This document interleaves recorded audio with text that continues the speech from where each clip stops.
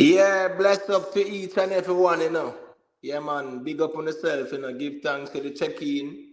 Yeah, man. My apologies for the late start. Big up the early birds. Hannibal, big up my at Root, Rick Stamps TV, big up family, Oral Donaldson, big up family, self-made, big up Jamon, big up Success Over I, big up Janima Music. Yeah, man, big up, enough respect. You get what me I say? All of the ones and ones, man, Lali Bella, big up yourself, family. Yeah, man, just check in, man. Just type something in the chat so I can hear you up. You get what me I say? You don't know it going on. Always appreciate the support and the strength. You get what me I say? Because, without the interaction and ones and ones checking in, it going more times like we are talking to ourselves still. So, yeah, man, we there still for the next little reasoning. You get what me I say? You see the topics at hand? Yeah, man. Three of them we have. So one of them, first one, yeah, we want to know if um yeah, man, bro got them get exposed by a Christian lobby, because a whole heap of banger and the round there, so because we saw where they are trying to sign a deal with the European Union, but it's a shaky deal. You get what me I say? Mood man, big up, yeah man, give thanks to the check-in. Claude Lawrence, enough respect for the check-in. Yeah, so we saw where bro got them want to sign one little shaky deal, one fishy deal. You get what me I say? With the European Union people. So we're gonna talk about that. We want to talk about Hegelian dialectic in the sense of, is the government using certain craft and strategy upon the people then? You get what me I say? Because that we still go on, so we have to call it out straight up. Island Spice, yeah man, big up yourself. And we also want to talk a little bit about masonry and yeah, certain aspects of it so ones and ones can have an understanding of how it works and who are the people we are dealing with them things there. You get what me I say? So those are the topics at hand. So you know how the thing go. The link is pinned. Ones and ones are free to hit the link and join the panel and yeah man, share with the build. You get what me I say? Greatly appreciate the support. We have 15 people, bright and early. Yeah man, boy, me appreciate that, because me have my little bit of subscriber them. Dead D, big up. Ron Noble, big up. Me have my little bit of subscriber, so like how Desmond Mackenzie did say, move with a little bit of money. You don't know it, come man. Me just go and build with my little bit of subscribers because me soon get them at the infinity. Let me just do a little formal introduction. You know what I think? You're good, man. You're good, man. Right. So yeah, man. So as me I say, man, please, feel free to hit the like button. Yeah, man. We appreciate the likes because the likes get the channel active in the algorithm. Me appreciate the interactions. Please feel free to also subscribe to the channel and also share, the stream so other ones and ones can see the conversations that we're having over here, and they can also engage, courteous, big up family. Yeah, man, me see you, Depana, or what? Is this a Caribbean tour? Bermuda and them place, the big up family. You don't know it, got enough respect as always. So, as me I said still, yeah, man, please feel free to subscribe to the channel so we can grow the thing, right? And also share to a friend, man, who might be interested in these conversations because these type of conversations are more in-depth conversations, yeah, man, that we tend to deal with some logic in the reasoning. We're not just throwing a red herring out there, and we're not dealing with no political tribalism in the reasoning. We just call a spade a spade. You get what me I say? So that a go on for what a go on. Yeah, man. Me just want the ones and ones and for know say, yeah, man, check out Zodiac Wine on Rickstorm TV, the music video, the official music videos on Rickstorm TV. Yeah, man, Mr. Craft, Rum Behavior. I go on good with the Sunshine Girls them, right? Me see all Andrew Holness broadcast it. So you know how that go, Big Bunks with him gone global. You get what me I say? So you don't know it, go check out Zodiac Wine on Rickstorm TV. Yeah, man, leave a like and leave a comment and support the thing, support good music. Big up Mr. Vegas as always. Check out, you know, the new music, them went up TikTok wine, him have God out, Zodiac wine, you know, na na na, that are with what's her name? Maria Angelique, something like that, right? Yeah, something like that, but it's na na na. You know, right now it's not on the top of the dome. So yeah, man, check out na na na. I think it's Maria Angelique. Um, yeah, man, the Money Mike, Money Mike, definitely look forward to that. Yeah, man, you don't know it go Dugu Dugu Dugu too. So yeah, man, one heap of little songs in the pipeline, so to speak, man. So you don't know it go. Just go and check out the thing and go and leave a comment and go and like and share the thing, you know. Just go and keep the thing active same way. So make a kick off the ball now. Infinity. Me see you check in early, you know, so I don't know if you want say anything as it relates to the topics, because the first one I want to speak on is how the government led by Andrew Holness, they were about to sign a deal with the European Union, but it's a deal where I deal with sexuality, when they call it what? Sexuality education in the schools. But they tried this in 2012, you know, and they got some pushback from the people. So this now is more like, and I'm gonna go to the analogy of the Trojan horse, right? Infinity. I Yes. don't know if you're familiar with the story of the Trojan horse. If we're familiar with the story of the no, not Trojan really. horse, right? Yeah. No, not really, but All right. So watch like this now. yeah. D Danger, big up in the family. Give thanks to the check-in. Fiona Mohan, bless up, give thanks all the way from Trinidad. Big up the Caribbean people, them. Big up the Trinidad people, them. Carla, Messiah, enough respect. Big up for the check-in. Yeah, man. So what you are going on with the Trojan horse, right? There was a war between Greece and Rome, right? Yeah. Yeah, man. A very bloody war between Greece and Rome, and I mean, the Greeks and the Trojans, the matter about Rome. The Greeks and the Trojans, them, you'd have a place named Troy. Yeah, Yeah. man, and you don't know, you'd have Macedonia and Greece, we all Greece, whatever, all them people, the same thing. Long story short, there was a war between Greece and Troy. So the Greeks and the Trojans, them a war. The Greeks, them a get beat up, right? Because them forward pan ship, they come fight the Trojans, them in a Troy. So anyway, long story short, the man, they said they're tired of the war here, man. But it's a craft them a pull off. So what they did, they made a Trojan horse, right? They made a horse, gave it to the Trojans and said, well, yeah, man, this is a gift of peace and friendship. We're done with the war, right? The man them leave and gone. The Trojans then bring in the horse inside a Troy and start celebrate. But them never know say what the Greeks did was to have some soldiers inside the horse.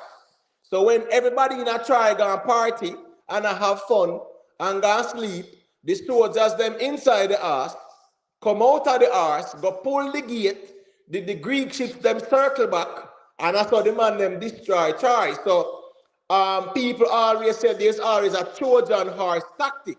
And why I say about the Trojan horse is to tie it into what Andrew Holness was gonna do with the European Union deal.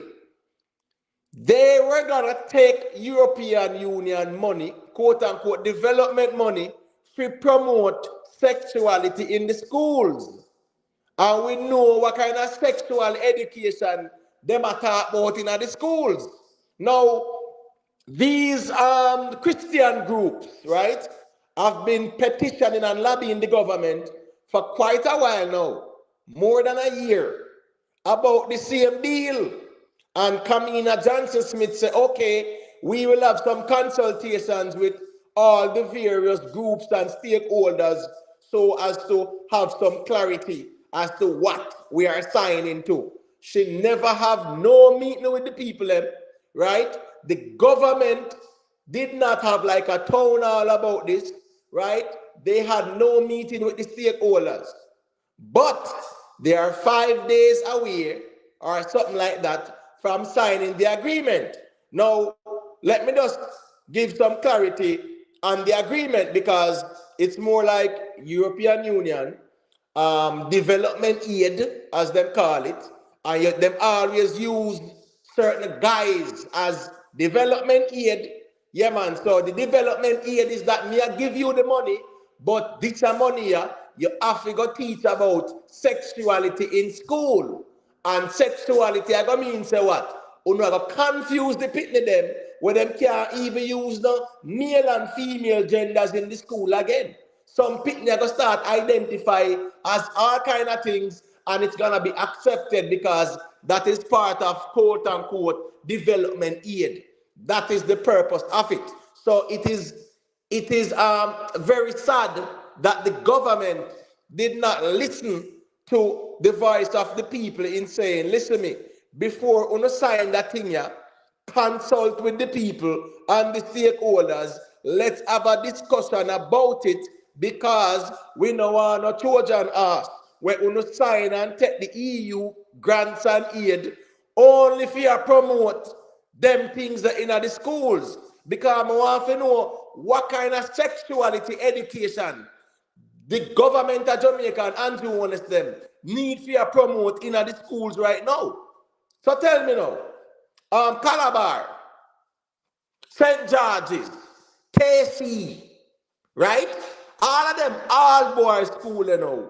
What kind of sexuality education Unu are going to take EU money and teach them pitney in these all boys schools? All of the all girls schools, them, the Immaculate, the Queens, the St. Hugh's, the Holy Childhood, right? St. Andrew. You understand me I say? All of them, all girls school there. Woolmas girls and them sitting there. All these all girls schools where uno are going to take EU money and teach them about sexuality in a school. So I'm happy that they got caught, and I am of the view that, you see, the Minister of Foreign Affairs, yeah man, she shaky bad, because she's saying that now they are putting it on pause for consultation 5 days before it's signed, right? Because of the backlash. Now look at this now. They had over 2 years to go through the consultation process. So people, this is very concerning. Let me tell you why it's very concerning. 4 days left for them sign the deal, and it's now them want to tell we about it. It's now the media even not talk about it and show the people them what go on. 4 days. So in a 4 days, how much people can really know what go on? You understand me I say? And them craft them pull off all the time. But go through infinity. Let me hear what you say in the family. Yes, Imhotep, give thanks to brother. All right, watch out, man. You see what them do right there, so that clearly I show you say everything what them do for money, You understand? And in fact, says that now, them not really care about it. You understand? But the end of the day, they must make you know what going, because you can't. It's like they might do it like a surprise party, Imhotep. You know when you surprise somebody for their birthday, but you make them know what going. Right. And yes, that them do. Them not tell we, but them come with surprises. And I hate now we are the people of it. Do what we have to do and make them know say, because really and truly we are enough of people when they send them picnic on a school, it's like you already know that if you don't know the hands where you put them in, maybe this can make you know the hands where you use them in and the things them when them teach you at school, because enough things when them teach you at school, you don't know say misinformation already in your motive. So this what them do again is a mislead to the youth them, lead them away from following them true path. It's like a misconception, a misleading. It's like them are turning against the whole nature. You understand? Right. So my question would be to all Andrew Holness now is this, right? Why do we need to take the EU money, right, and sign them 20-year quote unquote development aid agreement to teach sexuality, sexual education in the schools? Jamaica is a conservative Christian nation. The Prime Minister himself professed him an Adventist, right? And by extent, a Christian. Now, if he's a Christian, how him fi assign them shaky deal with the EU? Because we know what these deals entail. It simply means that them take the money, them sign the agreement, them have to teach, right, about transgender sitting, right? And people, like I said, them are non-binary, and a youth we got Calabar now, or JC, or KC, can just tell the teacher or the principal, say, him consider himself a girl, and them can't bully him. You get what me I say, brother? And that A girl who got Queens or Holy Childhood or Immaculate or, Woolmas girls or wherever, right? Can just say, you know what? I feel like I am a boy. Yeah. And teacher, don't call me no Shanake. Call me Paul. Strictly dumb. You get what me I say, Infinity? Yes, man. So watch this now. If the government take the EU money there and sign the agreement there, any child, any female where I want to identify as non-binary, or say them feel like them is a boy. You get what me I say? And as such, no teacher can call them by no female name. And them things that the people them are signing in real life, And me not try to sensationalize nothing, brother. That's just the reality, That's the reason why you see the church groups them a bonfire upon it, Yes, when man. you see the church forward out and I say, boy, no, we can't sign that deal, That deal look shaky. And you now tell the people about the details of the agreement. You get what I say? For real. Yeah, man. So right there now, at a Trojan ass thing there, bro God, they want to pull off. You understand me? I said, Jahil, big up, Yeah, man, Rick Stam, enough respect, man. Like up the stream, please, people. Hitting the like button, yeah, man, does help with the channel because you know it go. We're small and we are trying to build it still, but you don't know it go, man. Once you hit the like, yeah, it does recommend, the channel to other ones because, most of my videos, them, yeah, even more than my subscription, and I really appreciate that. You get me? I say, we have a crack. Up, my brother. Ryan Williams, up, my brother. Yeah, man. So please, man, just as you step in, man, just hit the like button, man. You get me? I say, and if you are new to the channel as well, yeah, man, you can hit the subscription as well, You get me? I say, the link is pinned. The StreamYard link is pinned. So anyone who would like to join the panel and engage in the conversation, please feel free because, on our little channel here, yeah, man, we are always receptive to the reasoning and we can build and exchange ideas. So, 362, when me that say, Infinity. Yes. This new EU deal, right?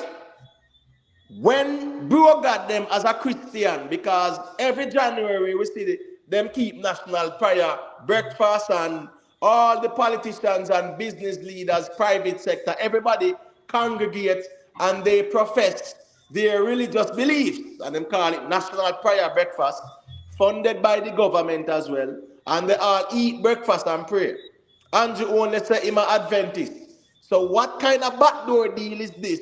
Where him did want, him have a sign for bringing this quote-unquote sexual education in the schools where the little boy pick them can just say, me is a girl, and my name Anna, or my name Shauna K, or my name Stacy, and you can't call me no more Jerome.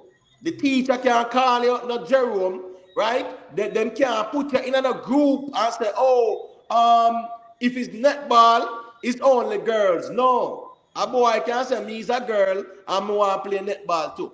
These are the quote-unquote development goals where them fund the European Union, because this agreement is with what? The African nations, the Caribbean nations, and the Pacific nations are quote-unquote developing countries or developing economies.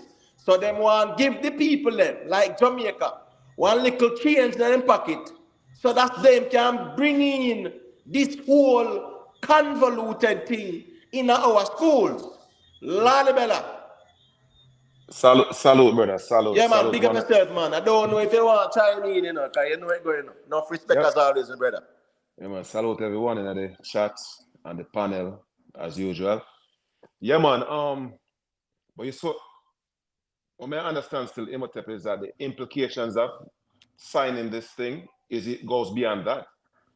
Right. It has sovereignty implications Right.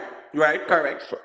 from the understanding I get forward. So it goes even beyond just the sexual education, and that is a wind that's already here. Will not go anywhere. But I Right. think the bigger concern is the idea that they could infringe on our sovereignty way beyond sex education and so forth. And and you and I speak about we call it the treaty, we call it and so forth. A lot of Right. times we're signing these documents, and for one reason or another, we don't know what it entails. But here's my question, really, though. How is it the church lobby is mindful of this, but the respective media houses weren't mindful of it, the citizenry weren't cognizant of it? Yeah.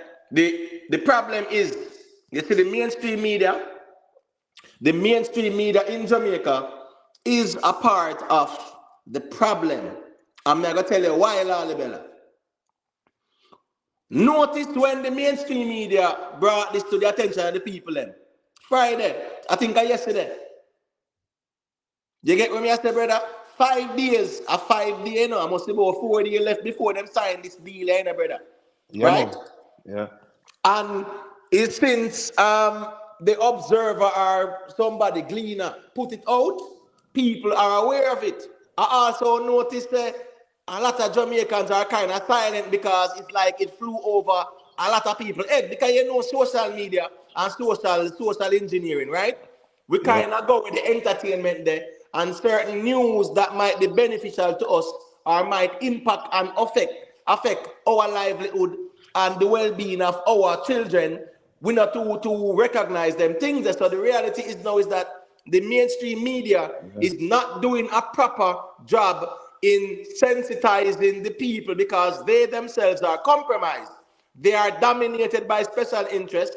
They are politically aligned, and as such, anything that is gonna affect their, special party in a negative way, they don't broadcast it, they don't speak on it because this matter. Remember, in 2012, Lalibela, them try the same thing. Remember? Remember when them bring in our Brokeback Mountain? Remember Yeah, when man. Brokeback Mountain did go on in a Carib? Yeah, man. I remember say our dancehall artist, I think it was Elephant Man, did even put it in a song and say, Bad Man now watch Brokeback Mountain, right? That was Yeah. the first time when you see them start to introduce them things there, right? In the country. So we say Brokeback Mountain start through a Carib we never done before. And then now then they get money to start to promote the whole trans this and the whole bangarang, brother. In 2012, they got the pushback and then fall back a little bit. But this particular agreement now, when the various groups confronted the government 2 years ago and said, listen me now, this no look right, the wording is not correct, right? It is in the best interest of the Jamaican children that you don't sign this deal because the wording is gonna bound you guys legally to stipulations where you know say is gonna have what? Economic implications for Jamaica. Yeah, man. And So pretty when much no, the deal I say Jamaica must accept the shaky thing. Jamaica must accept the form of sexual education where a little 8-year-old boy can just say him is a girl and start wear skirt come to school, right? And no teacher can tell him saying can't wear skirt come to school. No principal can suspend him because what? He might go court and he might go sue and he might go win. Or he might go win, he might go use this same agreement where the government signed. You but get you what know me I what say? though? You know what though? Um, I was listening to a former Jamaican diplomat talk earlier on the Ratigan platform. Hopefully, it's okay to make reference to other platforms. And Yeah, he's man, nothing saying wrong with that, that, man. That good, man. yeah, man, he's saying that we could have become signatory to this reference while voicing our exemption to this particular clause and then not be beholden to it. And how he framed that narrative is that all these other countries would have reviewed the document see the sovereignty implication, and they would have objected to all of those. The problem with us is that we seem to not be able to understand, we don't understand international law on the government level. See? We don't understand international law on the governmental level, where we can voice our opposition to certain portions of the reference and then benefit from the financial aid to the extent that we can in other areas. Even though me personally, I know that foreign aid is a weapon. See? Right. At the end of the day, there isn't anything virtuous about foreign aid. But seeing what happened, the snap for the UN and this, and I think there was another reference I said earlier, it begs one to ask, what is the government doing as it relates to international relations? Do we have anyone within that cabinet who have any kind of competency? Kamina Johnson Smith, me see, and what's this now, you know? And we are gonna speak about it in our next topic, right? Where we have up there. Me see where Andrew Holness even show off Kamina Johnson Smith, and she talk about say she get fertilizer from Morocco, right? When there was a shortage in a Ukraine, right? And as she do that, and as she met boss come here, you understand me I say? Yeah. So it's like Andrew Holness, a promoter. Fear say she's doing work, but the reality is that it's a PR stunt him a pull off, because this thing you know, that Trojan ass thing when they want to bring in with the EU, it kind of backfire upon them. Whereas the backlash even make them put the agreement. What them say what? Them put the agreement on pause. Review. Right? Review, So yeah. my question is this now. If them have to put the agreement on pause, citing public backlash or backlash from groups, Lalibela, that means something is woefully wrong with this agreement, right? Yeah, man. And If a government has to yield to a public outcry, special interest, because we're not talking about the Jamaican people, and some church groups and them lick out a sound, and the government have to acquiesce to these church groups with this agreement, that means the government is admitting, say what? Something. you see, if the government was of the view and voiced it 2 years ago, it wouldn't be bad. I think your concern is that it took a special interest group 5 days before the document were to be signed to put pressure on the government enough for the government to acquiesce. And that is the problem. All right, I see where Self-Made is asking about the name of the deal, right? It is a EU CPA, right? It's the Caribbean, Africa and Pacific, or Caribbean, Pacific and Africa development deal. So the thing is this now. Once them sign the deal and take the EU money, they are legally obligated to carry out the details of the deal. And when it comes down to sexual education in our schools, we know where them are promote. It's not no secret. And what is mind-boggling is this. Andrew Holness, the Prime Minister, is a professed Adventist. The man say a Christian. You understand me I say? And him a sign this a deal here to take EU money just to promote sexuality education in a Jamaican schools. Does the Jamaican school system need sexuality education? I mean, school systems do need sexual education, and it's just the content of said sexual education that matters, right? Right. And school systems have always had sexual education. The concern that we have is this agenda, you know what I mean, that they're trying to push toward Jamaica. So I'm sure you're not saying we don't need sexual education because we No. Right. I get that, but what's it? But you have to talk about the agenda. Right, because remember saying sex education, because that they used to call it, right? Sex education was always taught in schools. Them always teach about puberty and certain development stages. Them teach you about the adolescent stages. We learn this in a school. So it's not like that this is new, but this sexuality now is the serious problem, because the sexuality have to deal with what? The individual's choice in how where them go. Whether them straight or lean, that is where the sexuality conversation comes in. If a Yeah, man. sex education now, a totally different thing. That's why they make sure word it properly and legally. He use the word sexuality. Yeah, man. You understand what I say? Yeah, go I'm through not infinity. Salute. Yeah, man. Go to infinity. Where I say? Well, I think them even start from the youth them from them in a basic school because I say this are program stage, you know. Yep. They say youth them start get programming, so they more program them thing in their mind. So Right. Yep. so if they come to birth, when them get bigger, eat them a do, eat them a go, you know, because Yeah, because the problem is, the problem is, right? The problem is in a family, is this, right? You see, in schools, with like sex education, you're teaching the child about like development stages, right? I will know so when the females them reach certain stages of puberty and whatever, them start show certain signs of maturity and development. We overstand that. So me not have no problem with that. But you see, the part of the sexuality have to deal with what? A person's choice, right?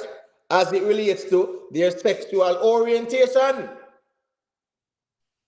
So they would have yes, always thought about gender and sexuality, the issue is the fluidity and the spectrum what I put forward now, seeing? This Right, gender spectrum and this non-binary thing where right, right, if today I'm this, tomorrow I'm that, and right. I read a Harvard thing a while ago, they must say, you're right now, still, we should never make the assumption that this person is of a particular gender or have Correct. this particular sexual identification. And then the onus is on us who are ignorant to this madness are the yes. ones who have to bow down to the altar of these people. That's the issue, brother. We have to ask the question, though. The Mm-hmm. world is moving in a particular direction. Countries like Jamaica that aren't developed desperately or posture rather to depend on foreign aid. I mean, what choice do we have ultimately but to acquiesce based All on right. So what's our this now? situation? All right, Mr. Where Island Spice asking the question because you don't know it go. We kind of reason pan the panel, but we try to engage with the chat as best as possible. And she's asking, can they give back the money and cancel the deal? The thing is this, Island Spice. They are like what 4 days away from signing the deal. So in actuality, it is more like I think it's called the Samoa Communique because Yeah. it's a group of them, the African countries, the Caribbean countries, and the Pacific countries, and them sign memorandums of understanding and them sign communiques, right? Where them agree to this and agree to that. So right now, them not sign the deal yet, Island Spice, and them not really collect the money yet because of the backlash, then put the deal on pause. So it really begs the question, if the government have to put a deal on pause as a result of pressure and backlash from civic society, it means that something wrong with the deal.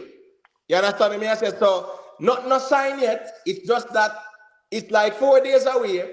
These same church people were asking the government 2 years ago to have a sit down with them and have some consultation.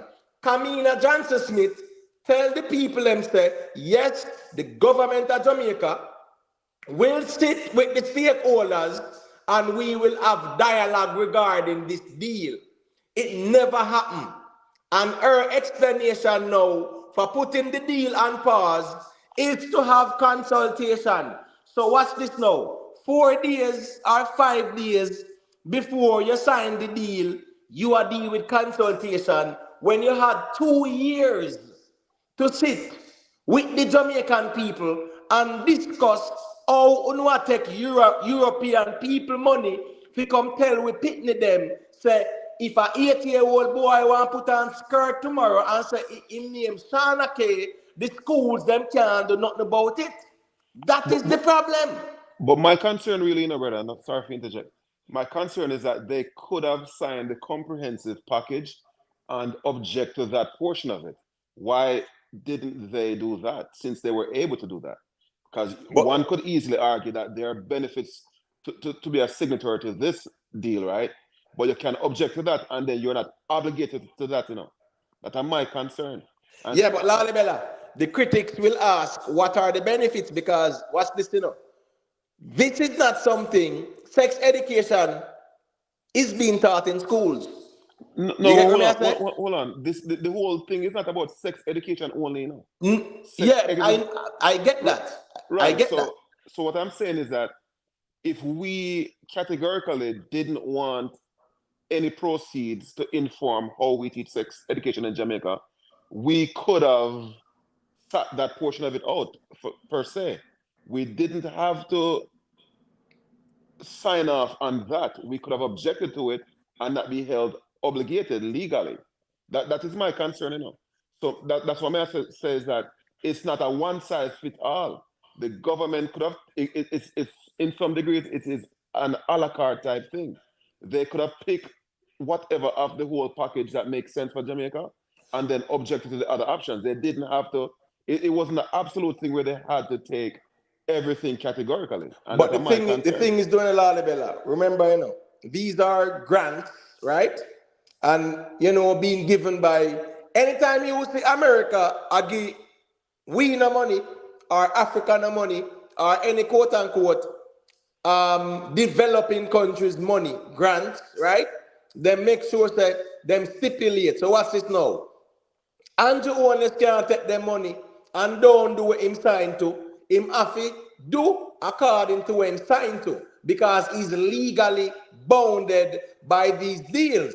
Now, him can't cherry pick or pick and choose and say, oh, here we go now. The sexuality education thing, yeah, me can't deal with that, But the rest of it, me take it. No, it's a package them give. No, man. So it's No, either brother. take the package or leave it. No, man. I mean, on the win on the Rattigan show, right? The diplomat, two people with international relations experience was pointed to how they could have signed the deal and not be party to that portion of it. So there is precedence where they could have done it. So what did they say? What was the explanation by them as to how that could have been done? I'm not sure I remember the terminology what them use, but in a nutshell, it's you could have treated it as if it were a la carte, where you go to the store and you want certain things, just pick aspects of it that you wanted. And yeah, they were saying, yeah. But it's trying to give a material explanation, overview, and we can deep dive into it. We can find information shortly. But right. the thing about it is that they didn't have to sign off on that portion of it.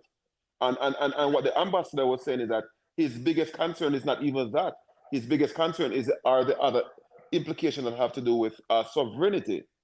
So you see, even though we're focusing on the sexual education, that is not the biggest concern of this deal. It's the categorical implications from a sovereignty perspective. Yeah, because the sovereignty perspective means that if Jamaica does not conform to the terms of the agreement, right, it means that they are in breach. No, you get what I say? So what I'm saying now, Lalibela. Well, no, this one moment, is not. One moment. No? There are other clauses within the deal, that specifically point to sovereignty, not necessarily based on the sexual education. And that's what they were saying. That's where the concern is. So the thing is now, the media is using this in a sense where it's sensationalized and within reason justified. But so here's the thing now. To the extent that Andrew elect not to participate with this clause, when are we going to address the other references that truly impact with sovereignty? Right. So that's what I said. We can't just focus only on the sexuality portion of it. We have to focus on the bigger sovereignty implication. Well, I agree with you, but what's this, You see, that for me, you see this whole sexuality thing where they want to bring in the schools, that for me is cause of concern and me can definitely talk about, because remember saying, brother, when governments are signing bilateral agreements, yeah, man, each government can say, this are go on and that are go on. When you're accepting grants and monies from European nations or American nations, there are stipulations where once you sign the deal, you have to work with the terms of the agreement. Now, when it comes down to grants, it's not like the boy, bro, God, them can dictate terms and call no shots like that. It's either them say, no, we're not interested and leave them with their money. But it clearly shows that Andrew Holness them greedy for the Europeans their money, so to the point where they, if the people them never leak out a sound and the media bring it out and them get the backlash, them wouldn't put it on pause. So they were following through with this deal, which included everything. Yeah, man, and people are to be bothered by that, right? Right. But my big concern is that based on what the ambassador and that other international relations Virgin was saying, I don't know why the government didn't see that they could have exercised their options. Because what happened, based on what clause you submit, certain resources are earmarked. So they couldn't have gotten that earmarked resource for sexual education and reappropriated and so forth, appropriated elsewhere. But there other, and that's the thing, we need to examine some of these deals. But we have to ask ourselves, as citizens of Jamaica and expatriates of Jamaica, why is it that we're so distracted that even we weren't cognizant of these things? Even we shouldn't be here 5 days before the deal in uproar. You know what I mean? We shouldn't have had that blind spot ourselves too. Yeah, But but we as a Lalibela. people, Yeah, but in fairness as well, right? There are a lot of things that are done where if it's not the media that informs the people, how can the people know? that's my point, right? So Right. to the extent that the media would become cognizant of it, we've got to say to ourselves, how would they know when we wouldn't know? See, the media is a platform, a pulpit, wherein if there are certain things taking place in society, they can broadcast it, project it. But we as a people have to ask, why did the media fail us if that's the case? See, we have to do a proper introspection to figure out why is it that as a whole the citizenry have been failed. Why is it that Right, we the because citizenry were cognizant Lalibela, of it? the document, and I saw where self-made the check-in and like him check back out or something. Self-made. Yeah, man, just check back in, time and space permit. But what's this now, Lalibela, right? This agreement was in the making for over 2 years. Right. The various groups were privy to the nature of the agreement. The people them must say, no, no, no, no, no, this no look good, right? We are giving up our sovereignty. This this quote unquote sexual education thing in the schools, yeah, we know what it comes with and we know what their agenda is. For 2 years, these various religious groups were sounding the alarm. The government said, Andrew Holness them say, we will sit and meet with y'all to discuss these matters to ensure there is clarity before we sign any agreements. Now, fast forward to the 2 year pass and gone, they have not met with the public, met with stakeholders. We have seen no public sensitization about this deal. And if it wasn't for the media, or by whatever way it forward back out, they would not have put it on pause. So me Africa and I say, yeah, me appreciate the fact that it was brought to light. Yes, late, but at least better late than never, so to speak, because now them under pressure to the point where they have to acquiesce to these groups and put the agreement on pause pending consultation 5 days before you're supposed to sign the deal. So even this scenario, the government has exposed themselves to say, well, if UNO have to put this deal on pause because of the public outcry right now, that means that something is wrong about this deal. And why wasn't there any public consultation with the Jamaican people? You get what I say, Lalibela? Right. So the technical term that the ambassador used was reservation, right?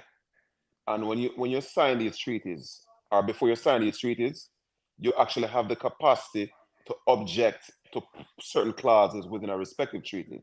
So predicated on international law, there is recourse to object to certain portions of the treaty. And unless you were to voice these technical terms, reservations, then the expectation is that you will follow through the whole treaty. So the truth is, there are clauses, there are recourses wherein we could have verified the efficacy of the overall treaty Right. and then cherry pick what didn't make sense versus what makes sense to the extent that any aspect of it made sense. So that's my issue. First and foremost, we're not teaching political science at school. The people aren't curious about these things. You know what I mean? It's like we have to ask ourselves, why are we so distracted as a people though? We know the government is gonna fail with. Right. Because Why are we distracted? yeah, because that is how social engineering works as well. Because people, especially the Jamaican people, are more fixated with some little funny things and some gimmicks thing or whatever. What goes viral? If Queenie and Dewey in an argument, right? If Amari, forward out, and them things that got trending and viral. When it comes Brother, down to the news, majority of Jamaicans, one, they don't understand what's going on as it relates to, the laws that are being implemented, what is being superimposed, all of these new things that the government wants to, implement. The people are not aware. Some of them just don't find it to be interesting until a man lick out a sound and say, well, no, man. This new EU grant when we didn't want to sign and take the people their money is to really mess up the Jamaican society. And that's the truth too. Because what's this, anyhow them take all the money, you know how that go. All yeah, man, them pride parade there, the pride parade them have to go deal with and government can't stop it. but you see Fully the thing about active. it too, brother. Eh? Even the UN also have similar protocols, and closer toward 2030, if we're not signatory to these things, we won't even be able to participate on the international stage. Right. See? And we have to look at it from as John Mearsheimer talked about, from a realism perspective, that the reality of it is that America, with its agenda, the UN, the European Union, shortly after this, we will not be able to engage with any of these entities without even acquiescing and embracing some of these things that we want to like. So we have to look at it even beyond that. You know what I mean? We might can't dodge this right now, Right. but you soon find, say, we won't be able to participate in the UN or engage with America on certain levels without submitting to a lot of these things that are, in some respects, one could call almost counter Jamaican culture. Right, which is counterproductive because I'm going to pass the mic to self-made because I'm seeing check back in. But watch this now. All of these quote-unquote monies that they are giving us, right, towards development goals, development for them, right, means what? All I want to say before. A little 8-year-old boy can just wear a skirt and say him name Susan, right, in the schools. And that a part of the development for us to be categorized as a quote-unquote developed country because we have to accept those social norms that the Western world, has embraced. But let me pass the mic to self-made and you have to set up. Got you self-made, where you going? All right, greetings, everyone. Bless up. Great conversation. I just want to make this abundantly clear. As a heterosexual male, I don't agree with any of it on the done know and everything. However, we have to look at the reality of the situation that as much as we don't want these things to be infringed on our sovereignty and our children, these things has always existed. And we're living in a different day and age now where is different from when me and you were going to school. These kids are being already influenced. So as much as we thinking that they're coming down on it, they're already being influenced. Especially as you mentioned earlier, if you go to schools like Walmart's, all girls school, all boys schools, these things are already happening. So we're living in an age now where, these people now they have no outlet. So schools would be one of them to be able to start to spark these conversations that's needed. That's why I enjoy having these conversations with on these platforms and stuff, because it's necessary. But as I'm saying, I don't want to seem long-winded, but we have to understand, say, these things has always existed and these people has always existed. Because as much as we don't agree with it, I get it. I'm a straight male. As much as we don't agree with it, we have to call a spade a spade. These people has always existed. Gully Queens has been here long before you can even say social media blasted off to give it even more exposure. Hermaphrodites has always existed in every corner of the earth. Right. You understand what I'm saying? So we have to look at it from a perspective as, okay, are we going to continue to push back and let children figure it out? Because I get it, grown people, we can leave the children out of it. But you want to leave the children, let them figure out life on themselves, or give them some type of knowledge and awareness and let them know, okay, how to navigate through this whole thing. Because, as we already know, there's no roadmap to life or instruction manual. Right. But we have to just look at the reality that these things been existed, has always existed, and it's going to continue to exist. Right. So let me say this really quick though, not to cut your wisdom, right? Mm-hmm. Yes, we're aware that from time immemorial, it has always existed because it was a part of the culture with the Greeks, right, and the Romans, etc., etc.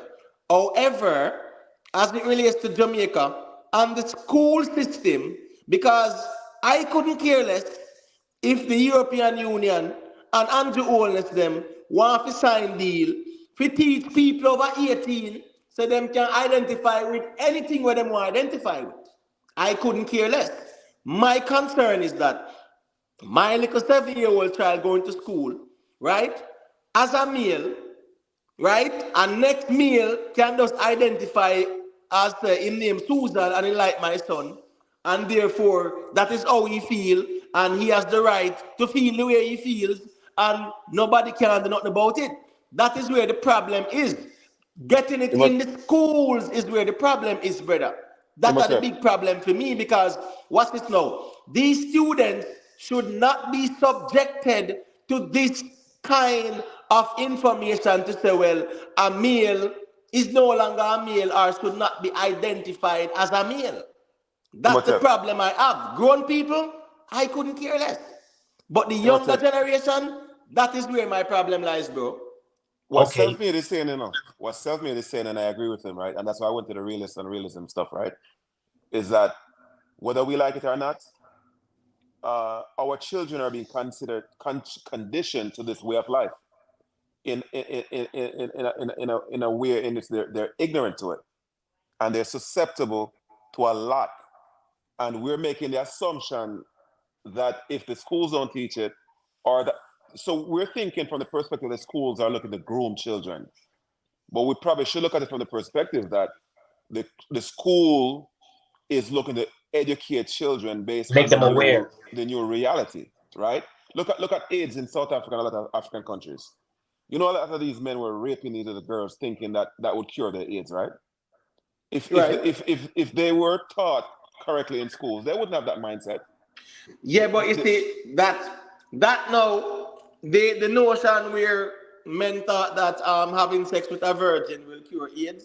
Yeah, that was based on ignorance, and we get that. But when it comes down to the younger generation, them right.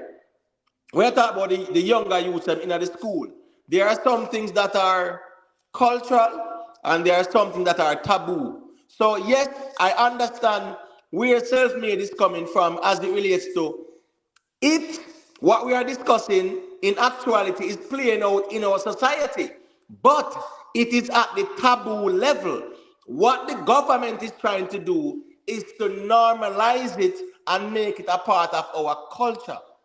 That's the difference where me say right there, so Jamaica doesn't exist in a vacuum, and most of the content that we consume in Jamaica are non-Jamaican contents. All of these children, most of these children have a cell phone in their hands, or a tablet, or a computer. They're getting exposed to this new reality, brother. See, and they're ignorant to it, and they're reacting poorly to it. So we have to look at it that these things, as self-made reference, they were always here. And they're being promoted everywhere in the world. And our children are consuming these contents on YouTube, Instagram, Facebook, everywhere. Seeing? And they're being ignorant, they're not equipped. And if not for the classroom, how then will they be informed? The classroom and at home. And that's the perspective that self-made is coming from. Where So, question, Lalibela. So, you're saying that the Jamaican school system needs a sexual education class, right? Whereas we start to normalize females identifying as non-binary, identifying as males, and vice versa with the males. That is where the conversation is. No, but we're making a lot of assumptions, right? And first and foremost, sex education is not tantamount to speaking about LGBT type stuff. No, right? I get we're not talking about sex education. I get so hold on, but the way you frame the question, so I'm not necessarily saying that I'm advocating for one thing versus another. However, I am saying is that every one of our children, brother, are exposed to these things in the real world. And when I say exposed, it's being shoved in their faces. See? And we've got to find a way to better inform these children so that they can better navigate this new reality. Right. Let me tell you, Lalibela. Big up, Lady J. Big up in Oscara. Enough respect for the check-in. Big up my brother Kenneth. Please remember, family, to just leave a like on the video. And ones who are new, and the ones who might listen on the playback. Yeah, man, or play forward. Yeah, man, please remember to just hit the subscribe button.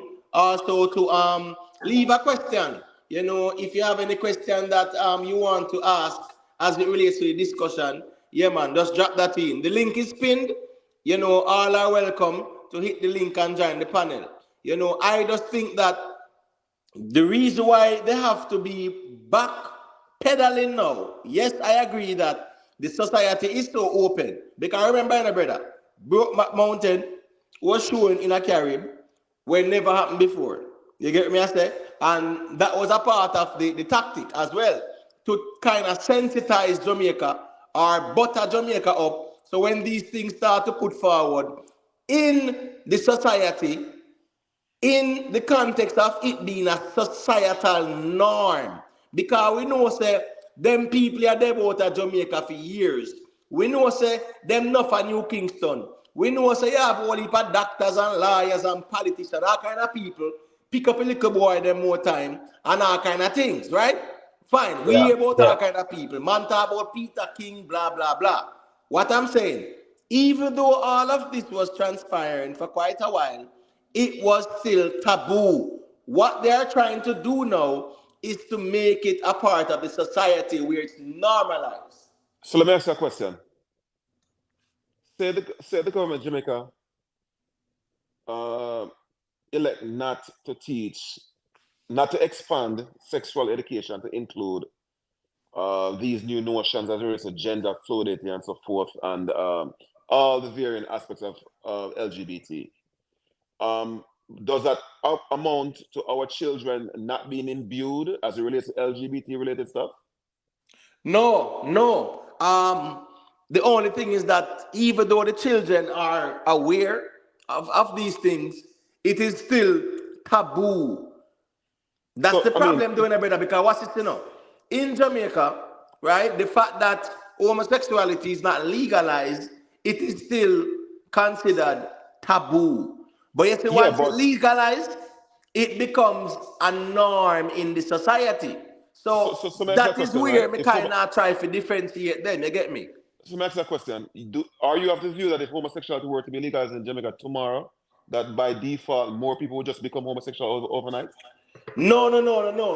But it becoming a cultural norm will empower them to act accordingly. Whereas, what's this now?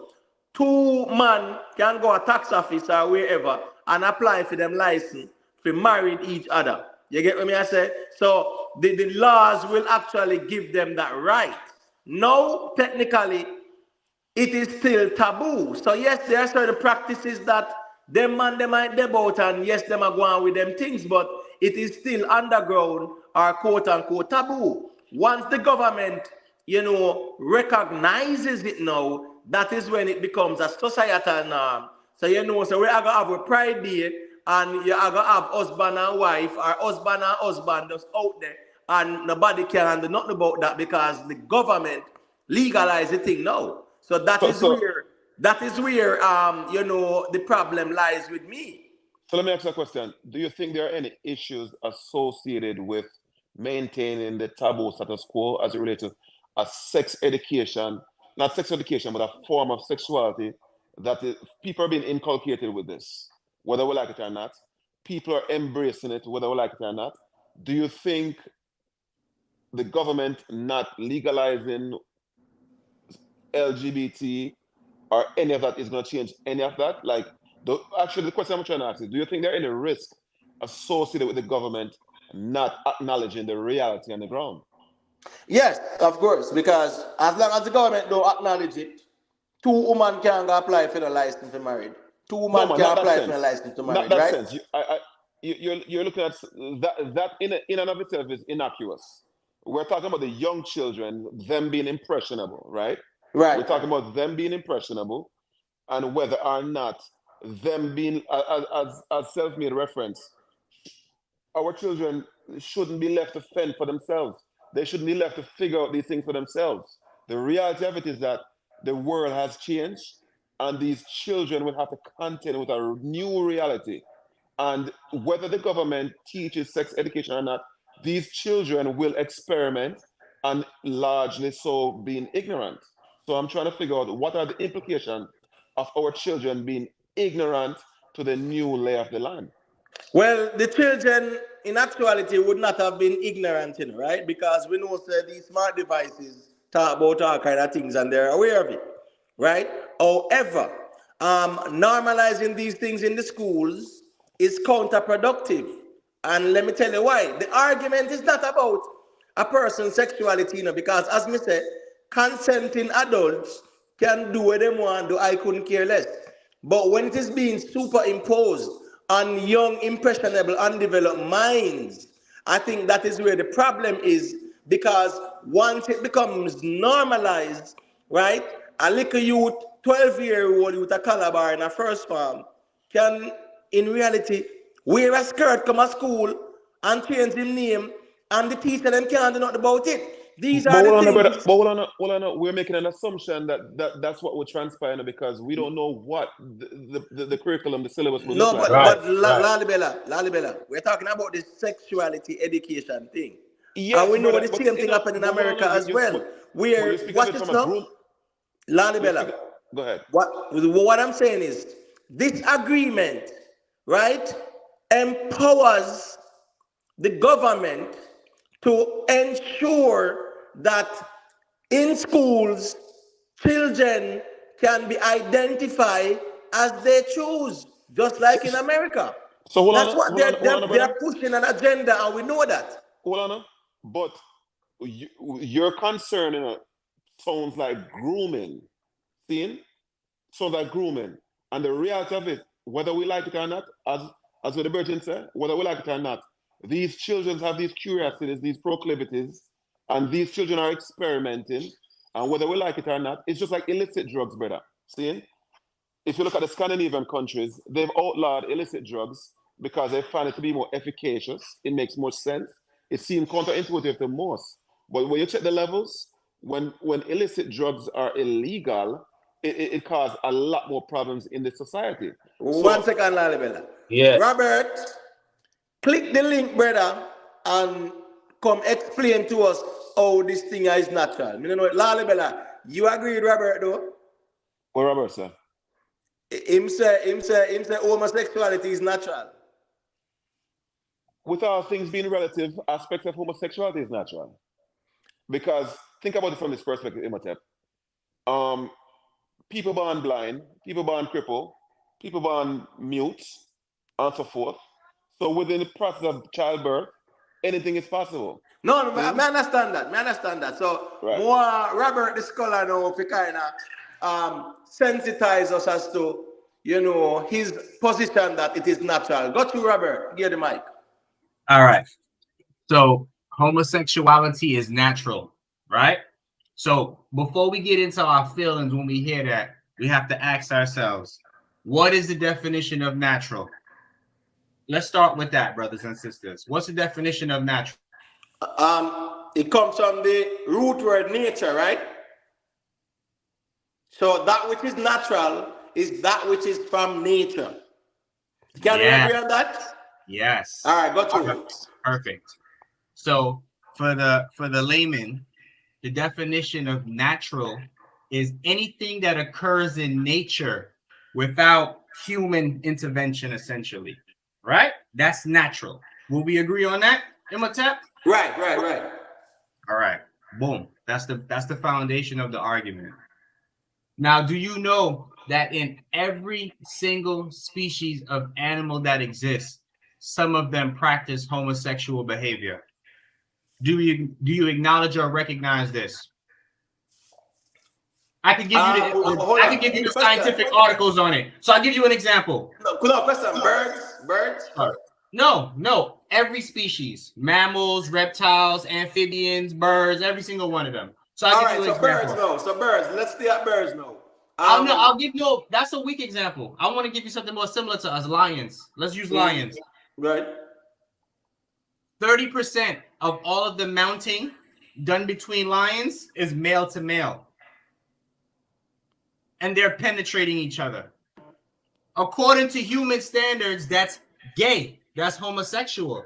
But in the animal kingdom, they use sex for something completely different.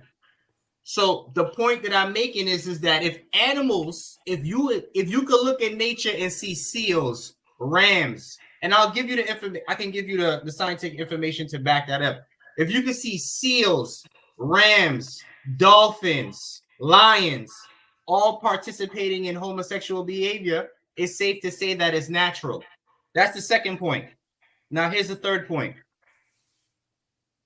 Through the history of through the documentation of human history, you could point to there being homosexuality occurring in homosexual communities. So if those things exist, it's safe to say that it's natural. It's not TV. It's not the internet. It's not a global conspiracy. It's that it's like he was just saying earlier. Just like some babies are born handicapped, some babies are born with one leg, some babies are born gay. All right, so question. That's what it is. So question. Last question. No, last point, and then I'm done. So are handicapped babies natural? Is a person who's born with one leg natural? Is a person born with cancer natural? Yes, Facts. they are. Facts. Yep. Right. That's the end of my speech. All right, so with humans now, right? With humans, more I kind of expound on how is homosexuality natural in humans? Well, humans are animals. We're primates. Right, and you know, like men, right? Men, more time, as it has said, in synchronicity with nature, you know, we'll have sex with the purpose of procreating. Not true, Robert? So you are saying humanity, right? Humanity not have sex to procreate? So hold on. So when the man them have sex and them reach, you know, them peak and them ejaculate, the purpose of the sex, not for procreate. The sperm and not for procreation. No, you just branch two arguments together real quick. No. Sex or sperm? The purpose of sperm is for procreation. I'm talking about humanity, right? And you know, me don't even want to go biblical when they talk about be fruitful and multiply. They're gonna leave that there. So I'm talking about us human beings, right? Don't you think that, you know, humans by nature, you know, engage in sex, you know, with the purpose of procreation? No. All right, go through it. People have sex for pleasure. They don't have sex. Most people have sex for pleasure, not to reproduce. I agree. That's why No. Period. Imhotep, most people have sex for pleasure, brother. You can't. So hold on. Period. Because look, hold up, chill. 1 second, Imhotep. If humans just use sex to reproduce, it wouldn't have been pleasurable. Nature had to make it pleasurable to fool us just to reproduce, because we're not doing it to reproduce. We do it because it feels good. Now, yeah, man, I agree. There's no value in disputing the fact that most people have sex for pleasure. And this is why we have even a Down, abortion. And most of us is mistake. And most of us is mistakes. You think our parents went in the bedroom and said, tonight, now breathe up and make him a tap. Question, and let me say this real quick too. Because I saw when you make a statement, Robert, I saw where Hannibal made a comment with brother, we don't do these things over here. So here, Hannibal, we're not gonna do that. You know Robert for too long, for even say what you say, brother. Robert free for having position and holding position. The whole of we as grown people are free to posit our arguments and our opinions. We don't have to resort to stereotypes and be condescending, bro. We're not gonna do it over here. You get what I say? So what's this now, Robert? Question I'm gonna ask you now. By nature, do human beings have sex for pleasure or for the purpose of procreation? For pleasure. By nature. All right, let me ask you a question. Hold on, Robert. No, wait, it's gonna be short. It's gonna be not even 1 second. Okay, would you agree that? Do you think most sex leads to reproduction? That's a better question. No, Robert. No, hold on, Imhotep. Robert. Sorry, go ahead. Sorry. I think you're wrong with that, and your prior statement saying that the pleasure component is what's used to entice people to have sex. That would have one concluding that sex is for procreation. However, if not for the pleasure, most people wouldn't partake in it. I would argue that sex largely is for procreation. However, in the social construct, clearly we've moved away from utilizing sex only for procreation for millennials. So there's no sense in even just focusing on the nature component of it. We have to look at the social construct. Most people have sex for pleasure. But I wouldn't say that sex by default isn't for procreation. It is for procreation by default. And for the people in the comments who's questioning what I was saying, I can give you the sources that show you that it's been documented that amongst male rams, amongst male lions, they're doing man-to-man mounting. This shit is natural. Now, let's be clear. That is not my...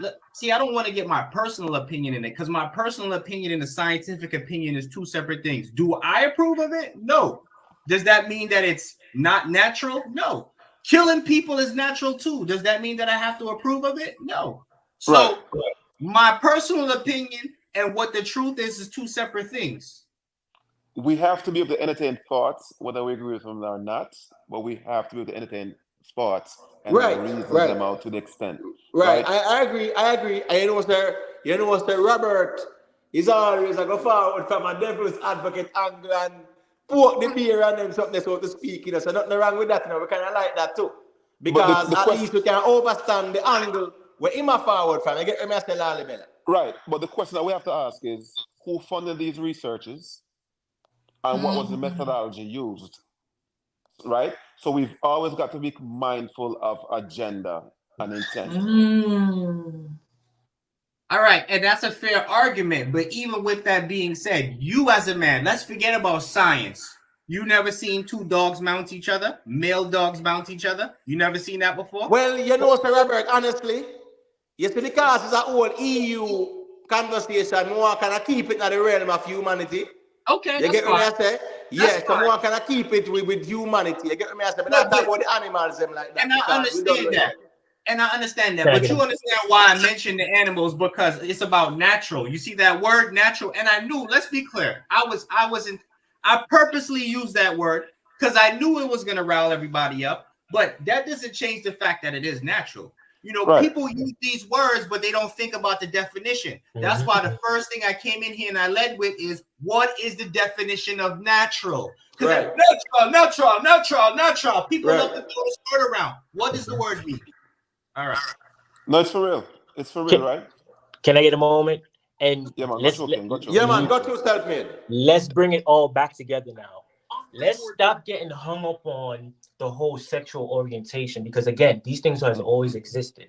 Stop as much as we don't want to infringe on our children, they're already being influenced. Let's stop getting hung up on oh, I don't want my child to be this or that. Let's look at it from perspective as let's make them aware of it, and so they can know how to protect themselves. Because at the end of the day, we have to take blame for this as well. Because for the simple fact that these people, all right, back to Himotep, you made some points saying that it was taboo. What made it taboo? The continuous pushback on it, the continuous fight that goes against it.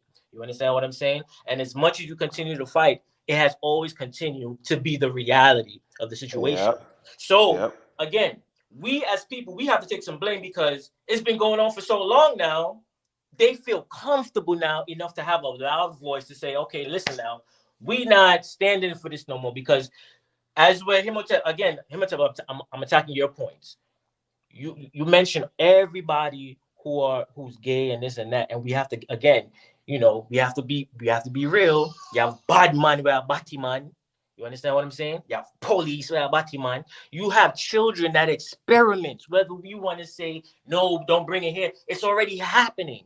There's videos of boys on boys, girls on girls, children. You bring up the point that, okay, a boy come to school and he like my son. Okay, it starts from home. Why are the parents allowing that child to come to school in a skirt? But let me ask you a quick question, my brother.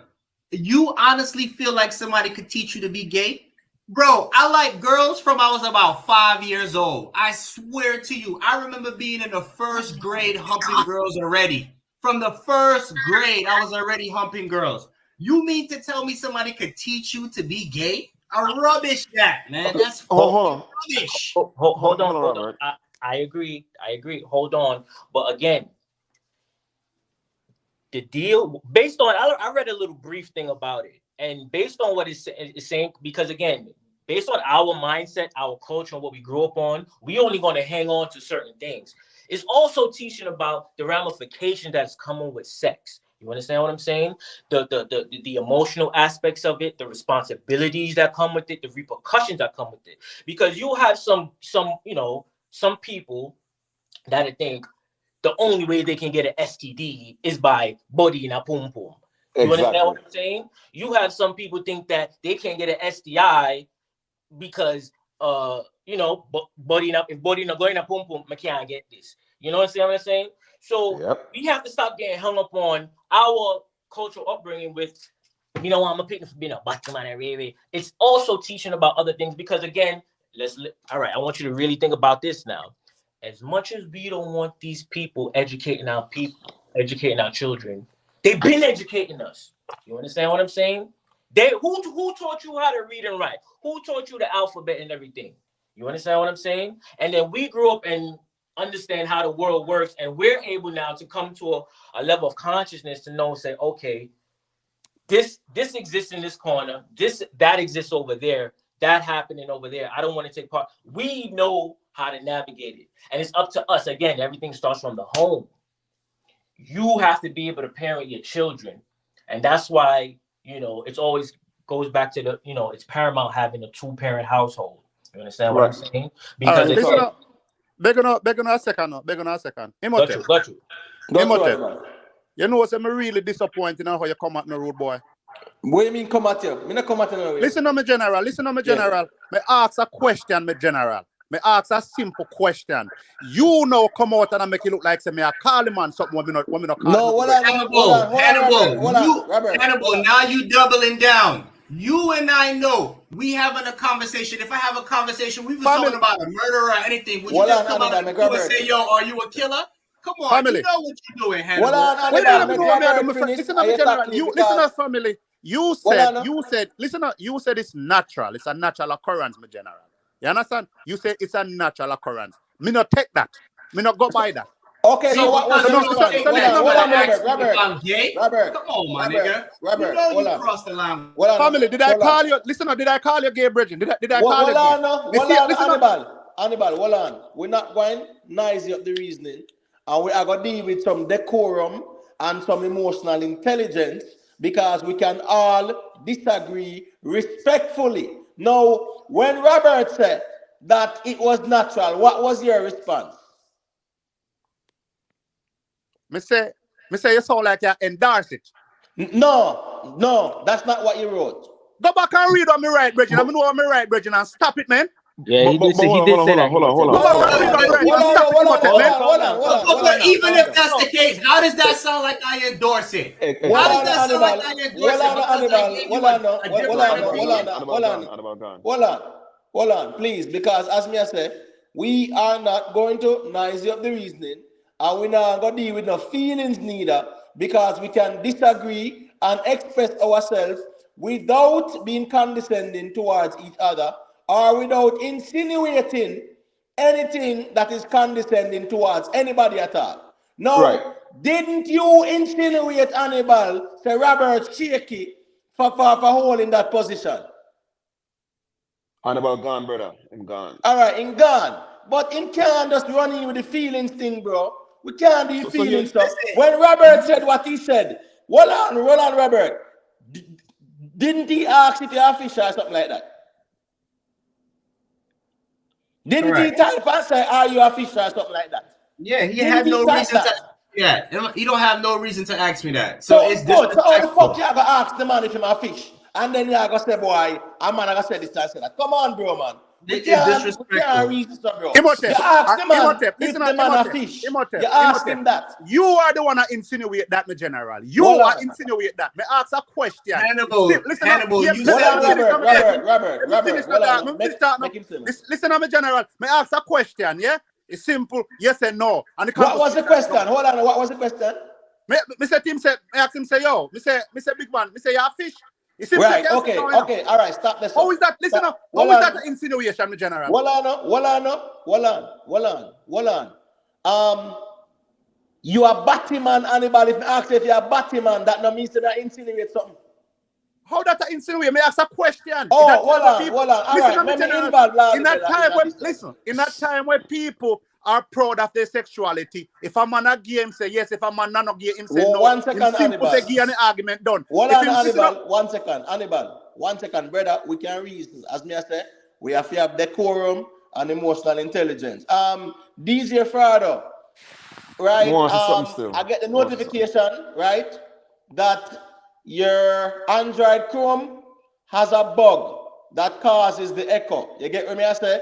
So DJ Frado, try like Google Chrome or something like that, bro. But I'm getting a notification saying that your Android, has a bug where it causes the echo. So probably you might want to go in a Google Chrome and just access the platform via that. But watch this now, Hannibal. If you are going to ask Robert if him a fish, me not think that warranted doing a real life. Because watch this, Hannibal. Right? I'm gone again. In gone. All right. Can we move on from this, please? No, but I want to say something real quick. There's no need for ad hominem attacks. Right. There's no need for any of that, right? Right. And whether you're insinuating or not, that question is not merited. Right. Right, because if you ask, remember, we reasoned with Robert. The last time we reasoned with Robert did not tell me, say what? Him having a woman for 8 years.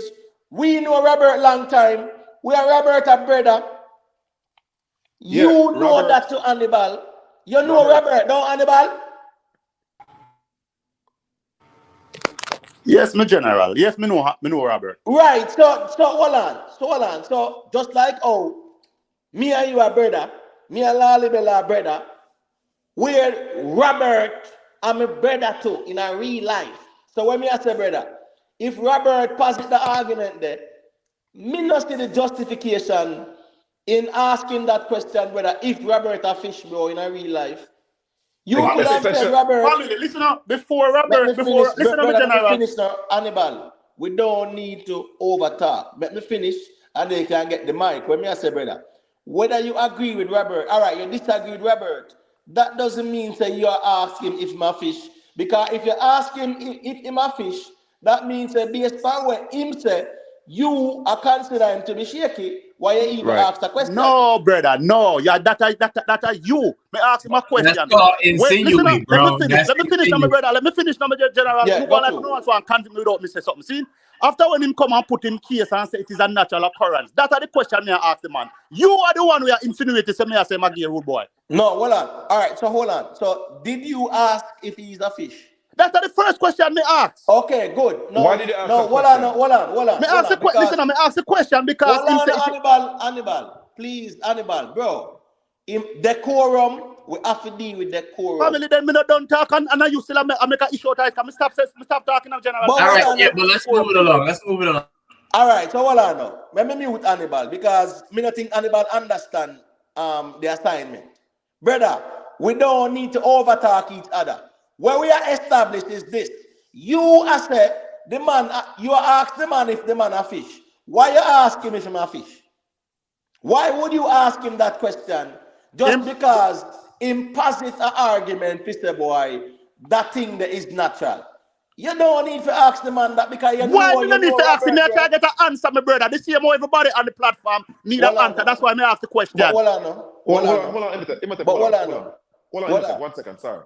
Yeah, go to Hannibal, how, for the fact that when Robert came on, he prefaced by saying that per the research. I asked the question before that on Lalibela. The question asked before Robert come online. Oh, okay, fine. The question asked before Robert come online, my general. When Robert come in at the chat and say it is natural, that's when I asked the question. When Robert come online, did I say anything after Robert come online, my brother? Fine. No, but hold on, I stand corrected. But Hannibal. Yeah, so hold on. Into the material conversation.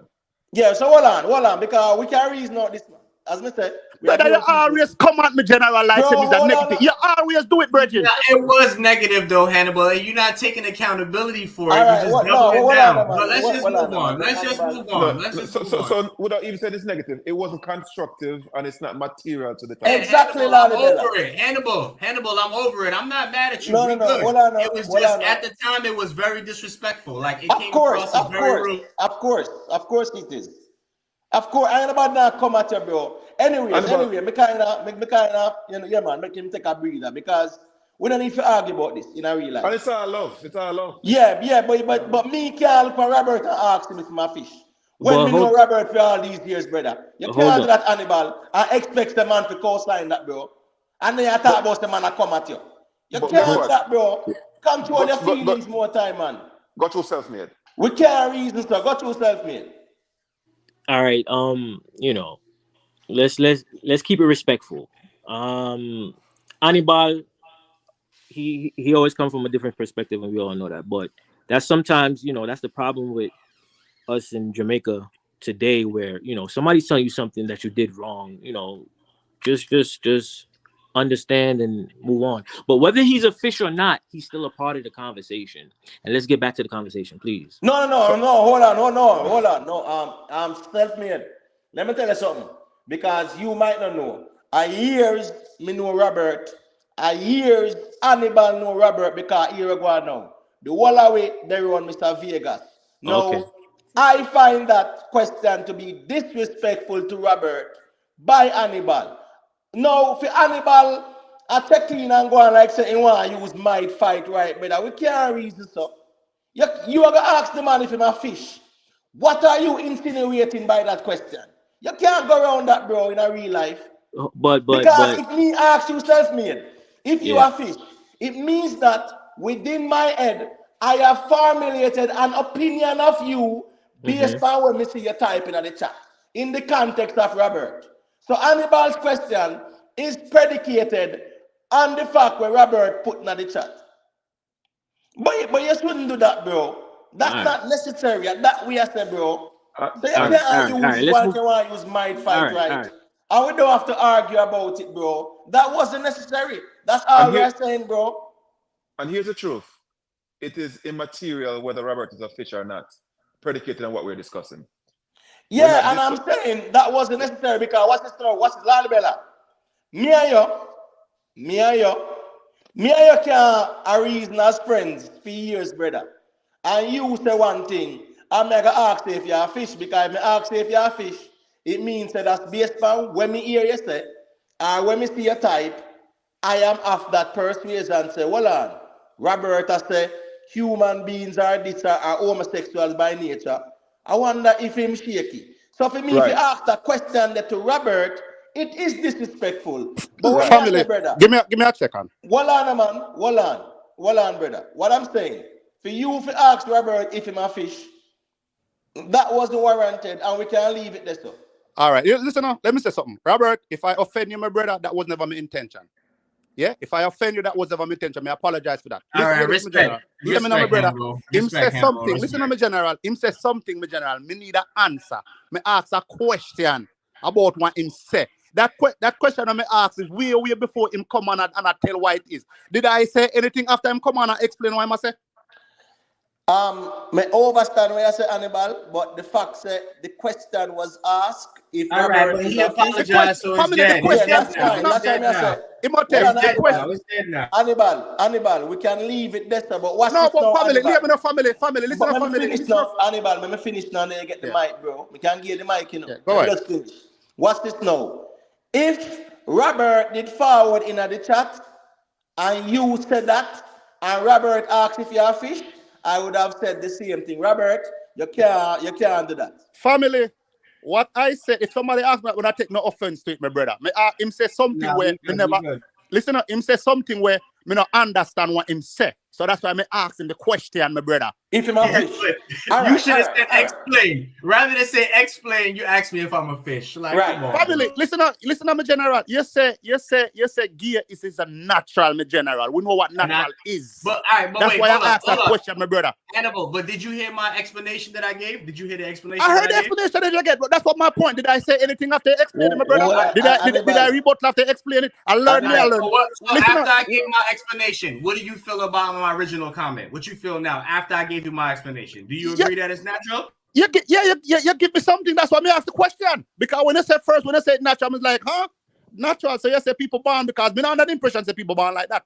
I'm not under the impression that people born like that. When they bring the scientific proof to prove it, me not say nothing, me just love the conversation. No, Imhotep come on after and I make it look like say I am saying that after the conversation when you are saying, my brother. That's my thing. No, hold on, bro. That's why I say we can't listen to me. We're not afraid Hannibal. We don't have to agree on everything, and that's healthy in conversations. But when I say, brother, me whether Robert said homosexual is natural or not, me know Robert too long for ask him if he's a fish. But that's fine. That pass and that pass and gone.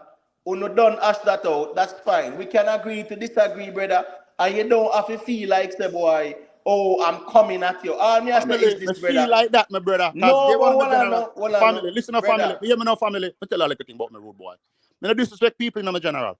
If you know this about me in my general, I just start the truth in a rude boy. I ask a question just like anybody would ask a question. And I'm me alone ask the question in the life, my general. Why am I single out? So, no, you hold on. So who else in the chat? Go back and read the chat. Scroll back and read the chat. No, hold on, bro. Let us take our time and walk through. Who else in the chat asked Robert if he's a fish? Then I ask him in a that direct way. But that's what I'm insinuating. No, he changed the speech. Hannibal, I just say with there, bro. I just say with the big bro. The question where you ask Robert, but you are saying, I know you alone ask him. So me ask you, who else asked him if he's a fish? People in the question I ask Robert, what you mean natural? It's like them ask a question in a different way, my general. No, that was the way you were supposed to ask it. Go to Robert. All right, watch this, Robert. You are Hannibal go and bounce the ball. No, man, we're good, man. We're good, my general. We're good. No, hold on, man. We good. I want to talk. I want to go back to the topic. Got you, Robert. Got you. Yeah, you can talk, Hannibal. Go ahead. You got the mic. No, man, me rest my case. I'm good enough, my general. You already asked the question from earlier, and you answer. You answer the question and me rest. Me not nothing else to say. Me not think nothing more. Because watch this now, Hannibal. You know, say if Robert did ask if you are fish, we not say the same thing to Robert. In a real family, listen up, family. Let me finish. Hannibal, brother, we have to practice decorum in a man. When me I say just make me finish and you take the mic. Now me not a problem. 5 over there. When me I say is this, brother, anybody at all that asks that question, if a person a fish because of that position, me would say that wasn't necessary. But that's fine. That pass and gone. And that's water under the bridge, bro. Right. Let me say this. Hold on, let me say something here. Me just not agree with you asking Robert if my fish. Hold on, Hannibal. Me I give the mic, bro. Yeah. Me not agree. You know the reason why? Because far where Robert I come from. Family. Robert, I put it on my life, my brother. Me no mean nothing by it. You say, Yo, it's love. hold on, It's hold on, love. hold on, hold on, It's Papa. love. It's love, Make him bro. finish, Robert. Make him finish, Hold Robert. on. Make him finish. Pete, listen to me, General. You know, say a few months ago, me there affiliate, I work for a youth, yeah? And at my age, me not have no youth. The man this thing say me a batty man. I laugh fight because me know me no fisherman. So me Yeah, laugh. but that's disrespectful. What? Listen up, family. Listen up, family. It's only disrespect when you take it as a disrespect. You can't listen to me. A man can't tell me suck a man. I'm get all upset for that, no general. Me bigger than that, no general. So if uno, so listen to me, general. If you guys are still on that level, general, uno have a problem. If you know listen up, if you guys are an issue where a man tell you to suck your mother and it offend you, and you have a problem, a man ask if me a gear call me gay. Family, me know me straight as 100%. So you know me nothing to me.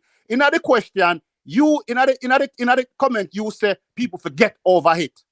So me ask the question because I'm curious. Me I said like me not understand. So me ask the question. For you, listen to me, general. I never asked in a no offensive way, my brother. And you took offensive, me general. Listen to me. You know. All right, come on. Let's just move along. You understand me? I say, rude boy. Annabelle. Come on, man.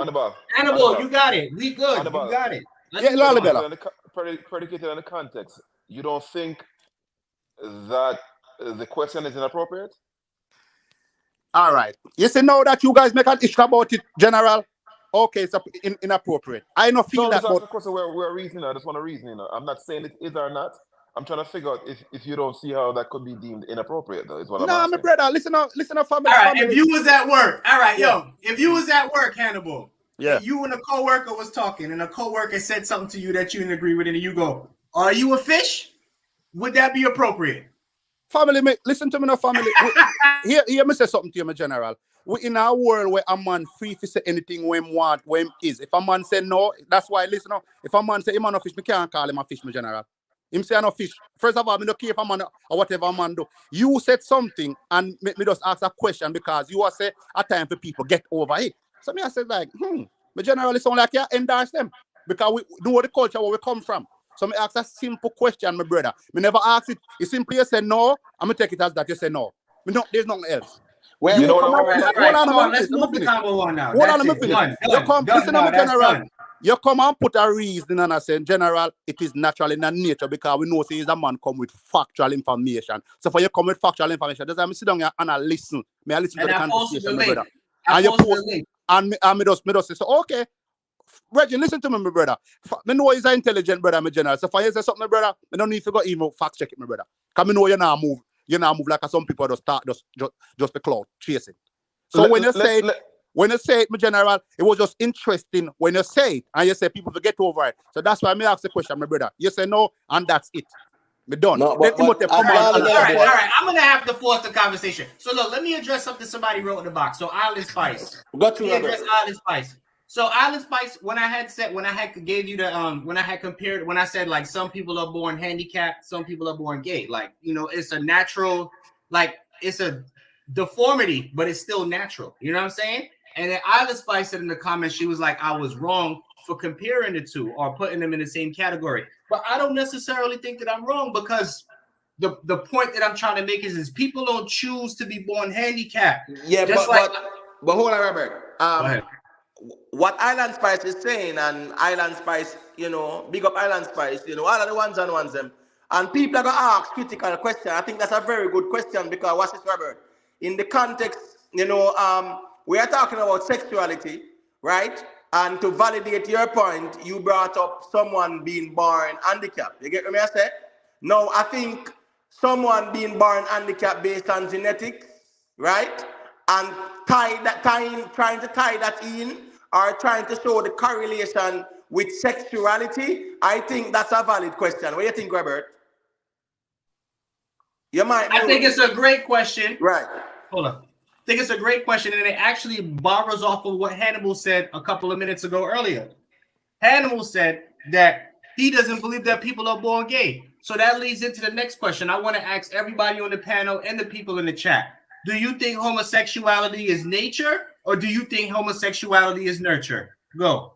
Let me respond. Go ahead. Okay. No. Go ahead. Well, all right. So what's this? Lalibela, then self-made, then Hannibal. Right. So the statement from Island Spice, first and foremost, right, is informed by this society that we have, that itself is informed by this religion, limitation, right? Religion is what informs whether or not homosexuality is right or wrong in our society. And a lot of us on this panel, inform the morals. Yes, religion defines the morality that we subscribe to, right? And many of us on this panel abhor religion. We don't subscribe to the religion entrapment, right? And it's quite interesting that we've cherry-picked a certain reference from religion that have us thinking that this is wrong, and then we've justified everything else. We've got to address that. Yo, So talk that shit. When Alan Spice asks a question, the reason why Robert's correlation or analogy makes sense is to go around the religious entrapment. A lot of things are natural. Saying something is natural doesn't mean it's positive or negative. It's just that it's natural, right? Whether we agree with it or not. And this is why I even mentioned some people are born blind, deaf, dumb, 3 legs, a whole bunch of stuff, right? We're not saying it's positive or negative. We're saying it is what it is, not what it ought to be. And we've got to look at it from that perspective. So with that being said, homosexuality to the extent that there's anything called homosexuality is a natural event, natural occurrence. All right, 1 second there. 1 second there. Okay. You know what's going on? Interesting. 1 second there. You know, from time to time, other ones are checking, so I have to big them up. Kirk Shirley, big up, only good karma, big up. You understand me? I say, got you self-made. Let me hear you have to say about that. And then Hannibal. Yeah, I mean, the points that's being made is hard to disagree with, because I did a brief search and it's true. Male animals do, whatever. So let's bring it all the way back to the original conversation of. Hey, wait, quick. Self-made. I know you do to me, but I promise you, if you hear me speak it, when you Google it, you're gonna find out that it was right Absolutely. on the money. I pride myself on that. But I can't, I can't, dolphins, like I can't go early. Again, let's bring it back. Did you see the number of species that have been witnessed doing homosexual behavior? Is over 1,500 different species. Go ahead. So it's too much evidence to deny. So, like I was saying, let's bring it back to what the initial conversation was, teaching our children, because Robert, you asked a question that I wanted to address when you said, can you be taught to be gay? Okay, you have a point, right? But you also have to understand that sometimes when people grow up to be homosexuals, it's not just because they've been taught. Sometimes abuse, molestation, because sometimes as a young boy, because I'm a male, so I'm going to speak from a male perspective. As a young boy, you want you want some masculine love. Let's just call it what it is. Now, it don't have to necessarily be sexual, but you want some type of masculine affection, some type of approval. What does it look like? Basically, a male figure giving you some reassurance, helping you with your self-esteem, self-confidence. Because in my opinion, that's where everything roots from. Your self-esteem and your self-confidence. So again, what I was saying, what does it look like of getting that masculine love? A male figure being a positive influence in your life, showing you what it takes and how to conduct yourself as a man, so you can be able to be a productive member of society.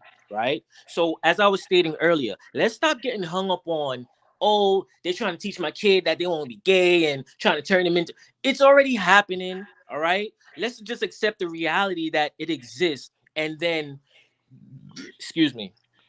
let's equip ourselves with the necessary information that we need in order to better protect ourselves. Because what's the number one rule of nature? Self-preservation.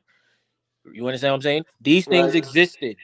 These things already existed while we was coming up, and we were able to decipher what's for us and what's not for us. You understand what I'm saying?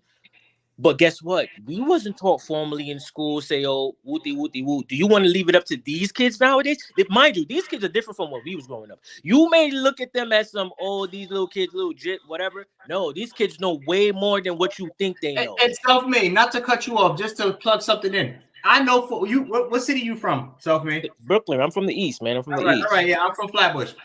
Self-made. How old are you, for matter of fact? 33.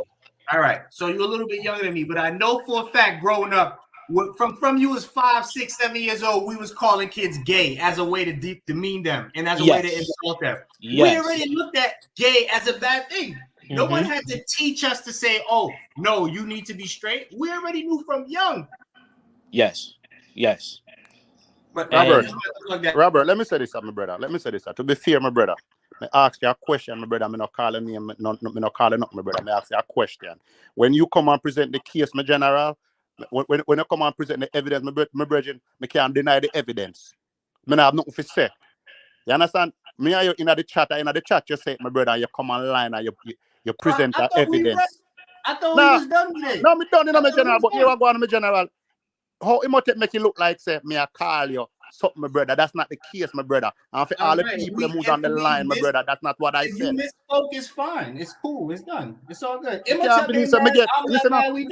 We get in trouble for asking a question, my brother. That's the funny thing, my general. For asking a question, I get in trouble for asking a question. Hannibal, the viewers want us to move along, though, bro. We holding up the show. Good. Come on. Yeah. Well, all right. So let me say this, right? Because, the conversation in the context of Jamaica, right? Because we do understand in America, the culture as it relates to the acceptance of homosexuality is different than in Jamaica. And the conversation is based on what the Jamaican government wants to allow as per their agreement with the European Union into our schools and our society. Now, I do understand that, yeah, man, people are do them thing, and, people are going and do what they are doing at the private of them home and whatever. But what's this now? For us to say, accept it and get on with it, in the context of a Jamaican culture, that's not the case because it is not legalized in Jamaica. So it is still technically taboo. Even though it a gone in Jamaica, technically it is still taboo, and the government does not recognize it like that.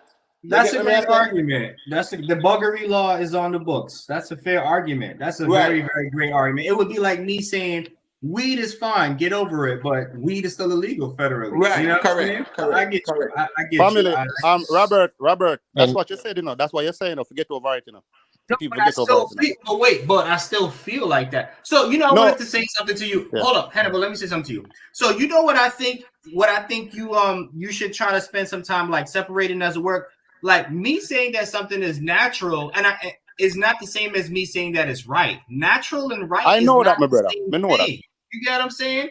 You could be natural and wrong. You could be natural and right. You could be natural and indifferent. So remember that. So just because I said being gay is natural, let's be clear, I'm still standing on that. Just because I think homosexuality is natural, that doesn't mean that I think it's right. It just means that I recognize it. You present the evidence, my brother, I may agree with you. And as I say that too, let me say this too. As I say something about natural, yeah? Whenever you go inside the food store and you see anything with natural on it, run from it. That's a different context, brother. No, me just say it just because him just bring a natural, and me just want to just say it now. When it comes to natural, it means everything in a hit. When I say natural, if I say natural, because there are laws against certain things. But when we say natural, it means that everything but in it, because it is from nature. So there's no. But that's also natural as a marketing term too. Sometimes you see natural and you see the little reserve symbol next to it. You know what I'm saying? But that's something else. The natural that Robert speaks of would be akin to organic in the food industry. But here's the reality. But let's get Imhotep. Imhotep, is homosexuality nature or nurture? Yeah. All right. So as it relates to biology now, they're gonna say all living things are classified into two categories, right? Plants and animals. So Robert, if you posit the argument and say animals are homosexuals by nature, right? That would also include humans. You get what I say? By nature, which means that it is in our nature to want or is attracted to the opposite sex, or the same sex. That me mean, right? So to say that it is natural, Robert, is to posit that we as human beings, males, are naturally attracted to the same sex. You get what I say? Now, as it relates to human beings, Us naturally attracted to the same sex, while there is that practice, I don't see us males naturally attracted to the same sex. So let me say this, Robert. So I saw this study where the frog, and them say the water, there's something in the water why the frog them are turn gay. So when you pose the argument and say it is a natural thing, that's why I asked the question. You understand? So when you come and lay your evidence, my brother, me can't say nothing about it. The evidence, I'm an evidence-based person, Bridget. The whole of there, so a factual base, a fact to deal with, my general. So when you present the evidence, my general, me can't dispute the evidence, rude boy. So I think there's a nature, a natural and a nurtured component as it relates to homosexuality, right? But that's not where I want to go right now. We're talking about boogery being illegal in Jamaica, right? And I'm highly confident that with the new constitution, that will be repealed. I truly believe it will be repealed. And when it is repealed, where will the crux of our argument? But Lalibela, the only way for it to be repealed, that is for legislation to be presented in Parliament and passed by parliamentarians, right? That's why I said the Constitution, brother. They're actively working to reform the Constitution, and they have from the University of Texas a subject matter expert relative to sexuality, LGBT, and all these type of things, as far as how constitutionally those things should be codified. So we clearly see where they're going. Yes, but Lalibela, you know, I would more like cross the bridge when we get to it. Kind of argument. We should prepare for it, though, bro. Because what I'm saying though is that you know, I'm not gonna say that that is the norm or that's the way of life or the Jamaican government has accepted that. No, our constitution, you know, is right now as it is technically. Yeah, it is against you know, that kind of lifestyle because you know the citizens do not have the right to marry who they want to marry because whatever. You get what I say? So the government, the government is holding the position as per the constitution that it is not you know, legal and it is not a part of our society as it relates to the legal norms. Right. So on a higher level of reasoning, right? For example, I will always posit that the atheist is more moral than the Christian, right? So to the extent that we're even pegging to antiquated notions from an institution that we don't even subscribe to, I find it to be futile, and I think we should be to the extent that we have a higher level of morality, we ought to be vanguards in directing individuals to where we ultimately will be. Because a year from now or 2 years from now, when the Constitution is ratified to include the legalization of homosexuality, we're only going to be reacting again. Yeah, but Lalibela, right there, you are positing a thesis, right? That's the only thing I can do, right? Right. Good. So what I'm saying is that right now we are arguing in that context based on thesis. So it's a hypothetical statement that does not necessarily mean that that will be the case, right? Can we agree on that? Of course, that's a fact. I categorically I agree. No. Hold on. If it's a fact, it would not be a thesis, right? No, you're not going to say. You're asking me if it will be the case. You asked me. I'm actually answering to your question. I agree that there's no absolute that this will be the case. I agree with Right. So what's this now? Just to wrap this up because I assume 2 hours upon this, I will go on to the next reason because I think it's a good reasoning too. You know, in reality still, I think the people, you know, need to observe the government's actions more keenly because yes, we're in the social media age and what's this now? We at these platforms to give us what is trending and what is viral, while so many things that will affect our lives, you know, even in the future, are being like, you know, passed through the back door, so to speak, and we're not aware of it if someone doesn't highlight it. So my position is, you know, the fact that the Jamaican government has acquiesced to the you know, the various groups and they have put it on pause pending a review it shows that they themselves know that they did not, according to the Constitution, consult the public, because my concern with this government is that the lack of public consultation in terms of them signing certain deals that will infringe on the laws of Jamaica and infringe on the Constitution, because this deal here that they were about to sign would have infringed on the constitutionality of it. You get what I say? So we have to just kind of watch what go on same way and just observe and make sure that we hold them accountable. You get what I say? Because this agreement, the public should have details about it. The public should be more sensitized, and the public should have at least an input, you know, in the government's acceptance or denial therein. So me just want to rest that one there, so, and then more So, reason upon Hegelian dialect. Before you move on, let me say something. Let me ask a question. This is where anonymity comes in with what Andrew Holness them do? What do you mean? Where them can't tell the people, the public, they can't tell the public what the deal is about, because they know the public not going to stand for it. Oh, you mean them being deceptive? Yeah. So culturally, that's how it is in Jamaica relative to politics, right? But there should be a degree of transparency. Agree, because these things have to be gazetted. Yeah, These exactly. things have to be gazetted by law, right? Any bilateral agreements that the government signs with other entities, external entities, it should be gazetted in a real life. So at least there's public awareness.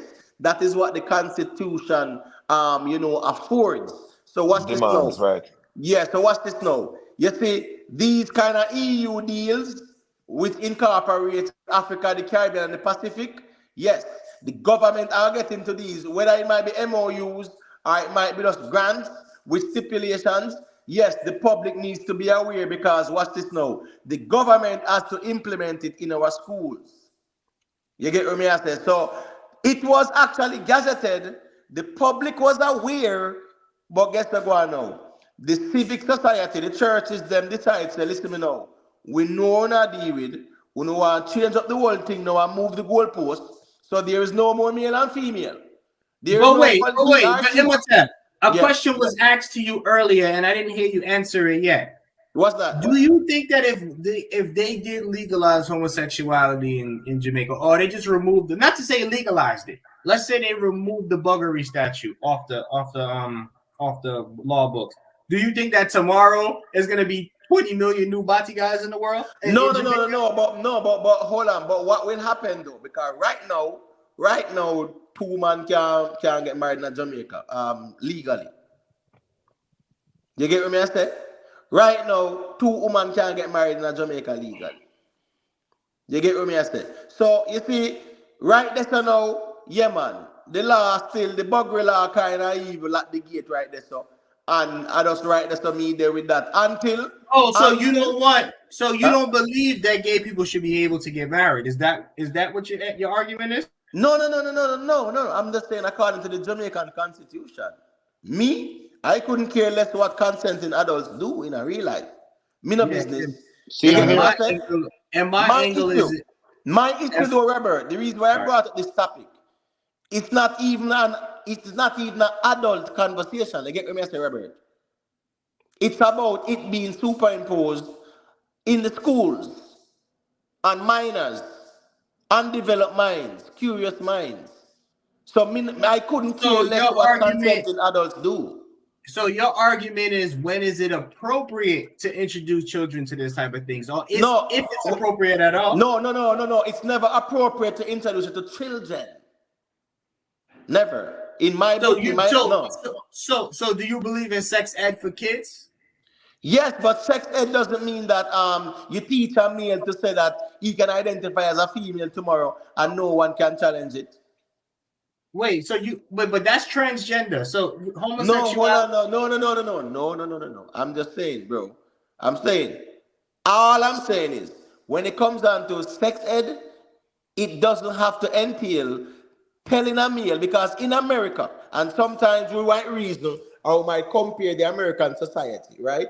In America, any male can wake up tomorrow, dress up in a skirt and go to school, say him a Susan, and the school can do nothing about it if it's a, federal funded schools. You get what I say? Or else them Because the withdraw. laws are there. The Yeah. laws are there that protects that child's freedom of expression, freedom to choose, and whatever. In Jamaica now, no child. It's not accepted that no boy pitney, where even 8 or 9-year-old, can dress up in a skirt and bubbles and everything, go to school Monday morning and say him feel like him a Susan and I just him feel that way there. And don't call him, I get you. So you believe in that level of structure. I got you. Copy. Yeah, right. Me not have the problem when them reach adulthood, 18-year-old, them want choose wherever them want go. Me just not feel say it should be superimposed on the minors and force fed on them. So you see, I think you're talking about grooming for all intents and purposes, right? And you can educate children about sexuality, inclusive of LGBT sexuality, without grooming them. We know that these little boys and girls, when they're molested by same-sex molesters and so forth, the trauma associated with that because of the taboo in the society can and have led to suicide and a whole host of problems. We know the implications of demonizing homosexuality in the respective societies, and we've got to look at it from a wholesome perspective. I agree with you, and let me give you a less civilized perspective on it. I'm gonna give you a more primitive way to look at it, and this might help some people, right? If you a straight man, as a straight man, I have no problem with men being gay, because you know why? That means there's more women for the straight men. So why is that a problem? If you are a straight man, a heterosexual man, you should be happy that there's less men in the pool competing. But the thing is, Robert, you see, just like how Lalibela said about the condemnation of it, a lot of it, or we can say most of it, is religious based, right? We can say the Bible and we can quote Leviticus 20 verse 13, and people might mention Sodom and Gomorrah. But it actually predated the Bible. You get what I said? The lifestyle predated the Bible, but just like in like even Semitic tradition, so to speak, like the man them Saudi Arabia and Iraq and them place there. You get what I say? Yeah, their culture, yeah. Them not deal with that, because watch this now. If a man go that way there, according to their culture, no man, that person then must be, put to quote unquote DEATH. All right, now, but I'm just saying, some I'm about to throw a curveball out there. I'm about to throw something crazy out there. Yeah, man. All right. We don't even need to, because I know that you guys keep bringing up like that. We're falling victim to the Bible, and like the Bible is part of the reason why we're demonizing it. But let me tell you something. Homosexuality is deep in African history too. Okay, like I could show you again. I could show you this information. Where? Which part Africa now? Oh, I could give it to you. You ready? No. Yeah. Got you. Oh, yeah. All right. Because I had a. Let me see. Okay. So in Uganda, right? Little boys were the boyfriends of grown men, and those men taught those little boys how to be men. But they also had to drink the semen of grown men in order to become a man. That's not gay? When was that though? Yeah, man, I saw a documentary on that too. I'll give you the try, bro. You know I don't make Imhotep. You know I'm not the nigga. Hold up. Imhotep, you know I'm not the nigga to make something up just to prove a point. You know I'm gonna give you the point. If I say it, you know it's true. I'm gonna give it to you in the box. Just give me a second. Yeah, I'm saying I don't disagree with what you said. All I'm saying is the time. I'm gonna ask for the time because more have put context to it as well. Because we know that in Greece, right? That's what it was, right? And you have a thing called NAMBLA, North American Man Boy Love Association, right? And people like Aristotle had his boyfriends. You know what I mean? In ancient Greece, older men. They had islands dedicated to that shit. They had little islands that they would go to with little slave boys where they would just go and have their way with them. Yeah. Yeah, the Greeks, right?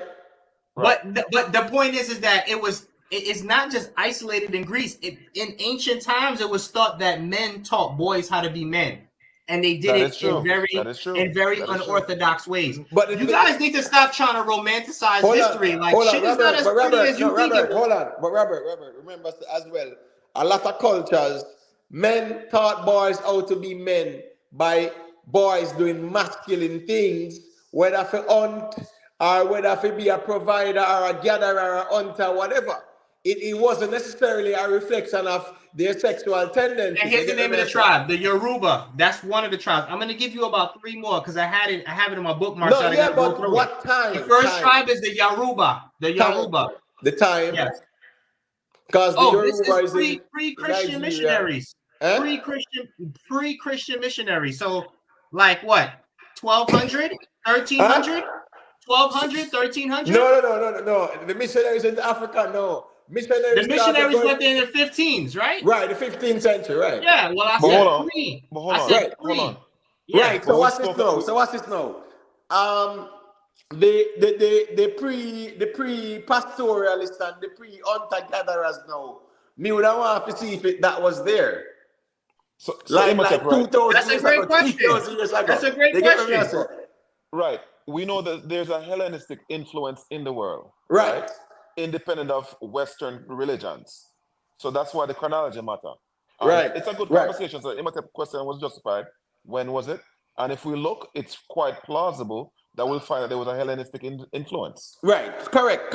Because the Greeks, contrary to popular belief, the Greeks had more influence over Africa than even of the colonialists, modern day colonialists. Okay, here's the next tribe. Here's the next tribe, and I'm gonna drop the link in the box. Drop this one as a link for you guys. No. As you say, Robert, we not disagree with you. No. As long as I said, the chronology. 18th century. I'm gonna give you the tribe. Look, right. Century. So that's recent. That's just the other day. No, but go back to what Imhotep said, though. Imhotep, remember, I know. Yes, when them say Yoruba, what did you think of Imhotep? Benin, Nigeria, and so forth, right? Right. So to the extent that Yoruba individuals practice in this regard, does it also exist in Nigeria? All right. And Benin? One question, Lalibela, because you don't know it go. We kind of interact with the chat. Mr. Des, big up yourself. Des asked, well, they say the pharaohs had transgender energy. So Robert or Lalibela is money. What is that? How would that work? That transgender. I don't know about any of that. Listen, that one. Listen, let me understand. So there were thousands of pharaohs in my general. So when they say the pharaoh, if you don't say when Alexander the Great, because he is a Greek, so we can't say him. But there's many pharaohs before him. So no, but Alexander was more homosexual than transgender. No, but you know what? Well, you know what we need to. I'm sorry. Go ahead. You know, from the fish thing no matter about, so I know exactly. No, it's a transgender energy, so we really want kind of understand what you mean. But okay, that's probably because they say, I get it in the sense that the pharaoh gave life. You know, bro. No, the transgender energy, which means what? What's it? No, transgender, right? According to the transgender reasoning, right? It has source of Robert, right? A man can born a male according to the biologic definition, and him can transition to a female. Not true? Yeah. Well, yeah, that's what they say, but I don't. Yeah, that's what them say. And in reality as well, we are transgender in nature, in a real life, in terms of we do have male and female hormones. In the beginning, we were transgender because when we first, we were always female first. Yeah, and the thing is that we also have testosterone and estrogen, right? And not even just that, the penis and the vagina is the same organ. It's just shaped in a different way. You know what I'm saying? It's just an overgrown. Right, and just them people that change the whole meaning of transgender, too, Yeah. The penis is just an overgrown clitoris. Well, but anyway, still, like the rest of that one, a 2 hour and 9 minutes we are reason. So what's it called? Let's move on. The next one we want to reason about is this now in Jamaica, right? We have seen this happen all the time. We have seen politicians exploit situations or tragedies. We see it going on in Israel now with Netanyahu. Netanyahu's career was on life support. He was under investigation for corruption, right? Him just found back in a power through a power sharing deal with the right-wing man them. And the Gaza man then go over Israel and go on with some things based on where go on. Them as an occupying power should not watch and see what go on. Long story short, them drop the ball, the Gaza man then come across and violate and stuff like that.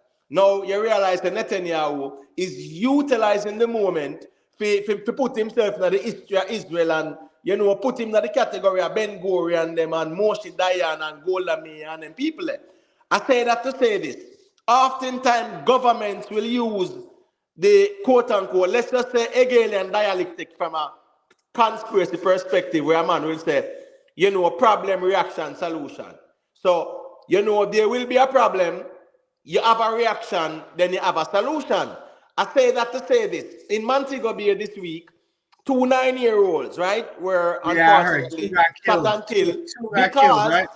Because the man them I look for one man, the one wanted man in the car, and the man they want the man in the car, and the 2 little 9-year-old were in the car. So it caused an effect. It's not like say a gunman just walk up and down and just lick out 2 9-year-old head. No. Cause and effect was wanted man in the car where him and them in the things, them realize him in the car and then shoot up the car. Now we realize that Andrew Holness a gaslight the thing now to the point where he is using the word terrorist in his pronouncements. No, didn't he ask for a state of emergency? He wanted to declare a state of emergency, right? Right. So do you guys, hold on, I'm asking the question now. Do you guys on the panel or in the chat agree with the labeling of these criminals as terrorists? Can I go first? Go to. Yes. Yes. All right, Mr. Answer you. Let me hear everybody else wants to say. Lali Bella, Hannibal, Robert. Self-made. I can't believe you said yes, bro. Make him say, hold on. Make him say, Robert, because no. I'm about to say my answer. Hold on, Robert. I'm about to tell you my answer. When him say that, me want you give him a left hook, but make The left hook would be. Listen, don't worry, I got you. Listen, the left hook would be to say define terrorism, because that's what the real question is. What is terrorism? Right. And by definition, this is not terrorism. Right. Correct. Agree. But self-made answer, and him say yes, and a slippery slope thing down. Let me hear where Hannibal and Lalibel have said. So there isn't a universal definition for terrorism, right? And every country has the ability to define what they. All right, define terrorism for me. No, Robert. One moment, man. Right? Let him play, man. Every society can determine what terrorism is. What the British or what the Saudis view as terrorism is not necessarily what America views as terrorism, right? Now, one moment. The concern as to whether or not the Prime Minister is gaslighting and virtue signaling is correct, but that doesn't mean it isn't terrorism. All right. People are being terrorized, right? Yes. No, hold on, guys. Let me say this, and me just gonna say this first before Hannibal talk. There is a universal definition according to Geneva Conventions of terrorism. So Hannibal, say what you say because I'm gonna answer this. Go ahead, man. I eat some grip. All right. So what's this? So let me respond to that. The UN doesn't have jurisdiction over any of these countries where the terrorism. Yes. Hold on. The jurisdiction. Let me answer, Robert, and let me give the mic. Lalibela, the jurisdiction is that when there is a Geneva Convention, right, and you have states being signatories, and you have these definitions and these communiques, right? They define terrorism. Now, why I don't agree with self-made is that terrorism, in essence, is an ideology. It's based on an ideology. There has to be an ideology to terrorism because these are things when we study and we train in a real life. Hold on, Robert. Terrorism is an attack.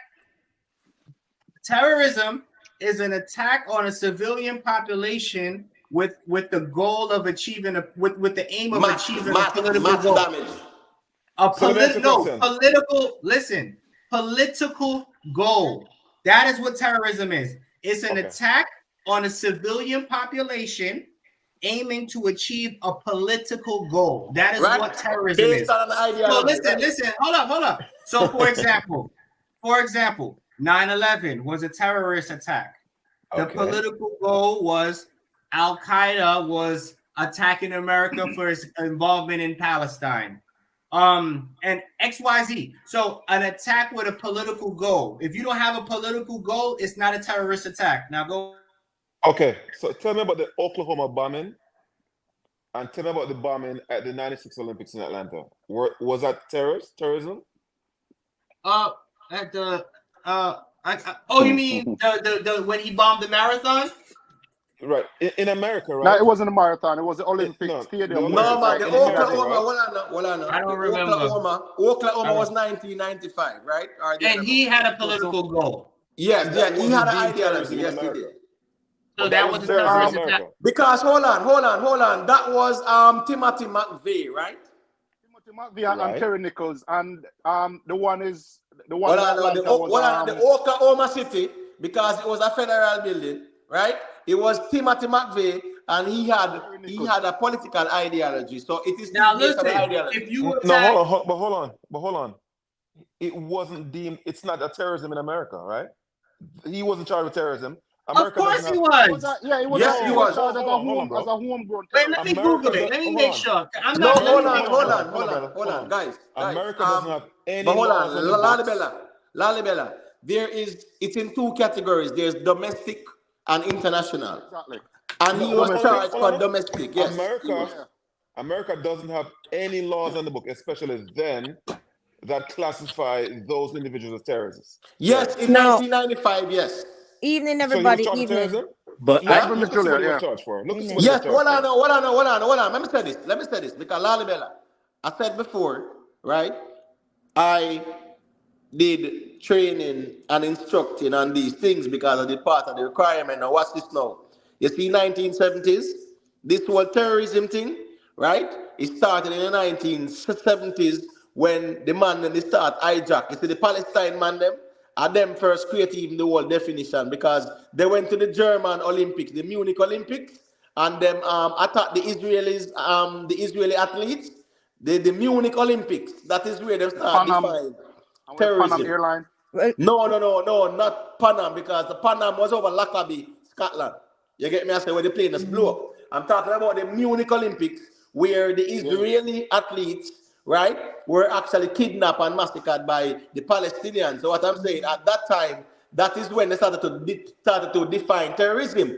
Even in the time of Idi Amin, when there was the hijacking of the Israeli airline and it landed in Uganda, and the Israeli special forces had to go up on the tarmac and invade Uganda to rescue the hostages.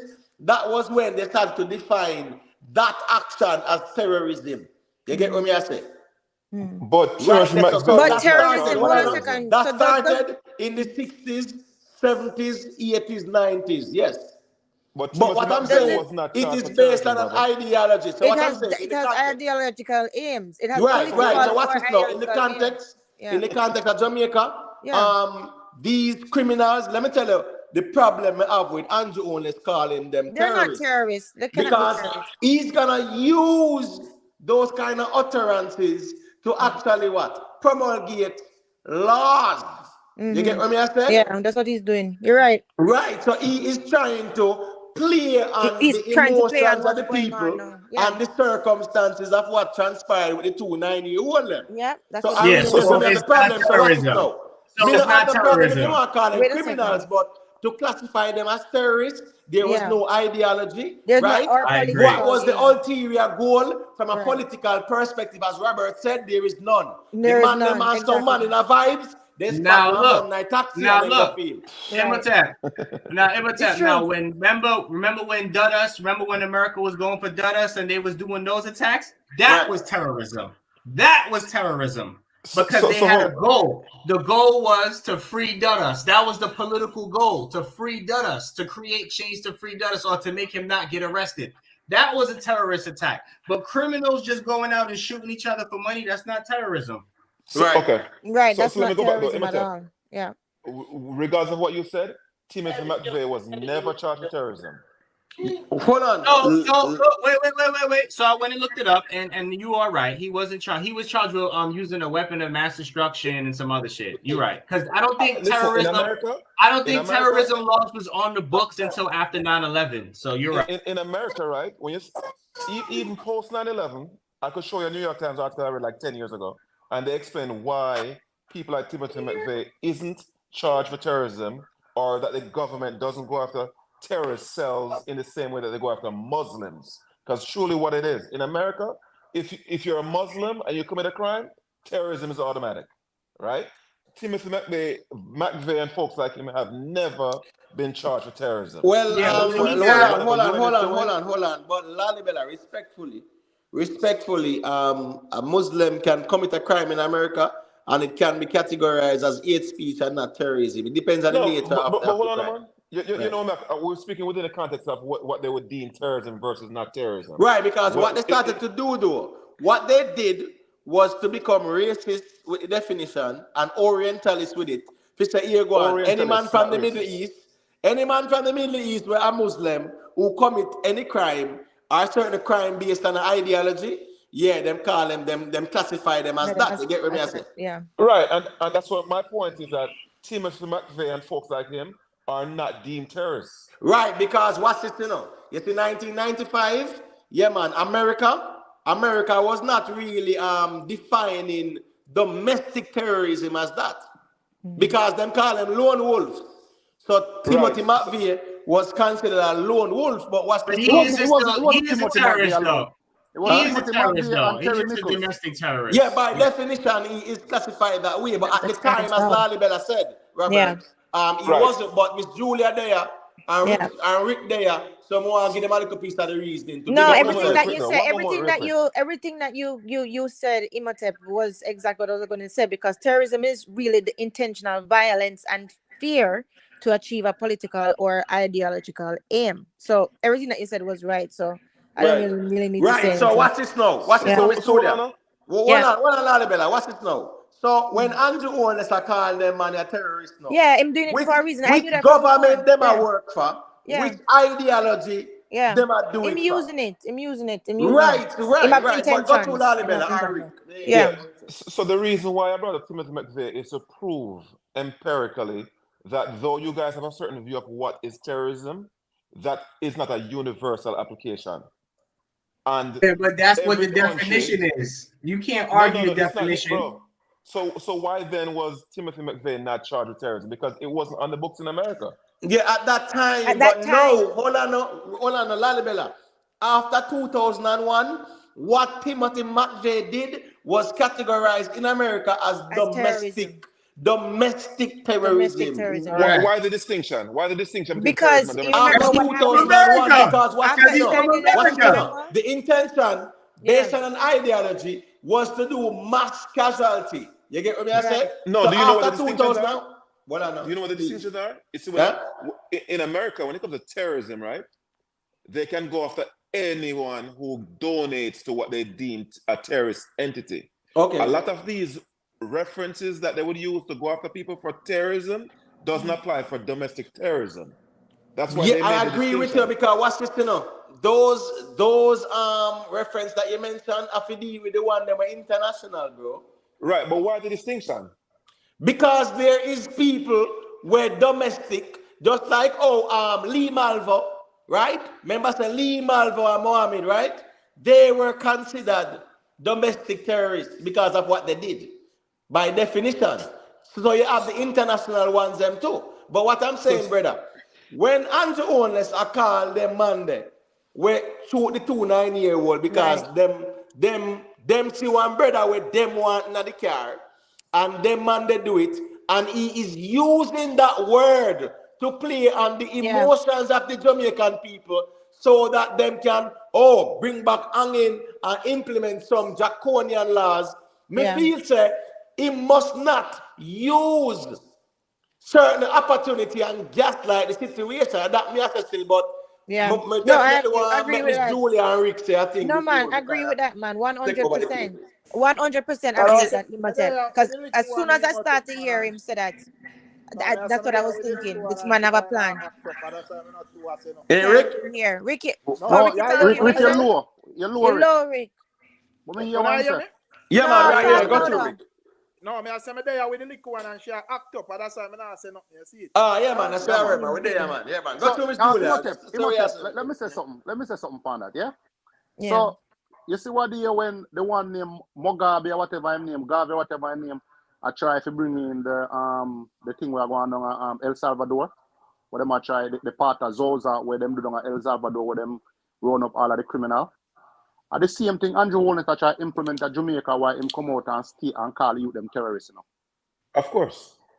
So then But the thing is, though, in El Salvador, the government does not categorize them as terrorists because the government categorizes them as, well, I'm just saying, the government makes sure, because what's it, you know, based on international, as Robert said, based on an international definition, according to Geneva and United Nations conventions, right? It is based on an ideology. So you see them man there, we're down El Salvador with the MS-13 and them man there. They are criminals, genuine criminals. You get what I say? They don't have the ideology, which is more like political or religious. You get what I say? So here this now, Imhotep, as a talk man, that's Imhotep, but you know, anytime them have a little clause in it, you know, where them say, find them terrorize the community and I put fear in the community, them can classify as terrorists. So let me respond to that, right? Where you have that? Where you have that? In the state. No. In the state, in the state, right?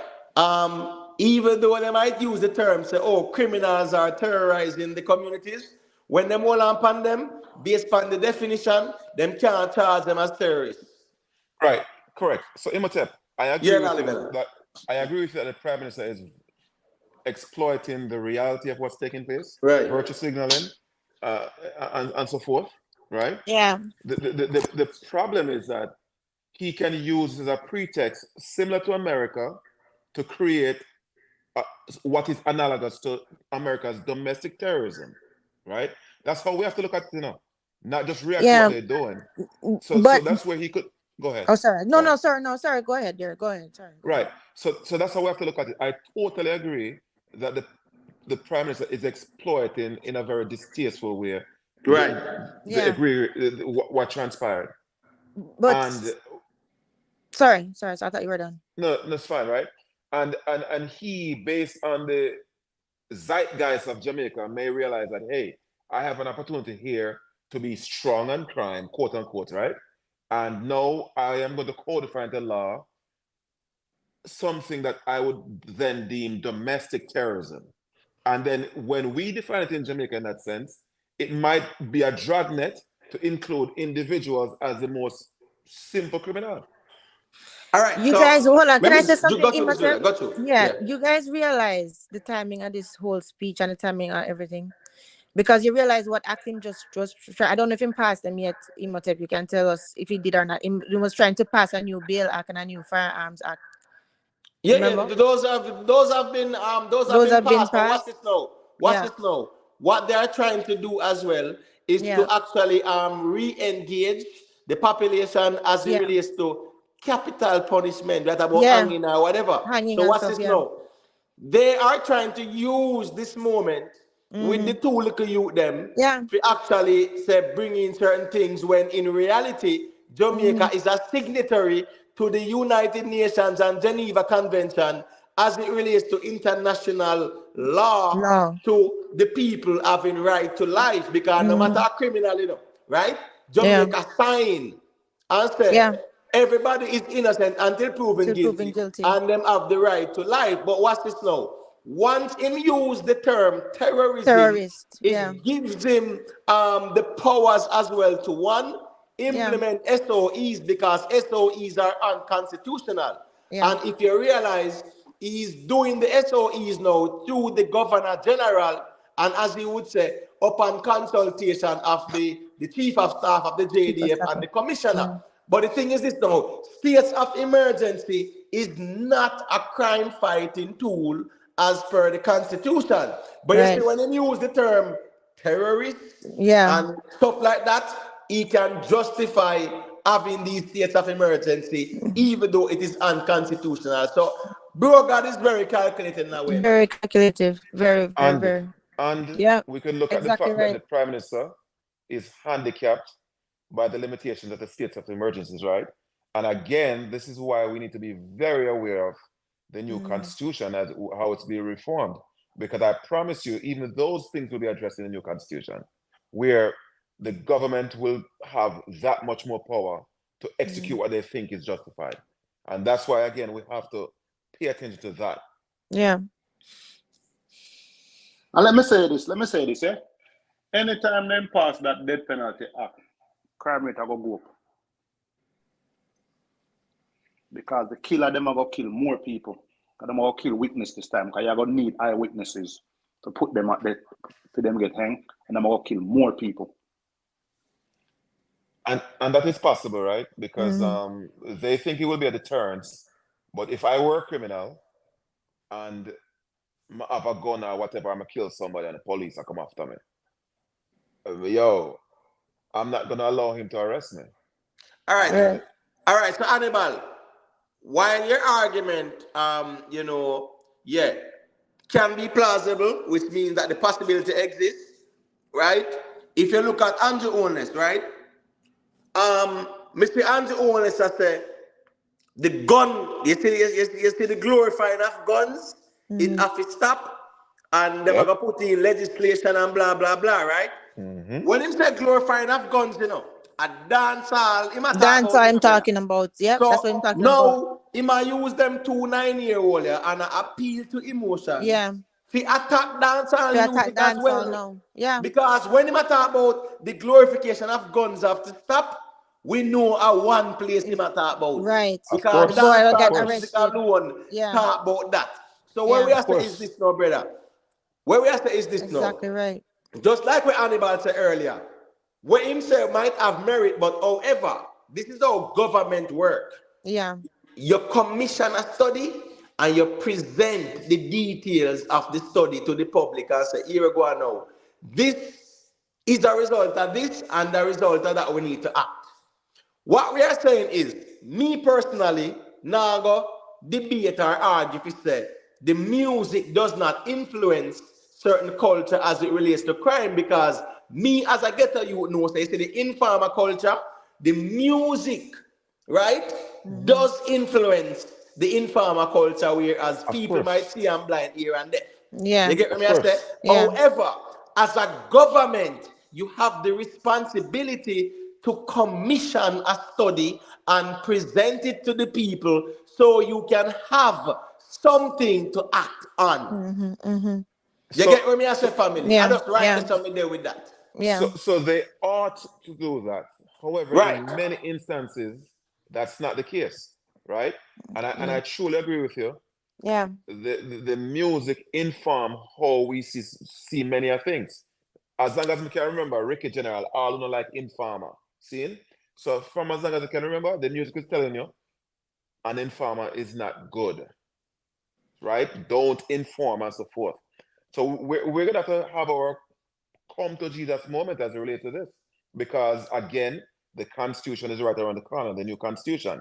And he's saying these things. He doesn't have the legal power to implement a lot of these things. But will that be the case with the new Constitution?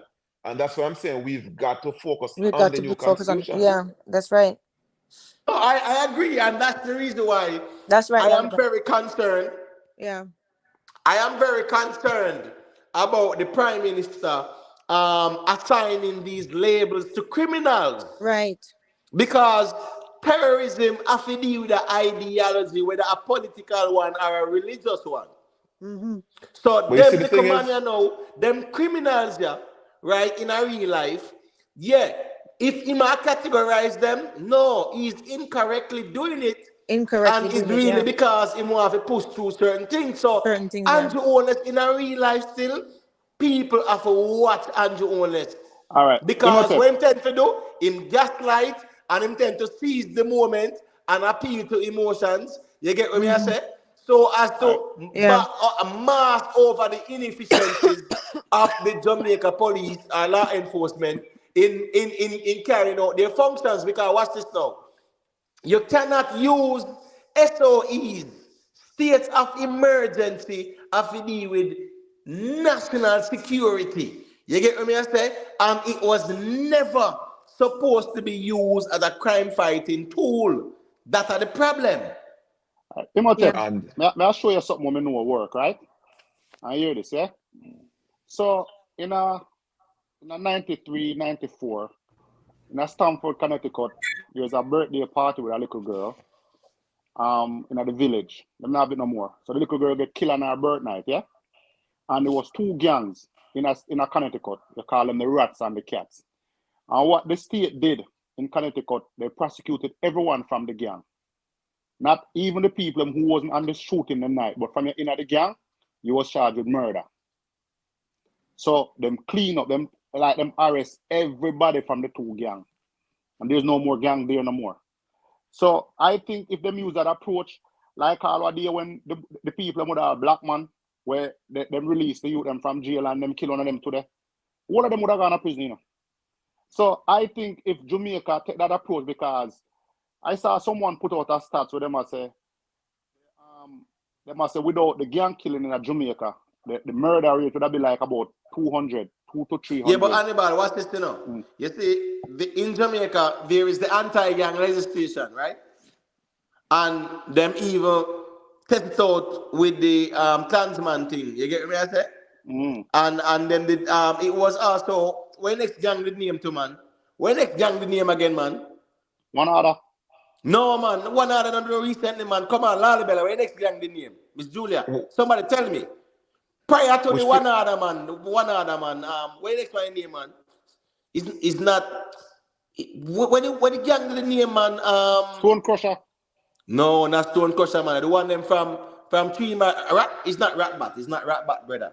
Then they try one gang to, man, recently. Prior to the black man them, then we do one gang before, man. Somebody tell. I remember. There was one. Let me tell you. Mr. Soon tell you. It's not Joel and them man, but damn. When the next one the name, man, damn. But there was, all right, long story short, right? There was another gang that was tried. But what's this now? The anti-gang legislation now allows the government and law enforcement to target these gangs. Me get that because what's this now? Most of Jamaican crimes are gang related. In America, one little madman will walk in our mall or one school and just start do some madness. In Jamaica, it's more gang related. You get what I say? Yeah. Most of the criminals them is gang related. So a man a thief, he go rob. A man a bad man, he go look for him enemy. You get what I say? Those are the main things.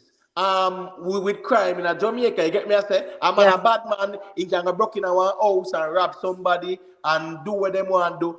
It's more like, it's not like a man just get up and say, I go up a half a tree mall and I go just burn up some people's skin and then put one in my head. No, in America, I saw them and they do it. So what's this now? In Jamaica, now you realize that the crime is more gang related and criminal based. So hold on, see? We come from the same community. We play soccer together. We run boat together. We do everything together. And for whatever it's worth, we have a conversation and say, yo, we're going to broke in that shop there and thief something. Are we truly a gang?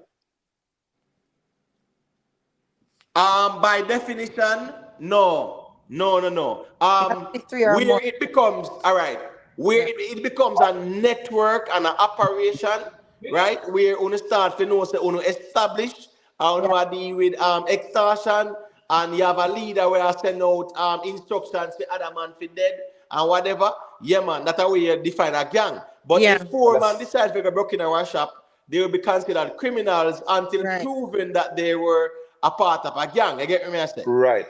And the reason I ask that question is because in many respects, individuals who they classify as gang members are not truly gang members.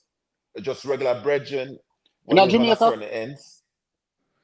Yeah, but I guess it depends on the jurisdiction, because I know Washington D.C. they just consider it just an organized group of criminals. So if you organize yourself, if you organize yourself and do a crime, you know what I mean? 3 or more of you organize yourself and do a crime, then they can call you a gang. That's Yes, what it you're right, is. Miss Julia. From three or more, yeah. Yeah, Yeah. that's And It's what all I'm problem something is, so I all don't over in know the where. state still. So I can't It's talk all for about in the everywhere. state is like that. From a 3 or more, But that's when Yeah. I'm bringing a RICO Yeah. charge on you. Yeah, but what's this now, you know? Yeah. But remember say, you know, if 6 are with there, so right? Me, Lali Bella, and Rick Star, Miss Julia, and Hannibal, and you know, yeah, probably Yeah. self-made, right? If the 6 are we now decide, so we are go and rob one bank, right? We be considered 6 criminals if it is proven that we had no prior criminal records. You get me? I say. Yeah. However, if we were proven to say, all right, we carry out numerous criminal activities before, Yeah. then yeah, man, them I put you in the gang category. You get me? I say. in No, Georgia, well, right? Imhotep, Yeah, them I'm can talking charge like you. in America. In America, They can charge you for criminal enterprise. Them have a next right? name for it. Right. Mhm. So in Georgia, right, with how expansive their RICO is, the state level RICO, Mhm. all of us on this platform engaging, say we're physically in the same space, and Mhm. I happen to be a true gang member, right? For whatever it's worth, you know what I mean, we'll go eat or drink or whatever, I'm gonna pay for the food, and they can see that we hang out all the time and we'll go bowling or shoot pool. Mhm. For the fact that you guys benefit from the proceeds of my being a criminal in Mhm. Atlanta, in Georgia, you Yeah. then can get hit with the RICO stuff as being a gang member, even though you have nothing to do with my being a criminal.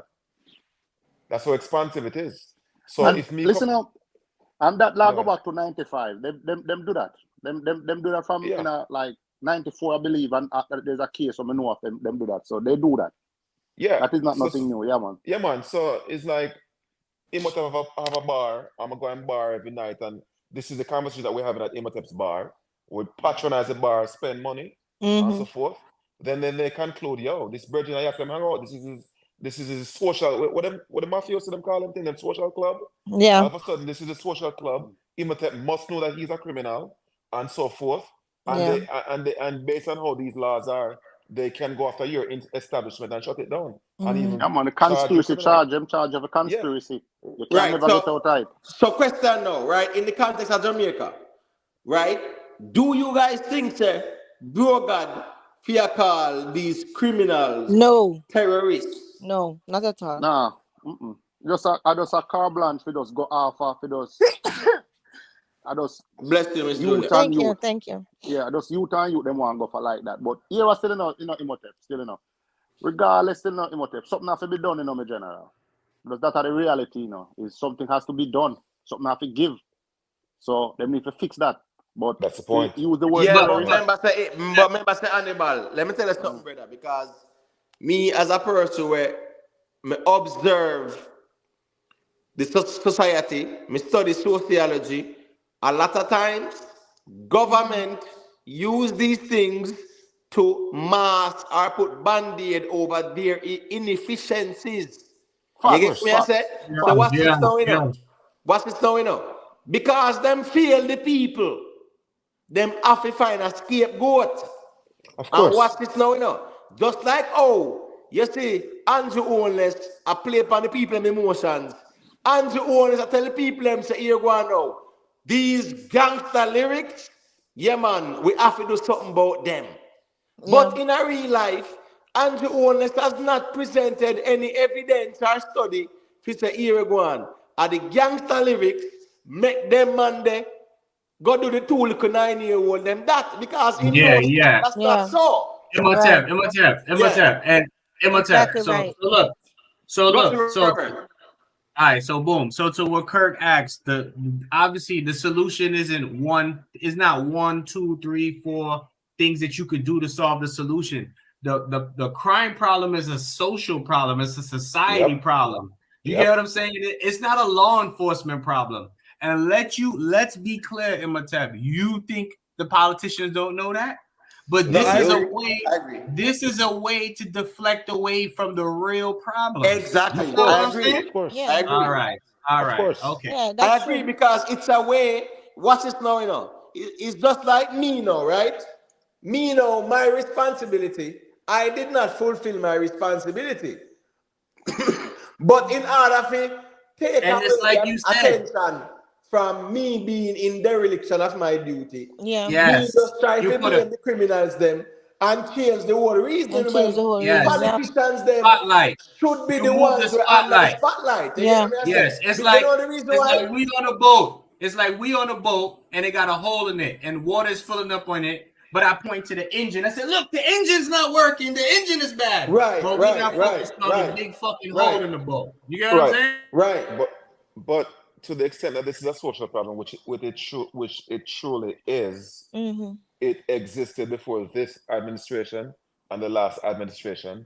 Yes. And the thing is, if this administration or any administration were to move to reconcile that, the majority of people in Jamaica would object.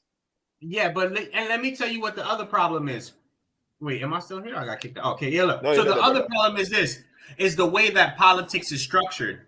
You got to understand that it is in no politician's interest to really be ambitious and set change that will take 10, 15, 20, and 30 years to happen. Exactly. Most politicians... 1 second, Robert. 1 second. Okay. I was mentioning the Ranco. You guys remember the Ranco gang? Not Ranco gang, man. Not Ranco gang, man. Oh my gosh. The gang trial before the Klansman that cost the Jamaican populations millions in legal fees, man. The one with the police, them? No, that's a Ranco in a Clarendon. There was one before. There was a gang before where they do a trial before that, man. And then now after that gang there, No, somebody not remember the gang name, man. Nope. All right. Anyway, I'm going to reason. But listen though. But Imhotep, I want you to listen though. Excuse me, fix my argument. It's not necessarily in the politician's benefit to set these ambitious goals because they're more concerned about re-election. And re-elections come around every 4 years, every 5 years, whatever the number is, depending on the country. Right. So for them, they want to do short-term things, quick fixes. You know what I'm saying? So being able to point at crime and wiping out a couple of gang leaders, that's a quick fix. That's something that you could do a quick boast about. But you can't come and say, yo, we're on the works, we're building a water treatment plant, it's going to be done in 10 years and it's going to benefit the people. People don't care about that in the short term for the most part. You get what I'm saying? Right. So they never pay attention to the structural and the systemic problems. And it's even worse that the people don't make these demands of the politicians in Jamaica. Yes, because, a good portion of Jamaica and the Caribbean as a whole. The fact of the matter is, guys, as I always say, the fact of the matter is you have to start from the root of it, and you need to be teaching all of this stuff in schools. We need to educate our young about civics. We need to educate them about how the government works, what they're entitled to as citizens of Jamaica. Yes. Right? And so that when them get older, them can stand up and them say, because them already have our spirit inside of them, the rebellious spirit. So that when them get older, them can use it properly, right? And effect change. So it have to start from there is education. That is always the problem. I categorically agree, and that's the problem. Yeah, but Miss Julia. Yeah. The thing with Andrew Holness now, as me say, my concern is one, they are not proactive, right? So what them do now? They move like some fascists. You see in Germany, in the 1930s, where Hitler did do him burn down the Reichstag and blame a certain people and get them out. You understand me? I say? Yeah. Mussolini, in the pull off the same craft too. He invade Ethiopia and tell them, say, oh, a slavery them are gone, we have to free the people them. So what's this now? Andrew Holness is exploiting these situations to attack the dancehall music as well. That is my concern. Yeah, I see that. You understand me? I say? Because when he say the glorification of guns have to stop, we know that a dancehall is a target. Yeah.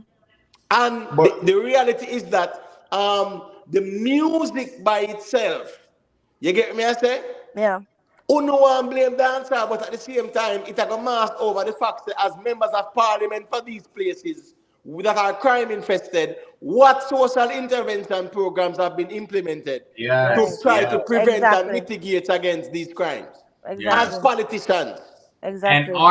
And art imitate life. Life imitate art. So you can't blame the art the art is just an imitation of what's in the world already what's as going it is. on. Exactly right. That's exactly You what can't tell me one thing that music has created. True. Music, nothing. Even Tupac. I'll give you an example. Tupac. People would like to say, "Oh, Tupac influenced all of this stuff." Tupac just represented what was already going on. What's already going on. Yeah, it was already going on. Yeah, exactly right. But not only that, the thing is this though, what them don't realize is when you stifle self-expression, the crime. What do you think will happen to the crime rate? You think you're gonna have happier people? Let me ask you something. Well, I got to Rick Star. I want to ask you if you don't feel like every music we put out there on Tupac level, because what I see right now with the Young Thug, I see them try to use free music in a trial. You see, judge but him liars file a motion where they must say, well, yeah, the music can use. You get me? I say. The judge already allowed that, my brother. What you talking about? Rick, I do think the last update me see still. I don't know what, probably you're more updated with it. Right. Me not go argue, but me I say in terms of like that, me I say me see I hear Robert say like Tupac music, but me I say right now them I use Young Thug music against him and listen. Hold Let me address that. Hold on, I make Rick let him play and then. Just one more thing me I say even in Jamaica we see when I see one little charge you get charged for gun in a video the other day. Yeah. That we are talking about. But Rick, me I gotta say that before me get Hannibal the mic. Watch this, Rick. You know, say in a real life, brother, the biggest mistake in that case, Rick, because you vlog about it, we have had discussions about it. The judge, I always say it, Rick, the judge sent out the police and gave them instructions and say, "Uno go and bring them come in front of me," not true. Yeah. All right, and we have not seen anybody else in front of the judge, right? So what's this now in a Rick, right? That the case there, the artist pled guilty. And he shouldn't have done that, yeah. Exactly, Miss Julia. Yeah, you're right. I agree, but yeah.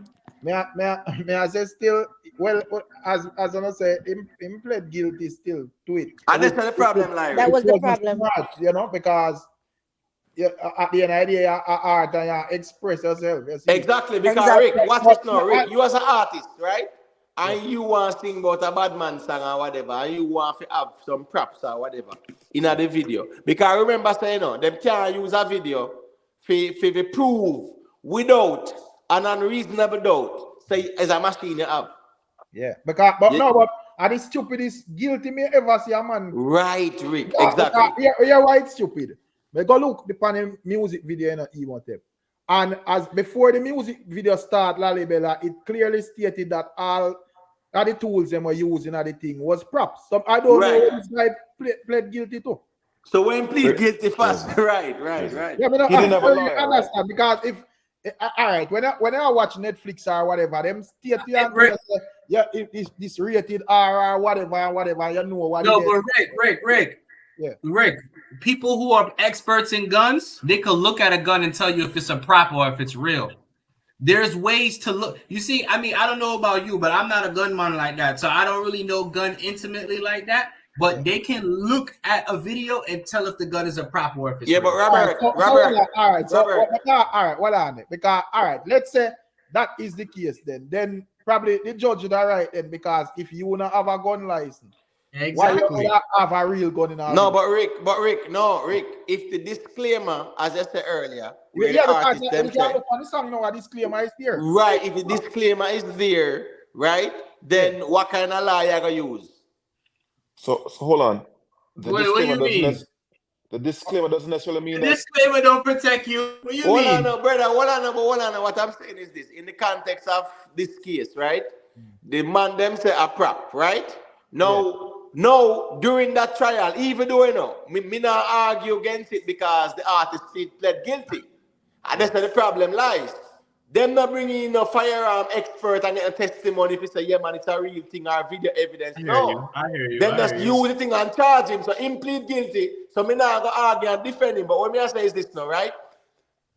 When it come on to this case, it set a precedence. No, but what's this now? Enough other artists we see after him do music videos with one bag of thing in it. Because as me say, when me read through the thing, it do not make sense because when when me just see Imhotep, may I say, wow, this looks serious. But based on the judge line of argument, the judge say, hey, may I go send out the police them and the police them go. Bring them come, yeah. So that not sound strict, brother. If me did hear say, yo, anybody me see in any video with any gun, them have to go bring in to me, that would be a different story. So when the police are going to do, them are going to bring in who a weak fence and someone where them know say I go give them problem with law already. Them are just low them because as I said, everybody you see what's going in the video after that. Real talk. Does the law make any distinction as to whether the guns are props or real? Watch it, Lally Bella. No, them kind of throw in a little gray area and say the glorification. The glorification, exactly. Right? And also, if them present it and say, why, oh, a man a show a gun with the intention to harm somebody. No, where we are saying is that the one artist there, because when they come on the case law, the one artist there mess up a whole heap of things, but the reality is, within that time, Popcorn did evil job straight dog. No, but they want to go for Popcorn, because as I say, and that's the reason for this thing, you know. And you know, in the initial stage, we say, I hope this thing run across the board, because if it run across the board, then the thing would have to clean up. But we realize that when we read through the article, this not even to the start of the board, that this could have just throw because of total bias this. You know, and we're not established your chuan and cup on him and carry him down the road, but a big artist can do the same thing and there's no repercussion. It just not make sense, bro. So guess what? You see the youth, he didn't have a lawyer, right? And that's a problem too. Yeah. Remember, like 2004 or 3, I get a speeding ticket in Atlanta for $1,000, right? Yeah. And when me try to pay for the ticket, them say, yo, you have to show up at court. See? And when I show up at court, the judge say, yo, you've got to get representation. See? So you see that youth, you know, with something like him pleading guilty to this situation, he should have been given the opportunity to get legal counsel. So Rick Stam, as a vlogger, right? Yeah, Rick Stam, when you think about Andrew Holness now, I gotta say that you know, the glorification of the guns have to stop and we have to act as it relates to legislation. You get me? I say, no, you don't feel like say a dance all in my target, brother. Most definitely, but we have to see where my forward with as it relates to legislation, because at the end of the day, it can be something where totally biased as well. We're not going anywhere. Because based on how Missy Jamaica, I saw Missy Jamaica run. You know, the man will come out guns blazing with something, and when you look, it just apply to two little get a youth down in one corner. It not run across the board. So if them claim say them want to clean up the thing then and whatever, which as Robert stated that, you know, music is a way of expression and a man to express themselves. So if they want to clean it up, it have to be across the board, brother. But you see, Rick, not to cut you though, and this can even tie into where Robert said when you said, remember saying it, brother. You see, the Constitution does afford us freedom of expression as long as we are not threatening anyone, we are not insinuating any hate. You get me? I say? Yeah. Freedom of expression is there. Imhotep. So, me notice the youth there. When me read through the article with the young man with them charge, me notice the judge like quote some of them lyrics them and did I refer to some of them lyrics them and I say these type of lyrics are, you know, like a spread like that hate energy there or whatever. So me don't know. Yeah, but that's that's unconstitutional because what's his story? Once he has classified himself as an entertainer, right? It affords him the right of freedom of expression as long as what he must say is not threatening to any group or anyone, or him not, you know, insinuate any crime like that to say, yo, go do nobody nothing.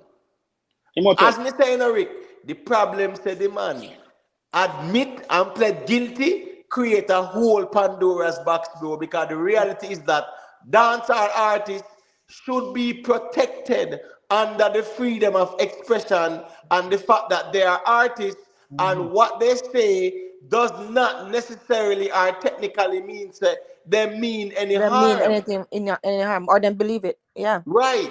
Exactly. So that's the problem still. Him plead guilty. Yeah. In kind of beat we bad now in trying to even defend him. Yeah. But the reality is that now the Jamaican people have allowed the justice system Right. to infringe on our freedom of expression, which is enshrined in the Constitution of Jamaica. I think a lot of them is just out I'm of not ignorance. talking about glorifying crime Yeah. and violence. What we have to say is this now. A man who is an artist and is recognized as an artist is different from somebody out the road who has said the same thing. Yeah, man. A facts, man. Yeah. As I said, I have a little soldier, so I beat my body, you know? All right. So that me can't, I hear you say, but me can't respond. Yeah, man. Because, I nice you the thing. Yeah. Yeah. Definitely true. No, man, once can try me, man, because we are building still, because what's my 100%. Me, No, but what me I say is this, right? Yeah. We have not seen any proactiveness from the government as it relates to crime fighting.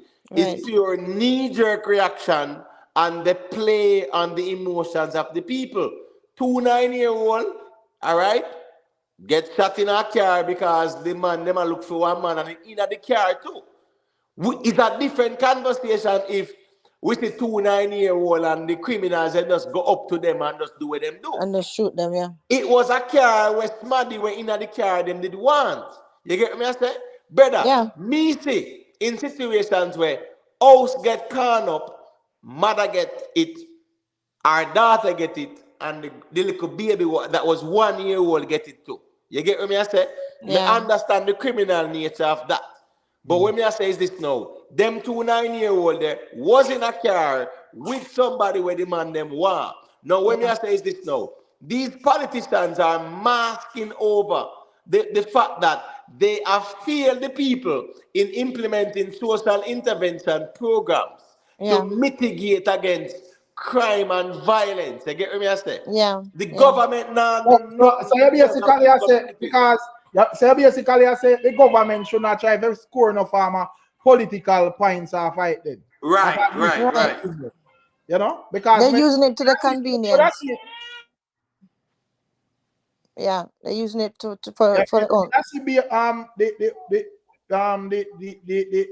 the prime minister, I see the opposition tackle this thing, and me not really like it. You see what I say? Because I say we're not supposed to politics up this thing, brother.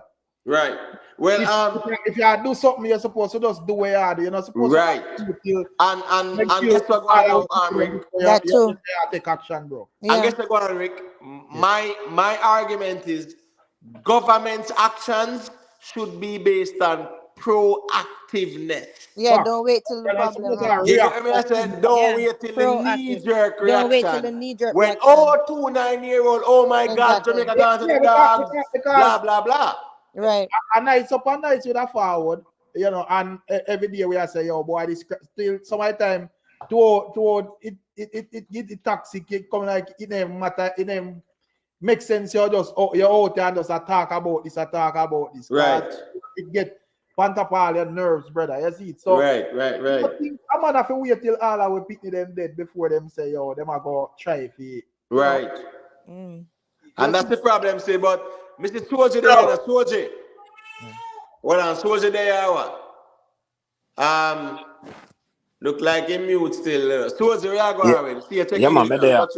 Yeah, man, me there, man. You know, so me I finish up something here, so me soon forward on the conversation. Yeah, man, that's the word, man. All right, go to anyone else want to speak about this matter as it relates to Andrew Holness or politicians? Yeah. Look. So come. So since we've already decided that what they're doing is deflection, let's do their work for them. What do you think are some of the social policies that need to be enacted that would help mitigate and bring down crime? I got like 3, but I want to hear your opinion. All right, and I just want us to reason in the context of Jamaica because, you know, you get me, I say, I think it's a different culture than even America and, you know, Europe. So what's this now? politicians, right?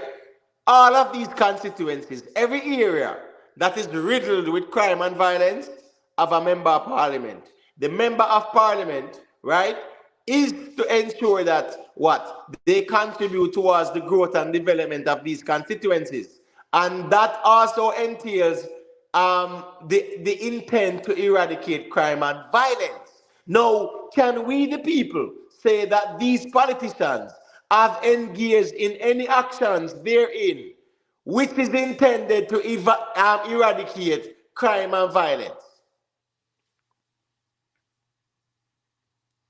They build churches. They allow churches to get built. No, well, they can't. Robert, they can't touch churches, man. Because church is secure, man. From Vatican, church is secure, man. Me not feel like this thing I get nowhere as long as both sides of the government, the current government and the opposition continue to tug and war this thing. And you know, when one said this, the next one I said that both of them are going in a continuous opposite direction. Me not feel like it are going really solve nothing, brother. You see, because as me say, me not think crime, me not think a man for use that for no form of political gain. When some other thing I go on and try to use Sykes and Craft and Ray, but me not feel like when I deal with crime, you're supposed to, this is a competition to see who for party look good and Ray. Because some of the time, brother, all the man them deal with the thing, you just look and you say, but this not going away, brother. Because both of them all we are Jamaican and everybody are going in separate directions as to how them view the thing. Even we also have more conscious reasoning towards the thing where makes sense more than even them when we even listen to them, bro. Right, Rick, because what's his name, Rick? In the context of the Salt Spring situation, right? Yeah. Where, and that's the problem, you know, Rick, and all of the ones, you know what I say? When we say these things happen, the government can never come forward or say, we have been implementing social intervention programs in these areas. Unfortunately, they are not as effective as we anticipated, and we are working assiduously to remedy the situation. Exactly. We not hear that reasoning there, Eric. Because the world, I don't know if at all Jamaica politics structure, brother, where everything is like a competition, right? With the world, even like the world dieharted thing, Miss Julia. Yeah. You know, say people dieharted in everywhere in the world in terms of politics, you know. But me feel like, I don't know if that's what Jamaica may grow, but me feel like it more extreme this, brother. You know, where a man, we just, because, I know my party I run the thing or whatever, or this and that, or everybody does do some different thing. One man said this, and next man I said that. Me just feel like we're going anywhere with that type of mentality there, brother. Yeah. It's always be the same. But Robert, me see your post, your question in the chat, right? I said, Trinidad crime rate so low compared to Jamaica. But remember, say, Trinidad don't reach 1 million yet in a population. Jamaica. What? Trinidad has more than 1 million. What are you talking about? Hold on. Where's the what? Robert. Trinidad and Tobago is 1.5 million people. Okay, all right, fine. All right, I agree. All right, so what's this now? Jamaica double that then. Right, so Jamaica is double that, right? Yeah, so what's this now? What's wait. 1 second, what's that? Rick, Jamaica is double the population. Yes, that's fair. Well, right. On paper, hold up. On paper, Jamaica is like 2.3, but they say unofficially. No, Robert, no, hold on, no. 2. On paper, it's like 2.8, 2.9 in Jamaica. Okay.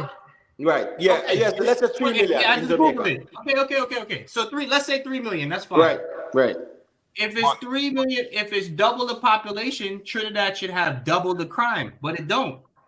Excuse me. I said that wrong. Excuse me. The number should be double. So, like, if Trinidad has 50 murders, Jamaica should have 100 murders. But the proportion is not the same. No. You know the reason why? Because cultures are different. Because remember, even Trinidad, right? Trinidad is dominated by, even though it is diverse somewhat between blacks and Indian people, right? Yeah. Jamaica is a whole different ball game. You get me? I say? Yeah.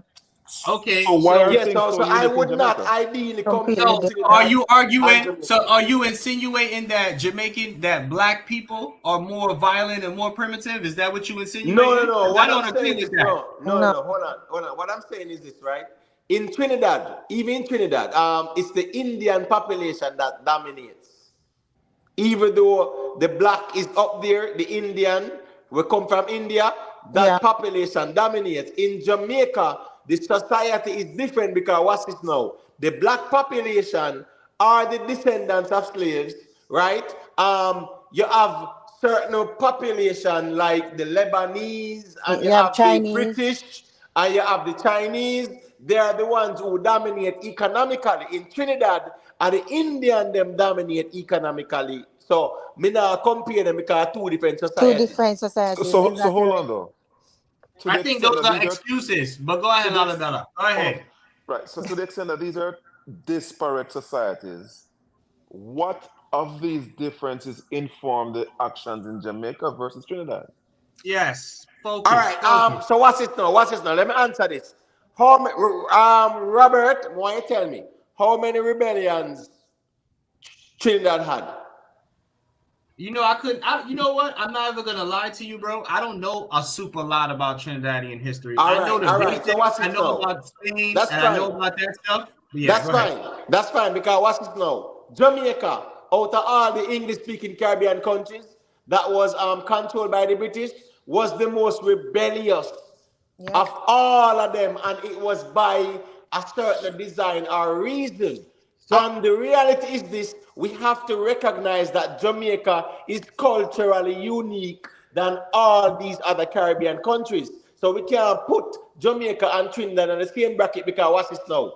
You see, in Trinidad, the Indians, them, right? Yeah, them are dominate the economy and run the country and blah, blah, blah. In Jamaica, the Indians, them not doing that. You have blacks and Indians who are even in the same category. And what's this now? You have British, you have Lebanese, you have Syrians, you have Jews, you have all kind of people in Jamaica. So Jamaica culturally was different from Trinidad.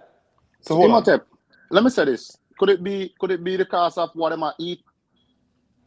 No, it could have been slavery. I We have wanted go to get through to that. slavery. I wanted to get to that. Look, but I want you All to right, go finish through, it. go through, go But I wanted to focus on why I think the crime is lower. Because You let saying me it's say a this before you cultural go. thing, and why I Dr. don't. I'm gonna Sealy, let you talk, Hannibal. You can go ahead, Hannibal. Go ahead. well, let me know. Dr. Sealy, Dr. Sealy said the cassava and the ackee contribute to the violence. Him say it Who you him say it said? happening. Who you said? Dr. Sealy. Doctor. Say, He's not a Dr. doctor. Sorry, Hannibal. Hannibal, you my brother, but don't mention that crook teeth in you, please. He is not a All right, reliable so go to source. Robert. Go to Robert. As it relates to the culture between Jamaica and Trinidad. Got you. Yeah, I'm gonna tell you the reason why I think. But yeah, Hannibal, Dr. CB is a bad person. We could talk about that another time, but that's not a reliable source. But so to you, Imhotep. So I think part of the reason why Trinidad crime rate is lower is because they have more social programs. I agree. They have better access to medicine. They have better access to education. Yo, even just the internet. Yo, I read that like only 70% of Jamaica actually have access to internet compared to the other islands. That's not good. Especially broadband.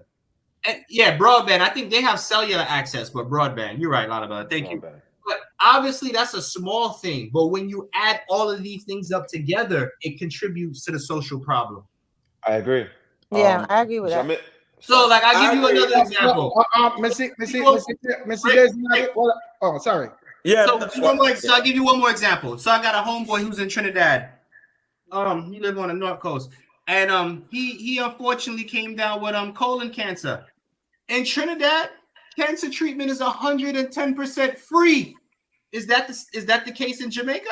No, because it's subsidized by the government. But absolutely, we know why. We obviously it's subsidized by the government, but that's my point. Those social programs contribute to happier, law-abiding people. I agree. If you got Robert, if you got a bad toe, you got a bad tooth, you got a bad eye. But Robert, all right, sorry. Go ahead. Let me say this before I give Rick the mic. Right, in context, Trinidad, they are a republic before Jamaica. Them have a whole heap of oil wealth, which they have explored. We're not arguing that, hold on, bro. Hold on. You brought up an economic question, right? But Imhotep, Trinidad don't get half the tourism money that Jamaica gets. So come on, man. Bro, hold on.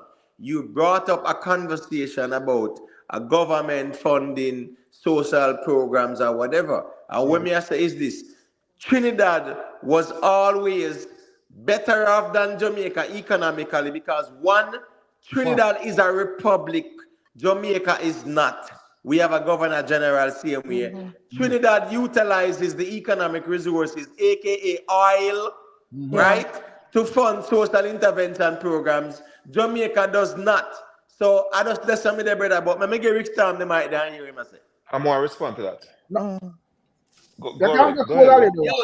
Yo, if you look up how much Trinidad makes in tourism compared to Jamaica, you will laugh. Okay, fine, but watch it, Robert, hold on. If you look up how much Trinidad makes in oil in comparison to Jamaica, you would laugh.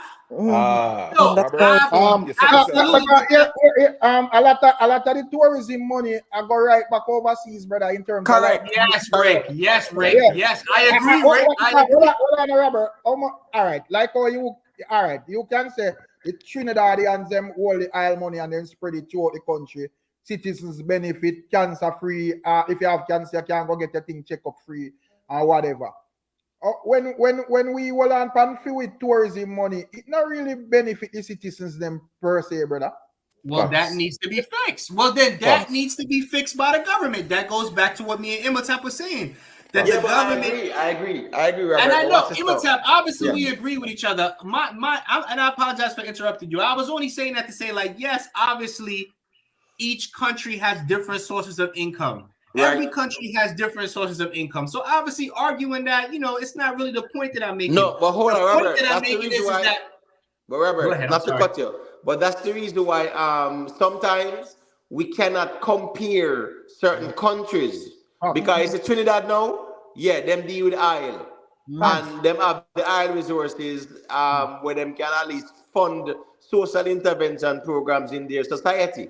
Jamaica does not have that. Unfortunately, one thing, Trinidad is a republic as well. Jamaica is not. So hold on. Okay. I don't agree with the idea that we are a rebellious people historically, and as such, that informs a crime. Haiti, way more rebellious than Jamaica. Because what they call rebellious is fighting against slavery, historically. Exactly. Right? Lalibela. When they say Haiti was more rebellious, me I gotta ask you if you just show me where, because Jamaica in the Caribbean, out of all the Caribbean nations, I've had more rebellions than anybody else. I mean, listen, Haiti was successful in fighting against the most Hold on, bro. But Haiti being successful in one rebellion does not take away the fact that Jamaica has been involved with many. I think we understand like what Lalibela says still. In terms of, I not go down to who have the most rebellion and so forth. Just like how me see, this me that I said earlier, just like how me see, there's as a poverty and guns. There are other poor islands, brother, and they not behave so. Exactly. I think that is a card where one can draw. All the people used to do this and that in a slavery, so that make a man. I agree, Rick. I agree. Somewhere in a 2023 because of that. I agree with that, brother. I agree. Jamaica's problem. We don't need to paint our people as primitive. We're not primitive. Yeah. We're not primitive. Jamaica's problem has nothing to do with our legacy, whether we're rebellious or not. Yes. It has to do with the events that led up to the 70s and what transpired in the 70s. Political mismanagement. If you look at the data before the 50s, 60s, and 70s versus the 70s, you could see the massive shift. Yeah. So, Lalibela, may I ask Robert this question now? So, Robert, in the history of Jamaica, right, during the 70s, unfortunately, as a result of the Monroe Doctrine with America, used as a political tool, Jamaica was a victim of that. So what's it now? It fell under the axis. Hold on. You must say Jamaica was a victim to the point where there was CIA intervention in Jamaica. Yeah, right? just like So when that. I say now, in a Trinidad now, like, can you show us where the Monroe Doctrine influence? Because what's it, you know, in a Jamaica, the Monroe Doctrine was superimposed and influenced, whereas the CIA started for one party, aka the JLP. Michael Manley realized what going and start sending brigadiers to Cuba. You get me? I say, and political alignments. Can you show the similarities in Trinidad? Because that is where the crime and violence start in Jamaica in a real life, and ones and Right. ones can back me up or challenge what me I say. Again, like I told you again, I don't know Trinidadian history super that well. I know about that drug dealer dude who got executed. I can tell you a little bit about the independence. That's about it. But with that being said, I know about the garrison politics in Jamaica. I know about all that stuff. I've watched the documentaries. I'm well aware. Sorry. No, may I say Imhotep argument to that just clearly states this way the argument of the man I say, oh, we're rebellious from Ray, because he could have pinpointed to a point where the things start to go downhill, and that wasn't in a slavery, brother. That right. Yeah, see. So, but that was 50. But that was 50 years ago, though. Those people is dead. No, but Robert. Remember what transpired in the 70s does influence the culture of today as it relates to crime and violence. Because remember, say crime and violence started off from a political connotation, bro. Black people in Jamaica, Robert. You said before the political war, there wasn't crime and murder in Jamaica? Robert, let me land, pick up fast. Criminality in Jamaica as it relates to crime and violence in the 70s was predicated on political affiliations. You get me? I say that morphed into you have garrisons and you have certain gangs, and we have crime all over Jamaica. But what's this now? In a Trinidad, we never have the political thing there. So hold on. But they had a drug epidemic. They had a drug lord. They had, what's that dude name? Chetty. What's his name? Jack Dale. Credit Jagan. No, that's Guyana. No, that's Guyana. Right, that's the president. Right. I'm talking about the drug lord, Jack Dale. The drug lord. No, it's not Jack Dale. It's not Jack Dale. I forgot his name, but the dude, they executed him in the 90s. They brought back execution. They you know the reason why? You know the reason why? Because Trinidad, because of its significant Indian influence, also became Muslim as well. That's what I'm saying, right? Trinidad had real issues with terrorism, bro. See? Their government got seized. They literally had a military coup in Trinidad. Yeah, because of the Muslim man them down there. Right. So they might not have had to deal with the political issues, but they had to deal with real terrorism.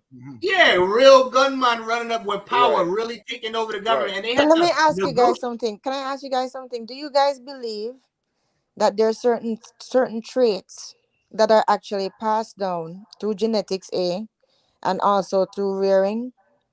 Because that would explain why certain things and why certain things from our past it actually does matter. You know why things are passed down in let me tell you why that's not relevant. It's Julia, because let me say this quick, Robert. Yeah. I take long. Me I say from me born and a start of sense. Based on how you observe a place, you could not know the direction where it actually are going on. I know by the time I reach this time, it's not going to be a good look based on how the behavior of the people from such time. Right. So, you know, say even once we all are would have pre the thing from at all time and say, yo, you know, say this now go end well. You know, this and as I say, my thing simply, you know, until the man stop this tag and war and stop strive to score political points of a criminal activity, brother. No can change. Yeah, because you always gonna have one man saying yes and one man saying no. Yeah. Hey, all right, let me say this, right? Robert, you know what's right? At one point in time, Cayman, the Bahamas, and what we call Jamaica was all called Jamaica. I did one place. I say that to say this, bro. Yeah. You see the cultural differences because it's in a Jamaica now, right? In comparison to Trinidad, brother, is a totally different cultural thing. Culture. Because in Trinidad, Robert, hold on, just Trinidad, you have blacks, I have the Indians them from India. In a Jamaica, Here we go. In Trinidad, like the Indian 90% black. I know. But right, listen, watch Miss this now. Julia. In Jamaica, it's a different thing culturally. So hold on, right? Yeah. But our black culture is not to kill each other, so I still don't agree with that. Yeah, And Jamaican culture, But we don't only have Jamaican No, culture hold isn't on, to kill Robert. each other either. Robert, Jamaican culture isn't to kill each other. No, So I Robert, disagree hold with on. all So that. hold on. anything Hold on, about hold black on. culture. Hold on, Robert. You see 1970s, bro, when it came onto the I disagree. political thing in Jamaica, I in understand it, but 1970s. But But I I agree don't with like Robert that because that's not a black and black. That's a Right, party it's not against black, party, it's bro. just You know, But so, who were the pawns? Who were the hold up. pawns? no, I understand that black people said we, you know, but it's not Okay. like a man just say, oh, you black and me black, so we just murder That was each a other. gang thing. That was a gang thing. That was low-key terrorism too, Imhotep. That was low-key terrorism too back then. And just let me say one more thing. Me, I say, me wanna go in that conversation there with island against island still, like Trinidad and Jamaica, because me think it's not verses. It's just a parallel. Two different thing there, but the one then can continue still. But listen, Miss Julia. No, hold on. Yeah. I'm gonna lose this thought because I'm smoking this weed right now. Excuse my French. But listen though, Miss Julia. So listen, let me tell you why I don't think about so yes, people are born with certain traits, but let me tell you why I think that's not relevant to Jamaica to say, oh, Jamaicans are more violent because of something that they was born with. Listen. No, I'm not saying born majority. with, no. Wait a second. Let me clarify.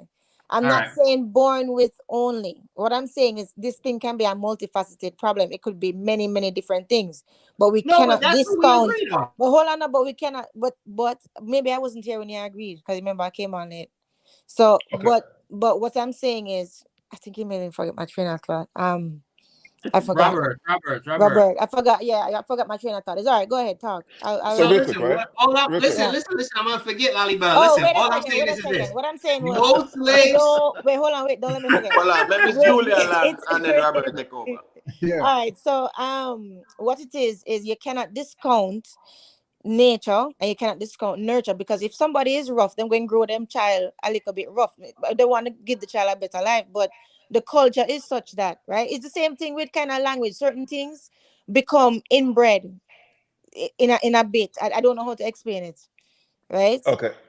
So Robert, go ahead and then John. All right, so listen, let me tell you why those things aren't relevant in this situation to Jamaica. And you, Imhotep, listen, and Rick, listen. This is why. Because listen, majority of the slaves that got shipped out of West Africa, where do you think they went? Brazil, it wasn't the Barbados. Caribbean. It wasn't America. It was Brazil. Like 80% of all of the slaves went to Brazil. So if the logic was true that the rebellious slaves, Brazil would have the highest crime rate in the world. No, but hold on, Robert. Most of the black people. Robert, what is Brazil's population, Robert? Brazil have a couple million. Hold on, Robert, what's Brazil's population? I don't know. I'm gonna Google it right now. All right, hold on. 250. 250. Hold on, I please. can't tell you that. That is 250 guys, million. Hold on. What? Brazil's population is over 180 million. Yeah, 250 million. And what's it now? Jamaica at 3 million. Exactly. So Robert, but why are you going to say, bro? Bro, we're talking about per capita. You're intelligent. You know what per capita is. Robert, we're talking about culture as well, bro. Hold on, Robert. We're talking about culture as well. I established that logic then really makes sense still, because as me say, you reasonably quite clear sure we say the things start go downhill from in the 70s. Right. Every couple, probably 500. So me gonna ask Robert now, right? Show us, Robert, Brazil with a population, because Brazil and South America, one big country, biggest country in South America. Over 180 million people, the biggest country in South America. Show us where in the 70s there was US interference as it relates to smuggling weapons and stuff like that to push forward the Monroe Doctrine. Because in Jamaica, that occurred in the 70s. Hold on. Again, I don't know Brazil history. Go ahead, Lalibela. Go ahead. Yeah, may I try to respond to several points for the longest time? So there is no sense in trying to look to see if there's an analog from Jamaica to Trinidad as far as the issues. But what we know is that Trinidad had social problems, and they've largely reconciled those issues, right? And for whatever it's worth, we haven't in Jamaica. Miss Right. Julia, your question, right? The Yeah. Yeah. Go ahead. Epigenetics talks about the transfer of, it's a science. Yes. It talks about the transfer of trauma from one generation to the other, to the right? next. Yes. So in so doing, if there is a certain degree of trauma, one becomes predisposed, more susceptible. Yes. And then from a sociological, psychological perspective, individuals could be impacted by a certain shift in the society. That's true. So we cannot ignore those factors, right? Right. And we know that, as we Imhotep talked for the past few days, social engineering that took place in Jamaica, and we have a derelict government that never addressed any of that. Right. Exactly. And that's why we're where we are today. Yeah. And the reality is as well, right?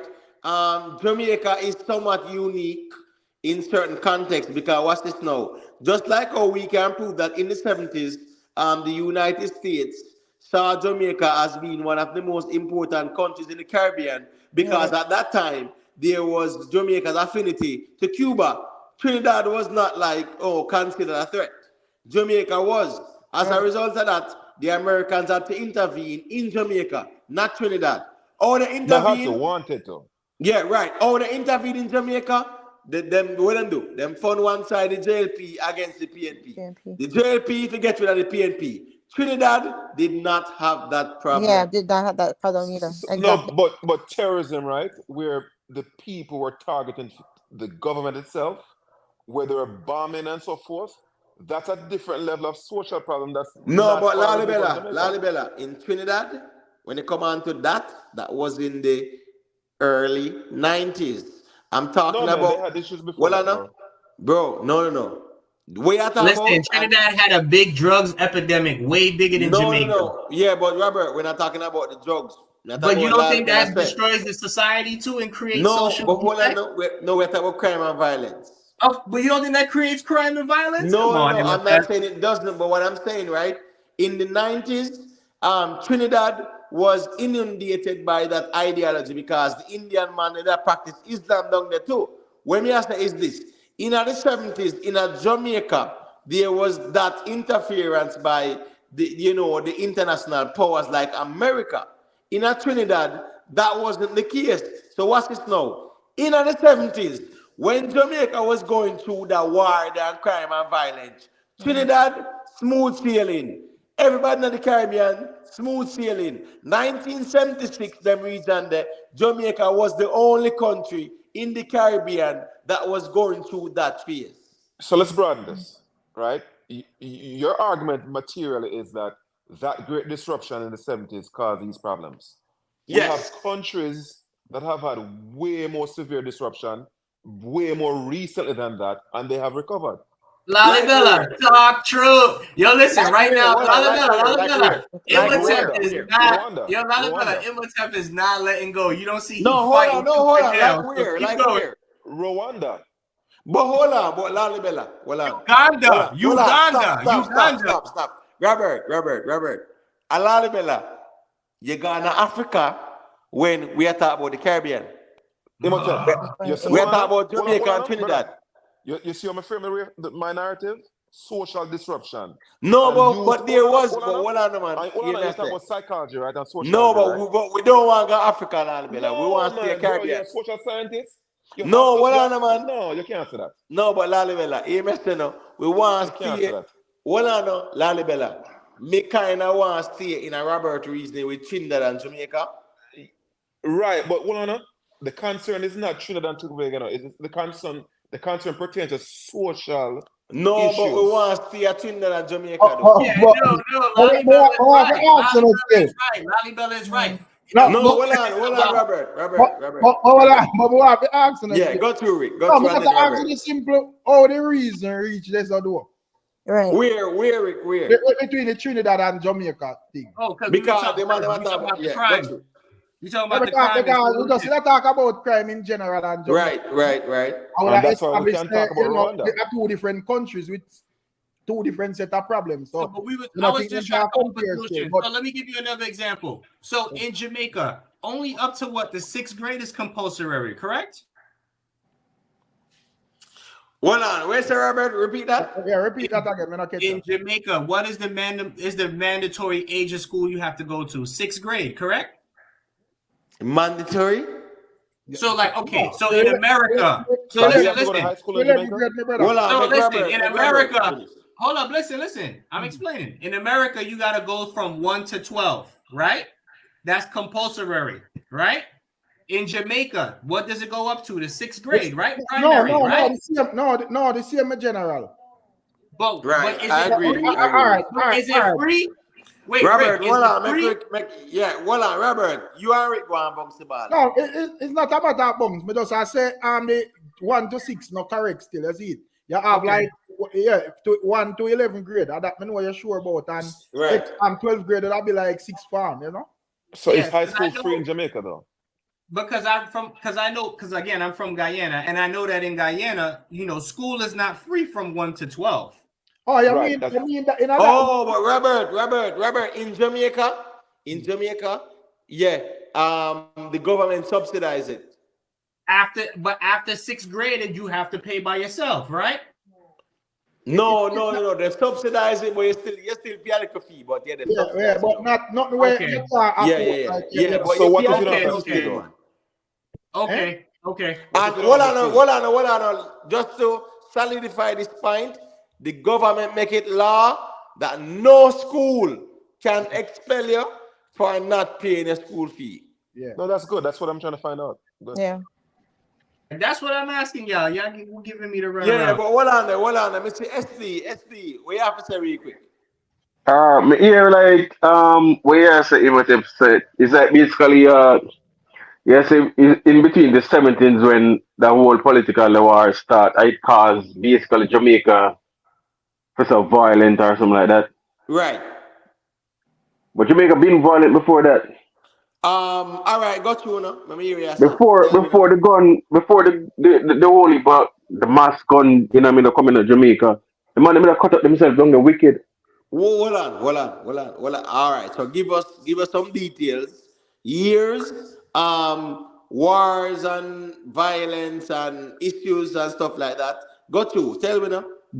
It's not like a war, just basically just the same violent thing where they say going to Jamaica, the whole argument between youths and things that cut up each other. That is going on Year? before the 17th. Hold on. But SD, But what time? Give me some time.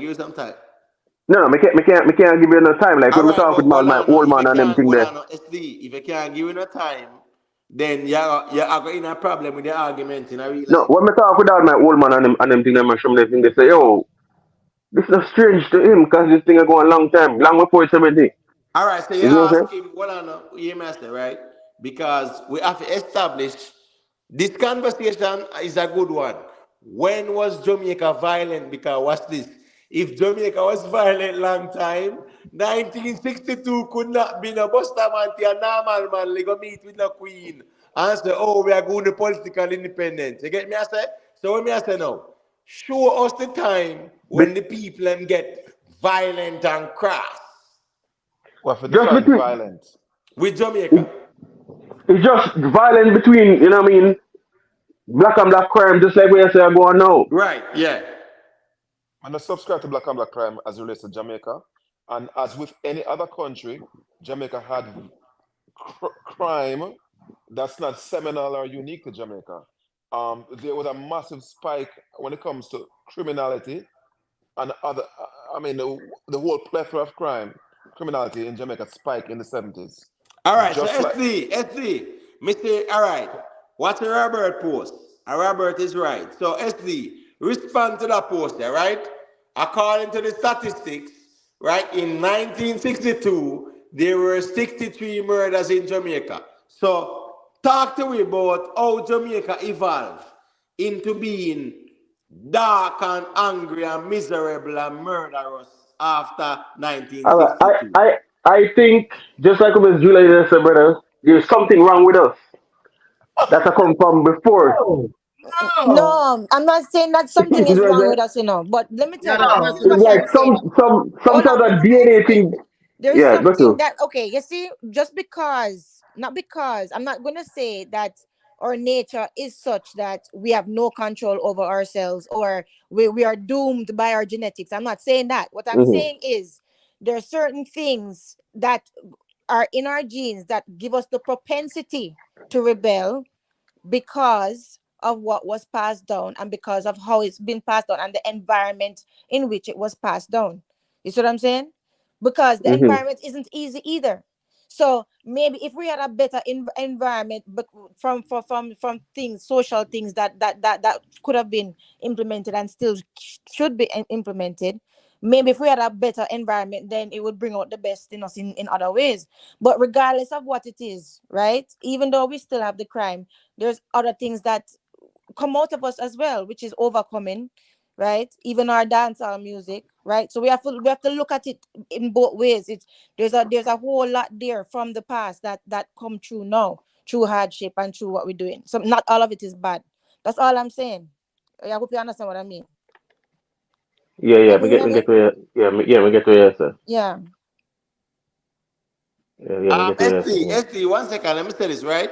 Yeah. You see, when it comes down to Jamaica and crime and violence, it's important for us to acknowledge that crime and violence in Jamaica. You see what crime and violence is today in Jamaica?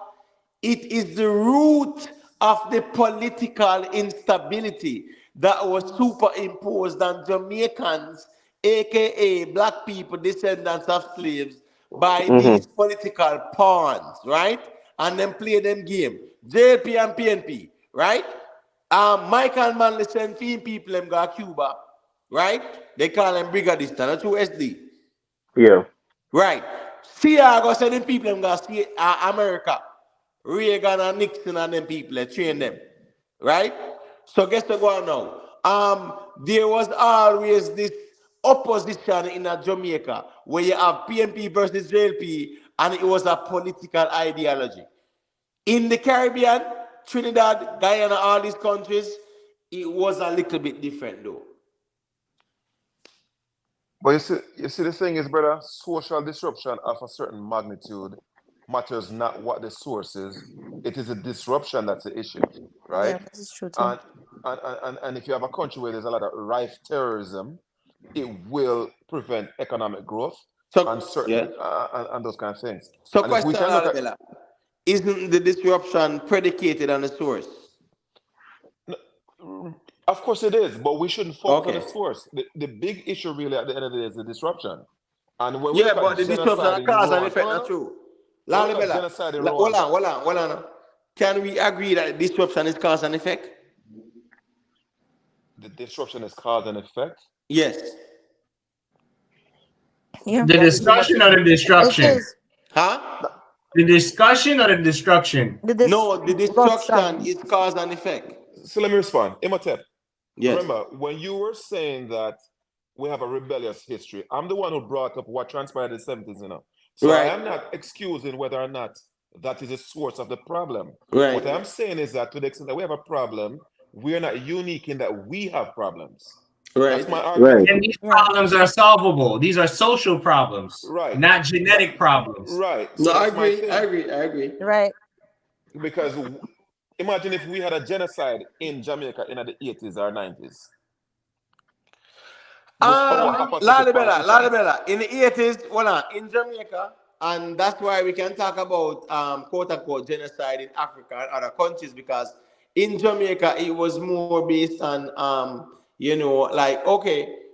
descendants of slaves. When you look at after the 1807, right, abolishment of slavery, the British brought in the Indians because Britain did control India. The Britain brought in the Chinese as indentured servants. Right? But go ahead. Right? And you have the Lebanese who were fleeing. You have Syrians. You have Jamaica became a melting pot. Long story short. But what I'm saying is this, family, right? When we compare Jamaica to other Caribbean countries, remember, Jamaica was the crown jewel of the British crown, right? Jamaica was the richest country for Britain in other region, and Port Royal was. But what I'm saying is this now, right? When you look at Jamaica and you compare it to Trinidad the geopolitical spectrum and the political arguments are different. Yes, you're explaining the source of the problem, right? But the concern is not the source, the concern is the problem ultimately. Can we reconcile the problems? We shouldn't be fixated on the fact that this problem is a result of this versus that. What is important at the end of the day is that we have problems. And we've got to address these problems. Yes. So let's go back to some of the solutions. Let's go back and talk about some of the solutions. Yeah, that's how we got on this road anyway. Right. So that's what I'm saying to you, that with our kind of apathetic government in Jamaica, imagine if we had to contend with something on the magnitude of a genocide in the 1990s. Where would we be today if the kind of Jamaica that we have now was visited by with a genocide, wherein our government react the way they react to things by not reacting? We have to look at it. Lots of other countries have had worse issues than Jamaica, and in spite of those things, they have prevailed and have gone beyond Jamaica. All right, but Lalibela, show us, because we have the visuals, right? Where the politics became so tribal that PNP a shoot off a JLP to kill and vice versa. So what we are saying now, show me the rest of places where that was the same thing. So no. You're looking for an analog as it relates to who was doing what. Me I show you how tribal the thing got into No, right. You're talking about tribalism. I'm talking about that problem. I'm talking about the fact that there's a social decay. My issue is not what causes social decay, no. My issue is that we have a social decay and we need to reconcile the social decay.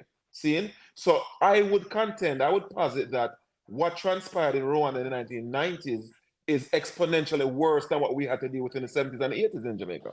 Well, remember, hold on, Lalibela, remember, what transpired in Rwanda was against the Hutus versus the Tutsis. That was a tribal war, right? Who sing that song there? Tribal war, we don't want no more of that, right? Jamaica was not tribal war. But you're missing the point, brother. I'm not, listen. No, but hold on, bro.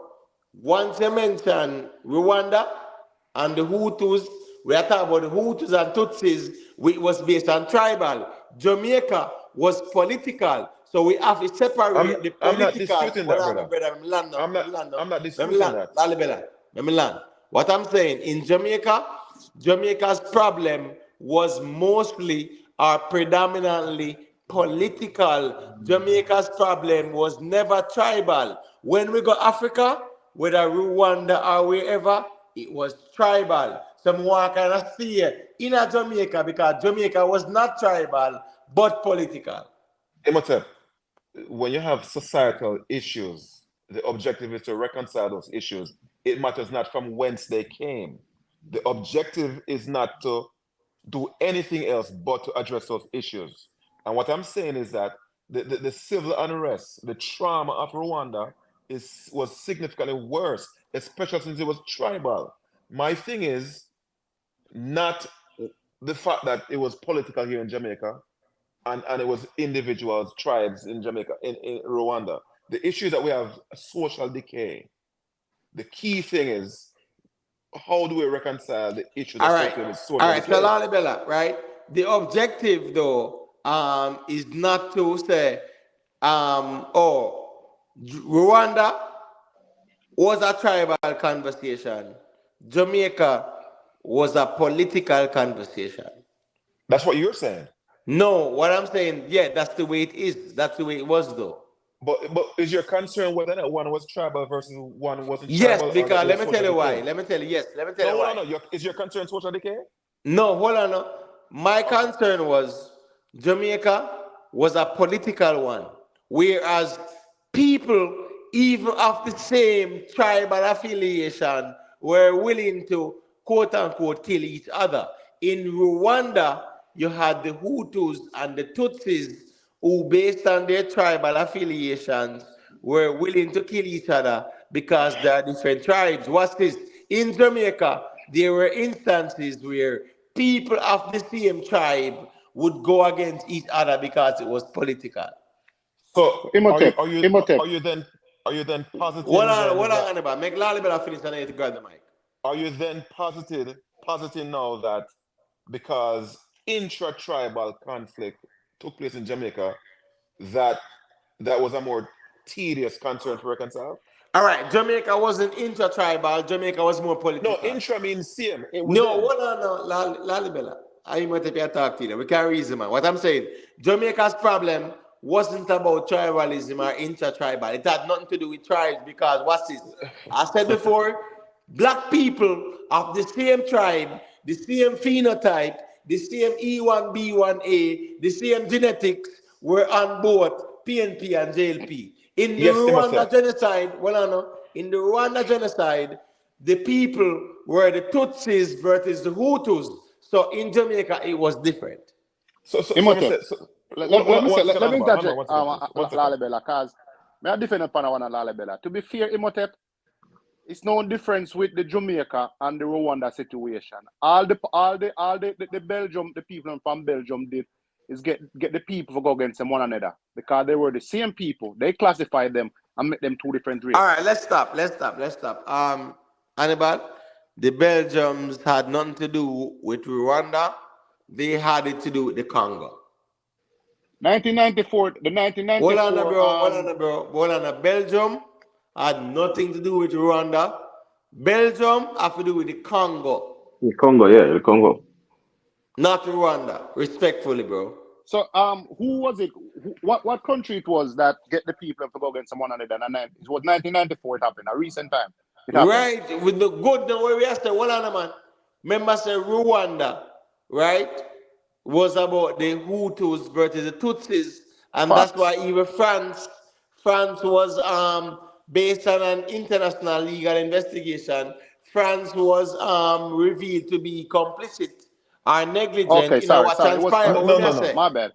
Well, so my point is, man, a different thing. But it was the same. Hold on. The Belgians were in Rwanda. They're the ones who separated Tutsi. Hold on. They're the ones who separated Tutsi and Hutu to go fight against each other. No, not the Belgians. Google it real quick. Hold on. Sometime it rains in April. Right, hold on. Let me say this real quick, right? When it comes down to Rwanda, right? When it comes to the Belgians, you talk about the Congo, but what's this now? You see the Congo? Remember, there was the quote-unquote scramble for Africa, where the European powers them create these quote-unquote borders. Now, when it comes down to Rwanda, Uganda, and the Congo, you have what? All three same ethnic groups, Hutus and Tutsis. And Twa. So what caused that? What caused the rival between two of them? Well, I know the Europeans, the British, and the French, right? Create these lines or these borders. We cut out what's it now? In Rwanda, them cut in Hutus and Tutsis. In Uganda, them cut in Hutus and Tutsis. So what we are saying is this, right? They mark these countries out and create these tribal lines. We create the whole Rwandan genocide. Brother, the Belgians were involved in the demarcation. But it still seems political in a way. Exactly. Yes, right. It's still political, brother. It is political, but that was the early 1930s when the Belgium introduced any kind of permanent division there. The Belgians was in early 1930s in Belgium. No, it's 1950s and early 60s. No. In the 1930s, early 1930s. In the 1930s, it was the Belgium. The Belgium introduced. That's what I said. Hold on, Miss Julia. In the 1930s, right? The Belgians did control the Congo, right? Britain did control, Rwanda, right? The French did control certain areas. So we are saying this, right? After World War II, because World War II is what really changed everything. 1945, going up, 1950s, that was when you had African countries pushing for their independence. So when it comes down to the Belgian Congo, Belgium, right? The Congolese, through Patrice Lumumba, was saying we want our independence. Belgium had control over it. The British was saying these countries need their independence. So Right. during the 1950s was where the revolution took place, where most African countries were pushing for their independence. But that's not what Imhotep. I was saying. I was saying that what they in the early 1930s, that's when they divided them into the racial No, groups. No. 19, Even hold no, on. no, Even before that, Wasn't no, it right? in the no. early 1930s No, that Not they this, they, right? they did a permanent division? Let me say this. Yeah. 1895, 1885 was the Berlin Conference where they might say, the mark of Africa, No, like, no, no. The well, the the the Rwanda into 3 ethnic groups. That's what I'm talking about. no, Miss Julia, no. Yeah. 1930s, no, Yeah. because what's it, You Yeah. see, 1930s, Britain, France, right? Mm-hmm. The British and the French had control over these areas Mm-hmm. during 1930s. It's after World War II in the 1940s and in the early 1950s that countries started to push for their independence. So during 1930s, Britain, Belgium, and France controlled these areas. So we are talking about Uganda, which was British, Rwanda, right, which was Mm-hmm. even British and French, so to speak, right? Mm-hmm. And we Brother. are gonna talk about the Oh. Congo, which was controlled by When did they name Belgium. them? When did they name them the Hutus, the All right, what's this now? Tutsis, and the Twas? 1980s and nine. No, Miss Julia. Yeah. The Hutus and Tutsis were their tribal Yes. When did they name identifications. them that? That's Hold what on, I'm no. saying. Yeah. Go ahead. Hold on, no. What I'm saying. Yeah. Before the 30s, there were always the Hutus and Tutsis.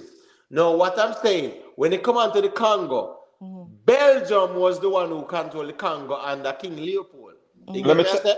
Mm-hmm. let me Right chime in, now, see? in the 1950s was when all these African countries were fighting for their liberation. Mm-hmm. Now, in the Congo, Belgium was fighting to control part of the Congo, right? Rwanda, it was all about Britain, right? And France. No, yes, Uganda, Mm-hmm. Britain. You get me? I say Yeah. in the Yeah. 1930s. After the 1930s, Britain controlled Uganda, the French control Rwanda, and the Belgians control the Congo. Okay. Imhotep. After Mm-hmm. 1918, the Belgians were the protectorate for what is now Rwanda. See? No, hold They, on, Mm-hmm. they, hold on. That's what I. Talk That's to what me. I Hold thought on. Yeah, too. I Yeah. agree with you, but talk to me out in 1940s, 50s. no, hold on. Because my argument, I was saying to you, it was the Belgians who were complicit as it relates to dividing Hutu and Tutsi. I mean, you Right. remember Hutu Tutsi, right? The I agree. Belgians, right? Yeah. So Yeah. listen to this. Both Germany and Belgium turned the traditional Hutu and Tutsi relationship into a class system. The minority Tutsi, 14%, are Right. favored over the Hutu. That's the history of it, brother. No, That's I agree with you because we're not going to disagree because remember, I said Germany did control Namibia and colonialism was ripe in Africa. We're not going to challenge that. In right. the Then it 1930s, come right hold back on. to the same thing we are going to Jamaica. Yeah, hold on. In the 1930s, Lalibela, colonialism was fully active in Africa. I get No, I that, know bro. that, brother. But when I made the argument that it was the Belgians who did it, you objected to it. No, the time. What time did you No, say? man. No, No. the Hold on, make divide was Lalibela done by the finish. Belgians. Eh? The divide of the two tribes was Yeah. a function of the Bro, but Belgians. That's hold my on. That's what point. I thought too. But when was it? When that No, it don't occurred? matter. Wasn't it You're early saying that it didn't. No, but 1930s? hold on, Lalibela. One level. You Yeah. can't say it no matter because All it right, does matter. all right. When was Here it? why I'm saying it no matter. My argument was that my argument, not your argument, my argument that it was the Belgians who were complicit for dividing the two tribes. I didn't have to provide a chronology for that No, unless you wanted that for a different but the purpose. time is important because what's it, right? As it relates to Rwanda, and Mm-hmm. that's why up until this day we still have problems in the Congo, right? Because the Congo is based on so many various ethnic tribes. Just like Ethiopia, we have over Imhotep, 80. you are stretching, you are moving the goalpost, Imhotep. Well, The argument was about Jamaica. Hannibal, let me finish. Let me finish, and then you can repudiate me. What I'm saying is this. Just like how it is in Ethiopia, where there are more than 80 different tribes, however, the Amhara, the Oromo, and the Tigray are the most dominant tribe. The conversation will be around these people. In the Congo, right, there are different tribes which relates to the Hutus and the Tutsis. So when they come onto the Belgians, them now, they wanted a free state of Katanga, right? That was mineral rich. Patrice Lumumba was all about, we want freedom for the Congo. So what I'm saying is this now, right? Yeah, got to. Yeah. All right, got you, Lalibela. When I initially said the Rwandans were behind it, right? If you had asked me what time frame that would be different. But you actually said no, the Rwandans weren't involved. See? So I never said that. I never said that, bro. The Belgians. Not Rwanda. Right. In Rwanda, right? I argue that the Belgians were complicit in dividing the two tribes. And if I'm not mistaken, you objected to it. I brought that up. Lalibela, I never objected to say that. Yes, you did. Yes, Imhotep. Hold on now. Hannibal, let me finish now. Hannibal, let me land the plane. And you can just grab it. What me I say? In Rwanda, right? In the 1930s, at this summit there. So Hannibal challenged me in the 1930s. Go ahead. That's not what the conversation was about, my brother. Yes, the conversation was about. Listen, Hannibal. You said some of the challenges, so may I challenge you? Yeah, got you. The conversation was about the violence of Jamaica, and Lalibela raised the point, said then if Jamaica, if it's that's the reason why Jamaica is violent, what would you say about the people from Rwanda? Okay, and go ahead, continue. You understand? And me coming in and me said to them, sir, it was the Belgium who separate them, and then you said no. And then you say, the adamant says the Congolese, the Belgium. And I said no. And then you make a point and says, okay, so, all right, so what me I say is this though, right? Yeah. Okay, so Rwanda, show me the Belgian connection, because what me I say is this, right? You see the Congo? Yeah. All right. What are the countries about with the Congo now, modern day? I don't really know. All right, Lalibela. All right, fine. Lalibela, got you.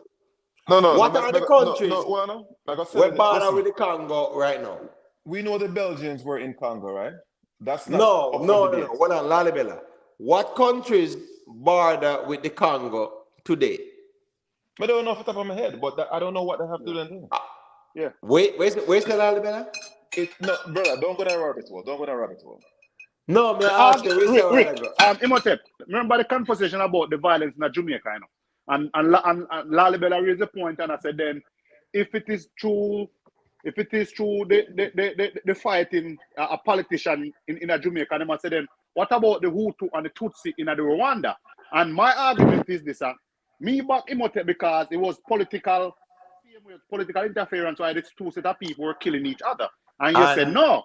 I know, bro, because what me I say is this, right? Yeah. Hannibal. You may say, right? You see, when they come on to Hutus and Tutsis, it's not political. You agree? It is, brother. It is. You're wrong, but it is, brother. Hold on. May I ask Hannibal? Yeah. When it comes on to Rwanda, the Hutus and the Tutsis, my argument is it's not political, but it is based on tribal ethnic problems. So all right, and let me know what you say, and we can pass the mic. And you said that, right? But listen to me, General. It was the same thing as Jamaica, as the same thing where politicians have gone to Jamaica, because what the Belgium did, it was to get the two people them to go against one another. And that was I made a reference. So I made a reference. Hold on. I made a reference about this movie we started by Egypt Elba called Sometime It Rains in April. No, man, me know what I'm moving there, but watch this now, Hannibal, right? You are go tribal now, because watch this, in Jamaica, members say, we come from mostly Ghana, right? So me I say now, during the 1970s, 1976, them region there, when we started to say PNP and JLP, was it tribal or was it based on ethnic affiliations? Because in the Congo, in Rwanda, in Uganda, all of Africa was based on tribal. And in Jamaica, let me land the plane. In Jamaica, my argument was it was based on political. So I want everybody to show me in a Jamaica where it was based on political and tribal and not political. So But in no one is making Jamaica, that claim. let me address this. In Jamaica, right, it is a political thing, right? But it's the same difference as what the Belgium did to the people in you know why let me play just to make a land. It's the same thing what the Belgium they did to the people to get the people and to go against them one another. Because all they did was just measure them and say you are Tutsi, measure them nose and say you are Tutsi and you are Hutu. And then when them leave. So question, hold on, question. So in the Belgian Congo, was it not Belgium, political? we're talking about Rwanda. Hold on, bro. We're talking about Belgium. We're talking about the Congo, we're talking about Rwanda, we're talking about Uganda, them places. Where I say, was it political? No, it wasn't political, but however, that's what the Belgium them did to the Rwanda people. But we're trying to correlate Jamaica and Belgium to not true. No, we're not correlate Belgium and Jamaica. We are talking about the violence in Jamaica. So hold on. I am arguing that issues, regardless of what causes the issues, are issues, right? So yes, we were comparing on that level. But let me say this real quick, right? In Rwanda, for political reasons, the Belgians pitted one tribe against the other and exacerbated. And it's the same thing, Labour right and PNP. So it was tribal enough. It was tribal. Well, if you look at the impetus, politics, politicians decided to exploit tribes. It was a tribal problem. Africa's problem is tribal, no doubt about it. But we can look at the root cause and realize that in Rwanda per se, if not for the political calculations, these two tribes possibly would have never sought to kill each other. But so even from a Kabbalion, right? No truth is wholly true and nothing wrong is wholly wrong. It's partial, right? So when we look at it, there is a political component and there's a tribal component. The political individuals decided that I'm going to pit this tribe against the other tribe, and they exploited the tribal differences to make it a tribal conflict. And it's the same thing. So Lalibela, hold on, Hannibal. So Lalibela, so pretty much you are arguing that when it comes down to Africa, it was both political and tribal, right, Lalibela? Yes or no?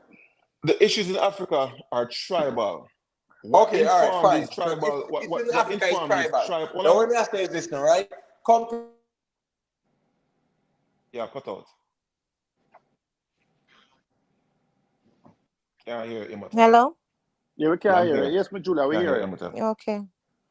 So let me say this, right? No, Lalibela, what I'm saying, you're arguing that Jamaica's problem, all right, in comparison to even Africa, Rwanda, Congo, and the same region, Uganda, is the same type of people, Hutus and Tutsis.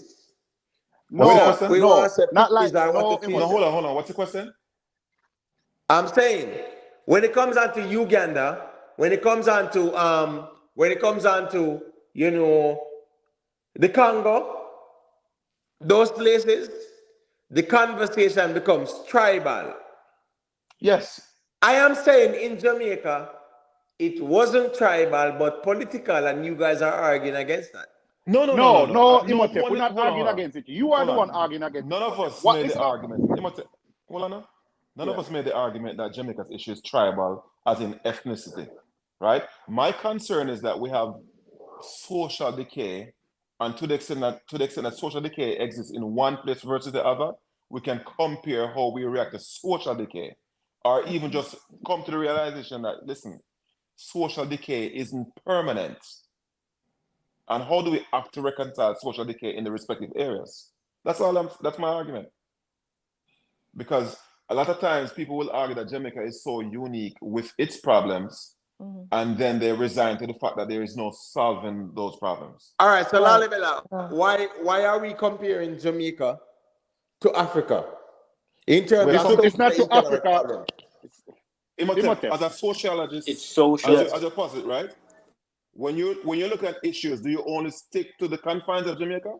I look at the cultural. No, if it's a cultural argument, I'm gonna look at the cultural argument. That's anthropology, not sociology. I'm sorry. That's anthropology, not sociology. No, but hold on. No. Sociology, I have to do the cultural too. Social behavior, bro. It's not confined. Yeah, it have to do with it have to do with culture. What am I saying? Hold on. Anthropology have to do with history and the people and where them come from. But when it comes to sociology, we are looking on, and the context is Jamaica, right? And we move the whole reason gone way over Uganda and Congo. Imhotep. No. All right, go to animal. Let me hear you say. All right, Imhotep. This is what the conversation was about, right? The conversation was about, he was trying to prove that it is not the reason why Jamaica is violent, because if that's the reason why Jamaica is violent, why wasn't Rwanda as violent as Jamaica? All right, so Hannibal, we're talking about Jamaica 1976. Right. 1970s, right? Because what's it, in the 60s, Jamaica was not about tribalism. And here we go now. In the 1970s, my argument is, in the 1970s, Jamaica was not about tribalism. You guys are insinuating and tying things into Africa. Hold on, man. Let me land. Uno, I say, remember, Uno go as far as 1930s, brother. And me have to say, the 1930s, these African countries were never independent. They were either British or French or Spanish or whatever. In our real life. So therefore, their languages were either British or French or whatever. 1970s Jamaica, right? Jamaica people were never based on tribalism. But no one made that claim, bro. No one made that claim. No one made that claim. No, what other man, what me I say is this, right? Uno go all the way out Rwanda and Uganda and the Hutus and Tutsis. He was just making a reference, my brother. He was just making a reference about why one violent without one not being violent. Social unrest. When one got to similar situation, when one even go to worse, he was just but what me I say is this, Hannibal. How can one, and I'm sticking to Jamaica in the 1970s because that's where the argument was. The argument started on Trinidad and Jamaica with the crime rate. In the 1970s, Hannibal, Robert brought it up and we were talking about the 1970s. So are we there? Hold on. Let me give an analog. You see in America, Imhotep, when they were trying to figure out nutrition in America? When? What was that, 1950? What was that? I think it was the 1950s, but I don't think the time is the material. Early 1960s. So you hear me asking now? Because they're bringing slow food and stuff like that, right? When America was looking to figure out and reconcile nutrition issues in America, they didn't resign to only staying within the confines of America. No, but they were looking at, hold on. Of course they were. So hold on, Lalibela, hold on. Because I did studies on the same thing we are talking about. So I say, that's American study. Where did that go outside America? Please show me. Hold on, let me find a few right now. Give me a second. Yeah, no matter what way you want to slice it, it's still so. Go to. Make sense. Go to until Lalibel already. No. That's all I was saying. No, but listen though, what you were saying. Miss Julia, make sense. Me got you on the. Sorry, go ahead. No, man, you good. I was just saying, no matter what way you want to slice it, it's still social unrest. That was the core of the Yeah, but my point was it based on tribal or political, right? No, I mean, but what? It's potato. It's still social decay, as Lalibela was saying. No, but my brother. Was Jamaica of the 1970s? Was it a political or a tribal situation? It's a political thing in a Jamaica, it's right? Political thing. But that's why I want to stay in Jamaica, though.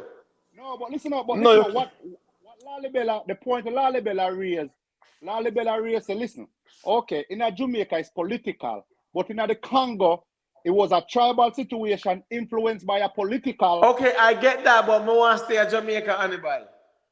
No, but you making a can't have a comparison dialogue, and brother, why where one you violent don't without apply one no violent when analogies. one go through the same and traumatic. When because what's this you now? wonder, Well, Anna.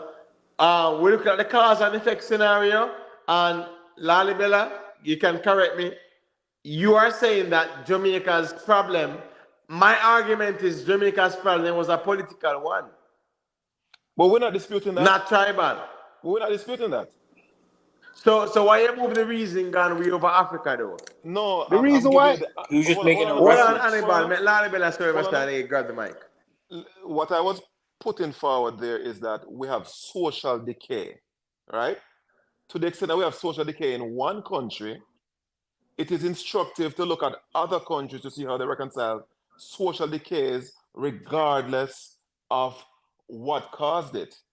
You still can learn, like, how does government react to social decay, right?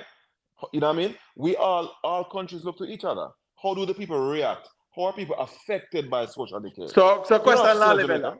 So Lalibela, what would you consider social decay? Social decay.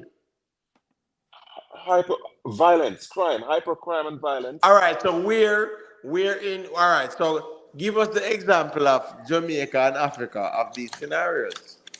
Bro, that's an example. You asked me for example. I gave you 2 examples, but the issues in Jamaica disrupted all functions of society, right? We're talking about the disruption of the society. That's our concern, right?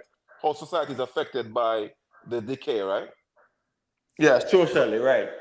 Right. So you can look at other countries and say, yo, Other country countries A like where? hold on, brother. It's better to get the logic of it. Country A had this magnitude of problem. Hold on, what is country A? No, bro.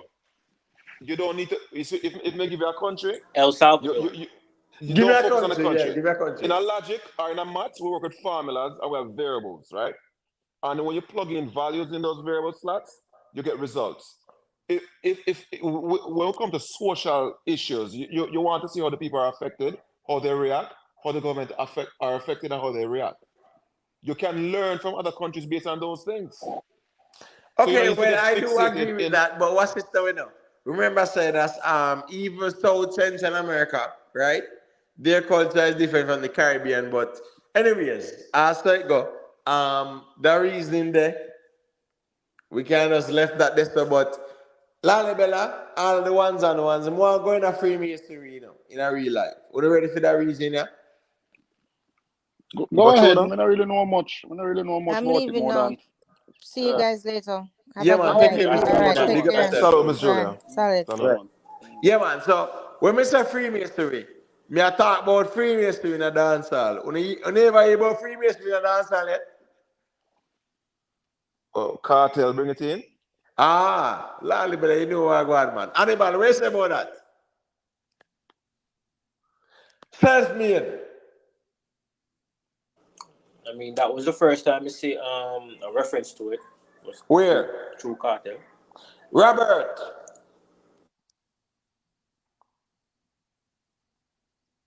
Where Robert the man? All right, so pretty much we're talking about Freemasonry, right? And dancehall because I think it's important because what's this, self-made Hannibal Lalibela. You guys might say, well, cartel is the first one that brought in Freemasonry, into dancehall. And, remember the songs, them, right? Hold on. I wish San Cartel didn't sing about Freemasonry. Hannibal, then Lalibela self-made. Tell me what I want. Well, I'm be honest, I don't know much about Freemasonry, just symbols, so I can't really say. But, all right, no problem. Hold on.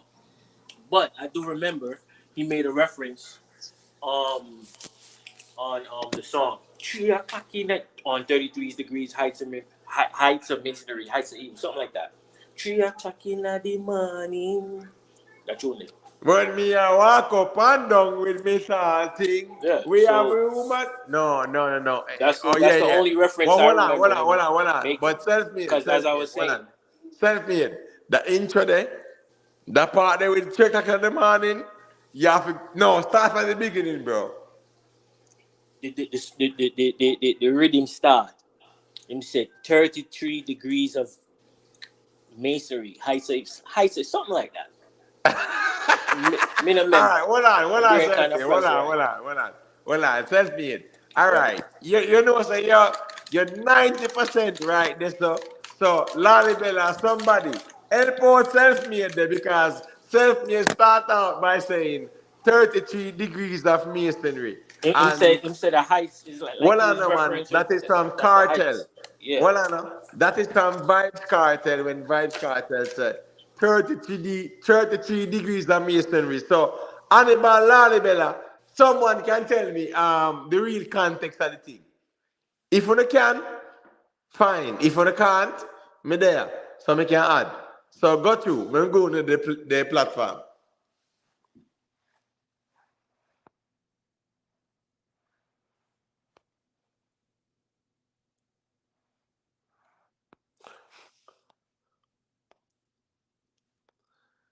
Wait, how I go on? About the answer. Hannibal, well, self-made don't talk already. What me I say? Vibes Cartel, we are talking about masonry, right? Freemasonry. And Vibes Cartel, as self-made say, Vibes Cartel 3 o'clock in the morning. So what me I say is that any ones and ones want to add to where self-made say or what? Talk to me now.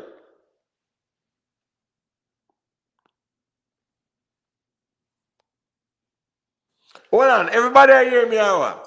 Yeah, man, you're loud and clear, man. All right, good. So Vibes Cartel did say, right? Self-made, you hear me, right? Him say 33 degrees. Hold on, self-made, hold on. Vibes Cartel say, me read, him Vibes say we Cartel say, reach. me I mean I say read wait. Heights are 33. evil. Hold on, man. Self-made. Let me land the plane, brother, in a real life. Because you say you are 33? Where you there? What age are there? Self-made. Yeah, man. 33. Good. So all right. So I'm 41. So I'm here listen to Vibes Cartel long time. So what me I say? Vibes Cartel say me reach 33 degrees of masonry. Heights are evil. Right? That Vibes Cartel say. Self-made. Yeah. Yeah. And that Vibes Cartel say me reach 33 degrees of masonry. Heights are evil. No. Him say we reach 33 degrees. I mean I say wait. Heights are evil. No, you're wrong, bro. Because what I know, Cartel say, me I tell you what Cartel say, me nah put on nothing, I take off nothing. Cartel say, me reach 33 degrees of masonry, height are evil. And then him start off and say, 3 o'clock in the morning, when them a walk up and down with them tall thing, we have them woman pan with cocky heads balling. We no look for boy a night. Yo, we murder people in a broad daylight. AK, we walk with body. You get me? I say? Yeah. And then, yeah, I say, through your 41 and be 33, yeah, listen Cartel before me. Brother Cartel come out at good enough age where we can understand. Cartel come out 2000, right? Hold on. Here go now. Cartel forward out 2000, right? And if you are 33, it means that you're born in 1990, 89, 90, right? Mm-hmm. Now, my point is not to say, oh, you're born that time then. My point is that Cartel said, right? Me reach, that was his intro. Me I tell a Cartel intro. Me reach 33 degrees of masonry, heights are evil. That's how Cartel start out the whole song. All right, true. All right, so let's just get to the crux of the matter of what is this whole thing, because as I stated, I don't know much about it. Yeah, And because I'd like to my learn. whole argument is all right, Freemasonry and dancehall. Because what's this now? Cartel are the first artists for bringing Freemasonry in a dancehall. Cartel are the first artists to even show them a Masonic ring. And me I go ask all the ones and ones them, have you guys seen a photo of Cartel showing a Masonic ring? Yeah, man. Yeah, I have. Eh? That's what I was saying earlier Yes. before I got kicked off the call. That I saw Right. him even reading a particular book, him have the tattoo, everything. Right. So when Cartel said, it's a evil, how would that go? What do I you mean just say, as it relates to When masonry? Cartel said, let me rephrase, when Cartel said, we reach 33 degrees of masonry, it's a evil. Where him a say is that since him reach 33 degrees, him reach heights are evil. And this a Cartel say, no, I'm asking you guys, is masonry heights of evil? I don't know. I heard that 33 is the highest degree or something. Again, it's just what I heard. I don't know for sure, but I heard Mason, 33 is like the highest degree. Go ahead. as with anything, right? You have positive and negative. The Masonic order is not about evil per se, but any practitioner can use the knowledge that they've derived from being a part of the Masonic order to do good or bad. See? So it's just like in a church or any entity you have, people can choose to do good or bad. So I wouldn't say Masonry pertains to or connotates negative. It's just that the practitioner who have the skill set might choose to do evil. Right.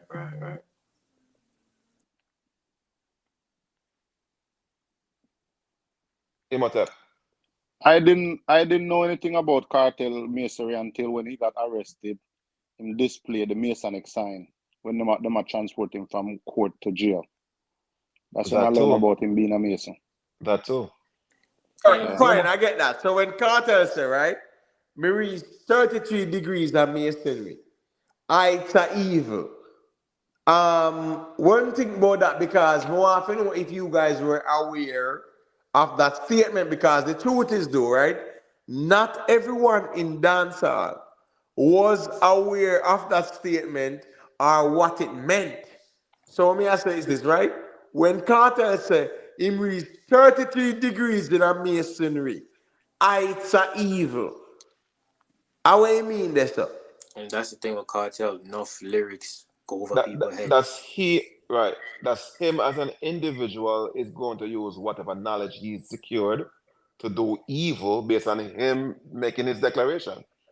That's not an indictment on So Masonic you're order. saying, Lalibela, right?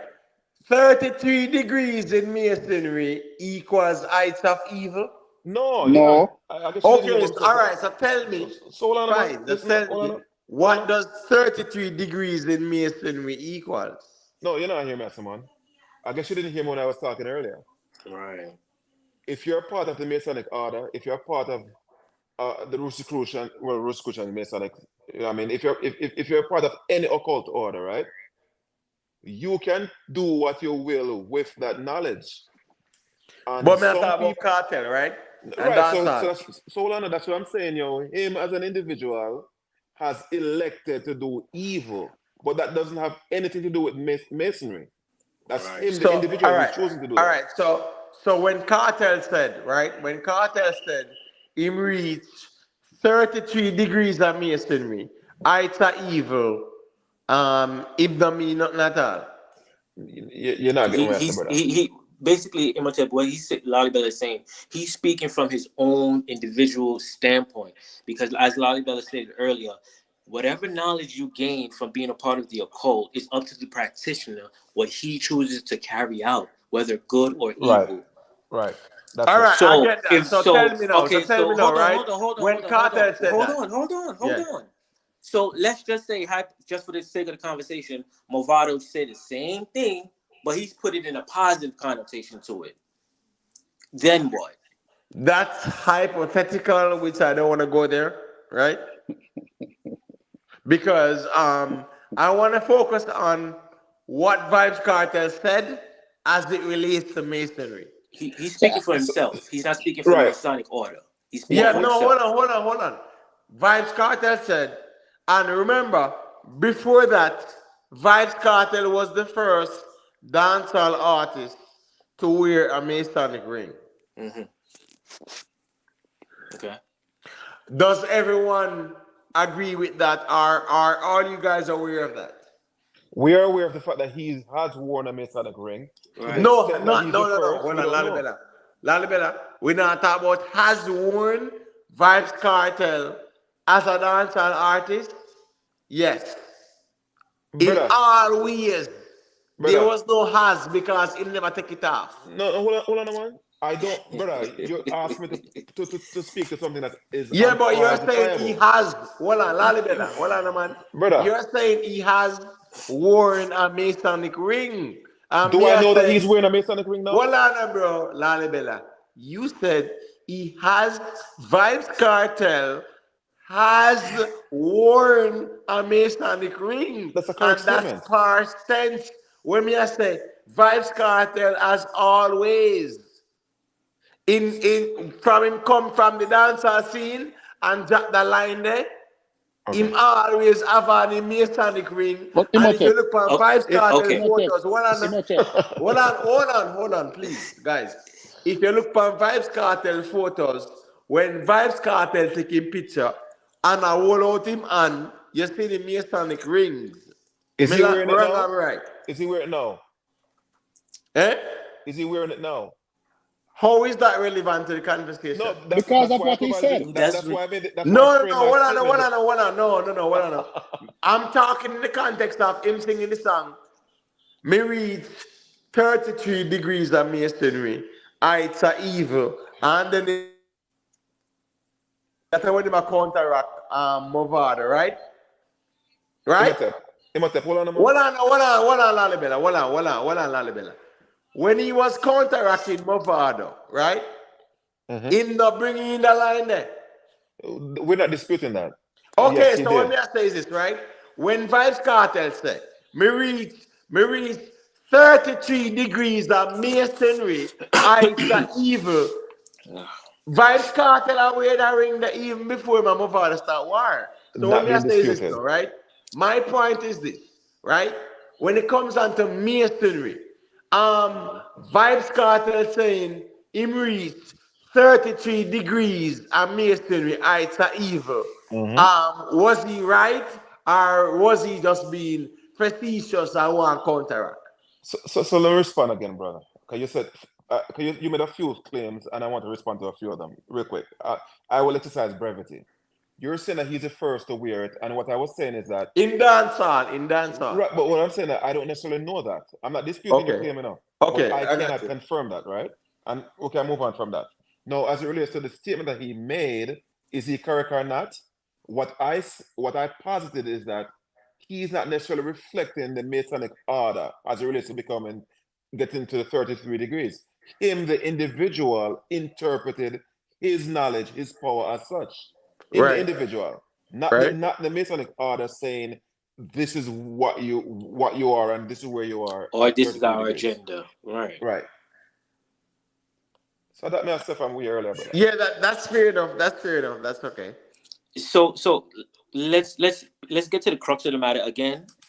How does this knowledge influence or affect the music? Like, what's the whole point? Like, what's the All right, let me meat of the explain. matter?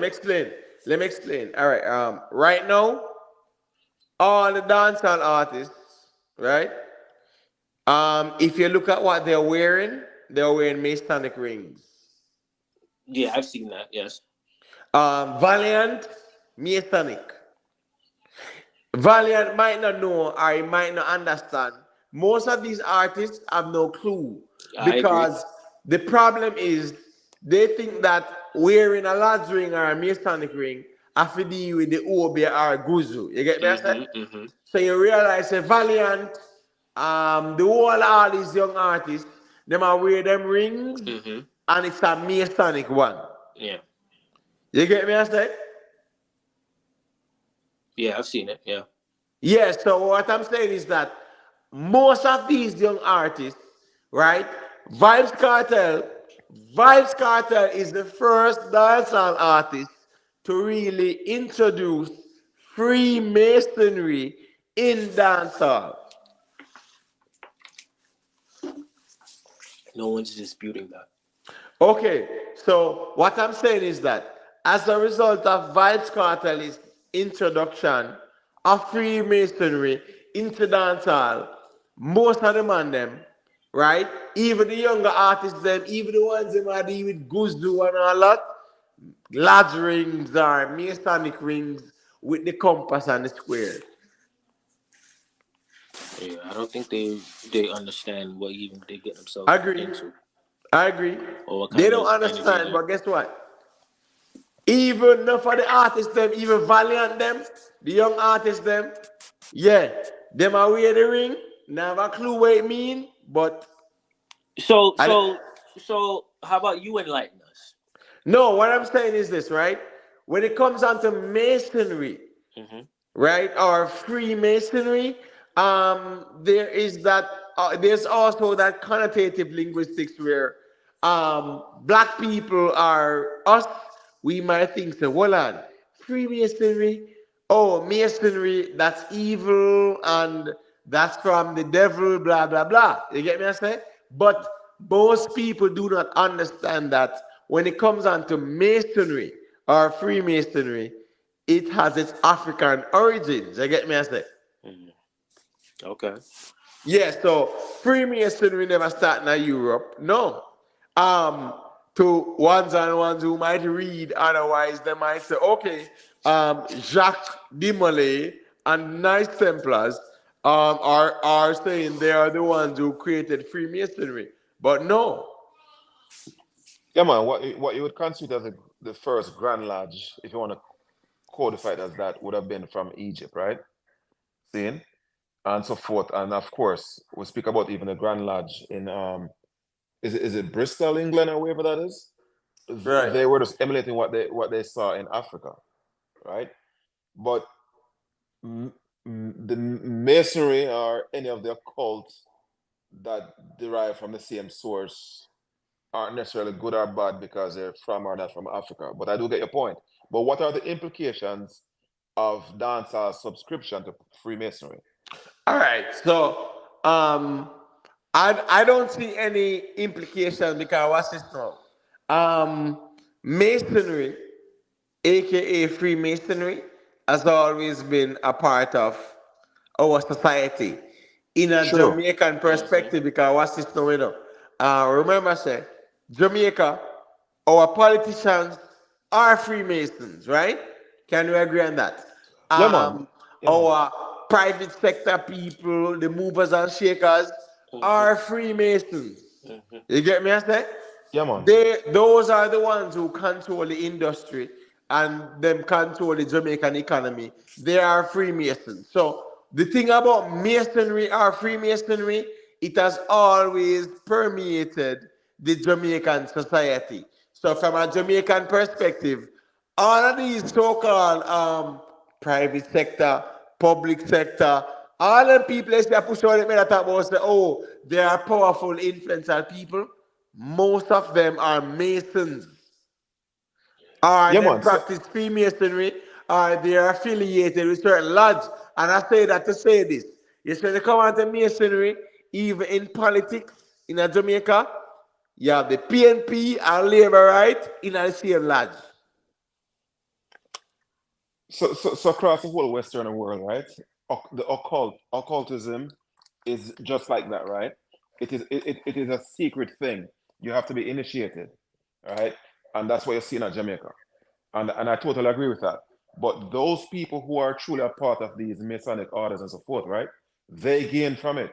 If these guys are only fashionably Masons, I mean, they're not getting anything from it though.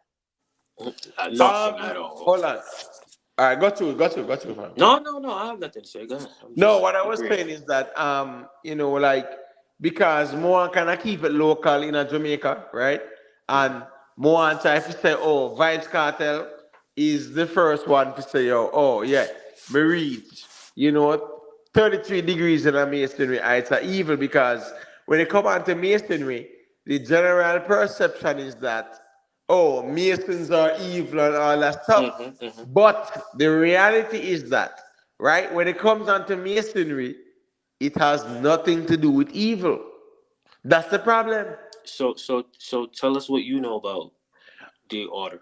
Well, we can tell you about masonry and we can go back to Egypt. Because masonry is all about Ma'at and the laws. You get me, I say? And when you look at masonry and its symbology, you look at the what? The compass and the square and the G, right? The compass and the square and the G. When you're talking about Masonic insignia, we are talking about the compass and the square and the G. That's where it's at. So the compass is for your spirituality, 360 degrees. That's why in a high school we always get what? Geometry set, right? The square is for your morality, which represents Ma'at, right? And then now the G represents gnosis or knowledge. So what I say is this now. In the context of dancehall and Vibes Cartel, I say, me reach 33 degrees of masonry, it's a evil. Yeah, me overstand say that he might take it to a next level. But a Vibes Cartel, me see, the first man I put on a large ring though. And everybody else know I follow. Me see Valiant. The whole of the rest of young chap artists them, the whole of them have a large ring. Right. And what me I say is this now. Vibes Cartel was the first one from like even 05, 04, 06 to say, yo, here we go now. Me I deal with masonry. Yes, he might misconstrue the whole science and the thing. You get me I say? But every other dancer and artist who wear Masonic rings, even with intense, right? And he might talk about Yahoo boys, right? Even a Yahoo boys, intense, that wear Masonic ring too. But what I'm saying is that I honestly think Vibes Carter should be credited with that because I am bringing the whole Masonic thing in a dancehall. So other artists can't even sing about Guzu in a real like Tammy Lee and them and them. Right. If I never Vibes Cartel, yeah, Tammy Lee couldn't sing about no Guzu. Yeah, just another notch on his influential belt, that's all. Right.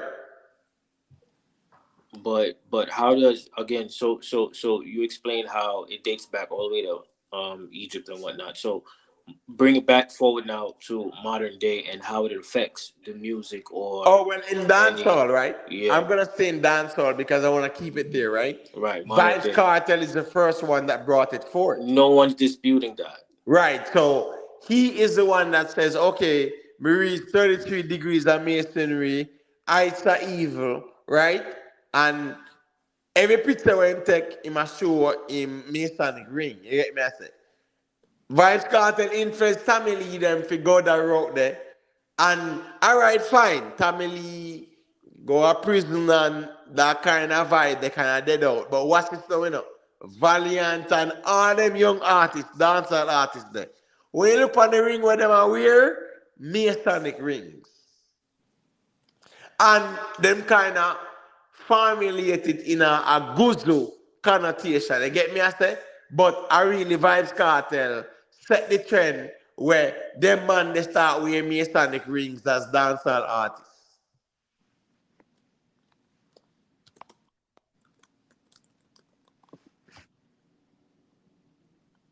So I don't know if Self-Made or Robert or Lalibela wants to talk about that still. No, man, we're not disputing whether that Cartel did it, but I'm trying to figure out what the long-term implications are. The long-term implications are that most dancehall artists now are dealing with the Guzu, the Lodge. You get me, I say? Yeah, that's there now. And when Vibes Cartel did sing that song there, and Vibes Cartel started promoting the last thing from about what? 2005 or 6. Right? So we are talking about like probably 17 years ago. You get me, I say? When you look on dancehall right now, the younger generation, Valiant, large up. In terms of say, the ring by them finger, them are wear Masonic rings. They might not understand what it means, but the reality is that cartel is the one that introduced it to them. And that's that me I say. So when they come on to Freemasonry, yeah man, even a dancehall, a vice cartel. But watch this, You know what's that? In a Freemasonry, right? We have people that might choose their political affiliations. And you have politicians in Jamaica who are known Freemasons. In a them lodge, right? And people vote for them, and them not know that them are Freemasons. But that's just the way it goes, though. But they are Freemasons. So Freemasonry is something where it permeates the Jamaican society as well. Right, and you know, the occult is always as such. It's a secret thing. It's not something that you publicize, and as such, the lay person wouldn't even be aware of it. And if they, to the extent that they would be aware of it, I'm not too sure if they would react any differently. But largely, their actions are a function of ignorance. Right. Unfortunately, so. But when it comes on to like masonry, or Freemasonry, like most of these pastors, unfortunately, yeah, them are Mason. When it comes on to Methodist and Anglican and Episcopal, yeah, them are Masons. You get me? I say, and it's just weird because in America, right? The Reverend Prince Hall is one of the fathers of Prince Hall Masonry. And watch this now. Prince Hall, he had a lot of respect during the 1970s of George Washington, them. Even before 1976, no, let me tell you what, 1776. Even before 1776, right? There was Prince Hall and those people who were Black Masons who fought on the side of the American Independence Revolution. You get me? I say. Now, what I'm saying is this, now, right? When it comes to Masonry, dancehall, cartel bring the thing in. Cartel brought that thing in like about 2006 or 7. And watch this now. We are in 2023, and if you look on the dancehall artists, them finger, them are wear Masonic rings. Because them have it to say, oh, Guzu, I just right there. So even dancehall artists, them cannot even tie in the word Guzu thing to the whole Masonic thing. You get me? I say, but the reality is this, right? Even in Jamaican politics, people fight and argue over politicians who are Masons. The private sector, who are the people who control the industry, Masons them. You get me? I say? So when we look on dancehall, and we say, all right, did Freemasonry influence dancehall? We can say, all right, cartel was one of the first to use Freemasonry to influence dancehall. You get me? I say? I mean, I'm not too sure if he uses the influence dancehall, but he definitely celebrate Freemasonry in dancehall. But I'm not too sure how he influences dancehall with it. He definitely made it trendy. Right. So, which is the destigmatization of it. But I'm not too sure how that destigmatization, other than people wearing the superficial stuff, I'm not too sure how it influences dancehall beyond that. All right. So, what you guys think about what Global Life, big up Global Life, right? Global Life Records said the 360 degrees Masons are African origin, sons of light. What do you guys think about that? We all agree that the Masonic order has its genesis in Africa, so we're good with that. But an idea, right? With Masonry, right, and Vibes Cartel, I bring it in a dancehall, and even though Vibes Cartel carry it in a dancehall, right? At that time when he did, enough people never understand, some people ignore it. But now, in a dancehall, you realize that most of the big artists them are wear some ring, they might not understand what it mean, but in reality, it's all about masonry. You get me I say?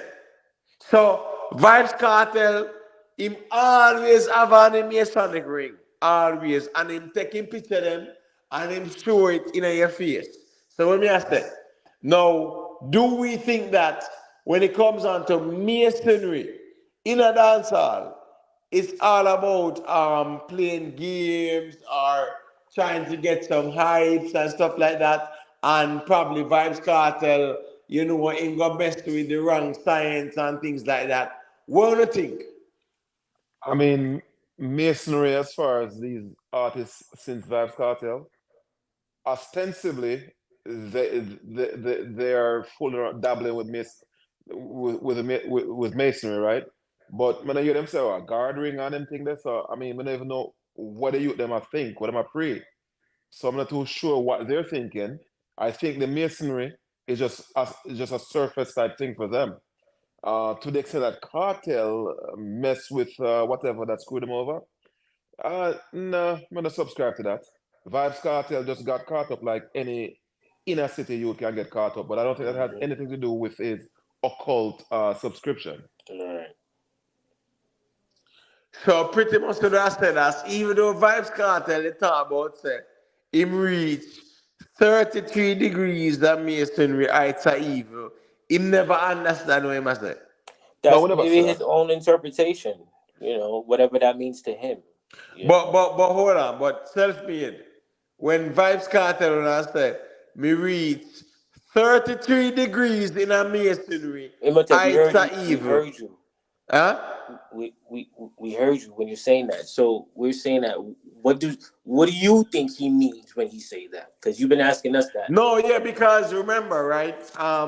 Even when Vibes Cartel did that song, that was a time when, you know, he was wearing a Masonic ring. You get me? I say. And then now, when him say eyes are evil, me can't agree with that because masonry is not about eyes are evil. You get me? I say. Mm-hmm. But when he did that song, and me hear it, I was like, okay, Vibes Cartel, you're gone down a wrong road. You get me? I say because masonry, freemasonry, is not based on evil in a real life. You get me? I say. So even though Vibes Cartel might say reach heights of evil, no, that's not what Freemasonry was. And even though Vibes Cartel might have on the Masonic rings, right?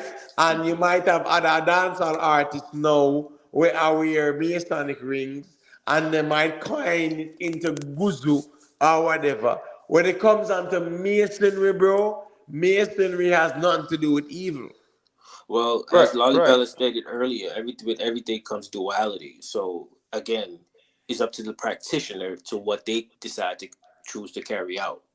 So maybe that's just his choice to go evil, just like any other person.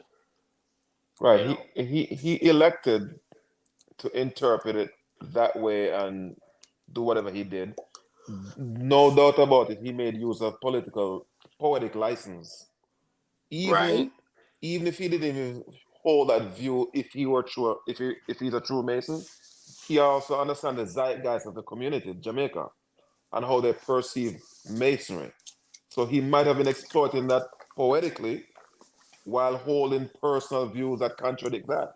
So we're Right. merely speculating, Right. but we definitely are not saying that Masonry has to do with evil. But anyone who subscribes to Masonry can choose to do positive or negative. Agreed. So you're saying, Lalibela, right? Anyone that indulges in masonry can do positive or negative? They can choose to do positive or negative as a human Yeah, being. yeah, Yeah. I agree. Me not argue that. Me not argue that. I agree. Just like anyone who chooses to partake in any organization. So in dancehall, right? In dancehall, and you know, we realize most of these artists, right? Them are wearing masonic rings, and them not understand what it mean, right?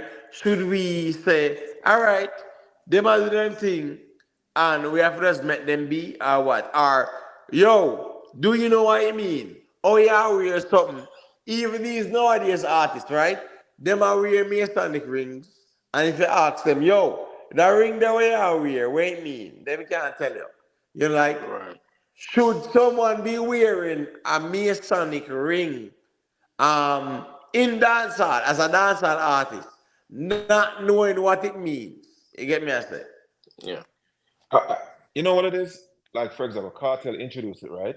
How long ago was that? I would. 17 That was years ago, he said. about 2000 and like 5, 6. He said Right. 17 years So ago. since then, I wouldn't be surprised if a lot more of these younger youths would have gotten acclimated to masonry. They could have done their research, right? So I'm not gonna conclude or contend that these young youth don't know about it. See, I don't have enough of a vantage point to make that conclusion. You probably more than likely would, but I've never engaged with any of them. I've never seen an interview with them, so I don't know whether or not they've done their research or Yes. they have whatever. And no doubt about it, right? They could have read a few books, but that doesn't mean that they were initiated and so Right. forth. Word. And then what Carter did, as you pointed out, he destigmatized it. He destigmatized it to the point where these kids are thinking, yo, it's perfectly okay. And then when they conflate it with Obia and whatever else or whatever they were thinking, you get into another, it's Right. weird. Yeah. Now, if I were a Mason, would I be bothered by people pretending to be a Mason? Of Yes, course. I would be bothered. But truth be told too, right? When it comes down to even masonry, right? Even right now, the JLP have one bag of masons in the cabinet, and the PNP have the same thing, one bag of masons. So the thing is that, right? All of them people here, who we call masons, right? Them have them time when them go and meet all together and Right, do them rituals or whatever. right. Now, in a dance hall, Vibes Cartel was the one to really introduce masonry in a dance hall to the point where in the evening have to go up a UE and all reasoning or lecture with the younger generation, because the younger generation has said, all right, yeah, deal with masonry and this and that, wagwan, so a demonic and evil stuff and whatever. But the reality is that when it comes down to masonry, right, and dancehall music, Cartel was the first, but at the end of the day, why do we say, all right, let's not validate masonry in dancehall, but our politicians, public figures, movers and shakers are masons. So why should we dismiss the dancehall element and the masonry conversation in a dancehall and then gravitate to, all these politicians who are masons in a real life? So, to the extent that individuals embrace or support politicians, that is in spite of them, to the extent that some of them are Masons, it is in spite of that. These politicians, for all intents and purposes, they don't go around promoting that they're Masons. So, in many respects, Well, yeah, right. I agree. right. So for whatever it's worth, the citizenry aren't thinking from that perspective. So of course, if we were cognizant that politicians are Masons and we're okay with it, then we ought to be okay with dancehall artists if that were the case. Yeah, because what's it Bella? Most of these Masons, right? They keep their affiliation secret, right? Yeah, man. Right. So it's all about like it's a secret. It's only for a selected few and things like that, right? But when it comes down to masonry, though, and in dancehall, right? Me not see the secret though. Right. And what does that tell you? That there's no way that these people could have the discipline required to get to 33 degrees or whatever. Right. If they're out there promoting and bragging and making masonry fashionable. It clearly is Right. showing that they're not subscribing to the axioms, you know what I mean? They're not subscribing to the precepts or anything like that. Because they wouldn't go out there trying to promote masonry. Right. And when I promote, I mean like, you know what I mean, are the new Gochi shows, you know what I mean? Right, me understand because as we said, a lot of the politicians, even JLP, right, with the Andrew Holness administration, Andrew Holness himself know in a Lalibella. Andrew Holness knows that whole heap of the man them were in him cabinet are Masons. And that's just the reality. Get me? I say, yeah, private sector members. We are talking about when we talk about private sector, we are talking about the people who control the money, who control the resources, and these people are Masons as well. You get me? I say, but Yeah, man. my argument is that Vibes Cartel kind of bring in the whole thing in the dance hall, and enough people never understand or know what it meant when they talk about masonry and cartel are where the lads ring and blah blah blah. Enough people never understand what it means. You get me? I say, Yeah, man, real talk. but masonry now was always a part of our society because the British brought masonry into Jamaica. And we're talking about the 15th, 16th century. You understand me? I say? That was when the British gave a warrant. As a matter of fact, when they come on to crime and they talk about warrant for your arrest, that's Masonic. A warrant is Masonic. So even when it comes on to the justice thing, everything in justice is Masonic. Facts. You get me? I said, bro. So our entire lives is governed by the Masonic order, whether we like it or not, in our real life. Yeah, man. I mean, these architects of these respective societies subscribe to these occult institutions, and as you would know, right, there was a time where if people wanted knowledge, information, or access, they had to be a part of the occult. Right. And they started codifying and shaping these societies accordingly, and they never left. You know what I mean? People might be associated with this entity versus that other entity, but they all are into the occult. True. And to the extent that you're even in the universities, if you're dealing with academia, right? You have about skull and bones and a whole bunch of other stuff. Right. And so, 322 and all that stuff, right? I agree. Man. So it's like the Western world is a function of the occult, being informed by the occult. They're just they're usually just discreet, and you have to ask them, if like sometimes you see somebody and say, if a person of a certain level of understanding, you wouldn't expect them to exhibit certain behavior. So when you see the behavior, you have to ask, do they have the competency that would have them not functioning like this? So for whatever it's worth, even though I cannot speak to it, I don't know certainly. It have me thinking these guys are just, superficial Masons. It's just a surface thing. It's a fashion thing for them. You know what I mean? Well, all right. Well, hey, a fire was where a reason for. So I'm just gonna end this channel out here. Get me? I say. Enough respect to each and everyone. Get me? I say. We definitely connect with the next reasoning as it relates to social topics and music, whatever. You get me? I say 5 hours we are reason now. And man, I kind of close off, You get me? I say Lalibella. But no respect family for the reasoning. Robert, Hannibal, Self-Made, who else? Scara, Miss Julia, Rick Storm. Let me go through the chat. Des, big up yourself. You get me? I said Daddy, big up yourself. All the ones and ones, man. Enough respect, man. You get me? I said give thanks for tuning in to the live and to partake in the conversation. All right, I appreciate that. Yeah, man. Respect to ones and ones on the panel and in the chat. Sweet pea, everybody. Yeah, man. Enough respect, man. So big up to all the ones and ones, you don't know it going on. We are catching you for our next operation. Gratitude all the time. Just please remember to like and share. You get me? I say, hit the like button, share the stream. Get ones and ones familiar with the channel and thing. You get me? I say, so big up on yourself and we keep the link. Yeah, man. Respect. Yeah. Cool.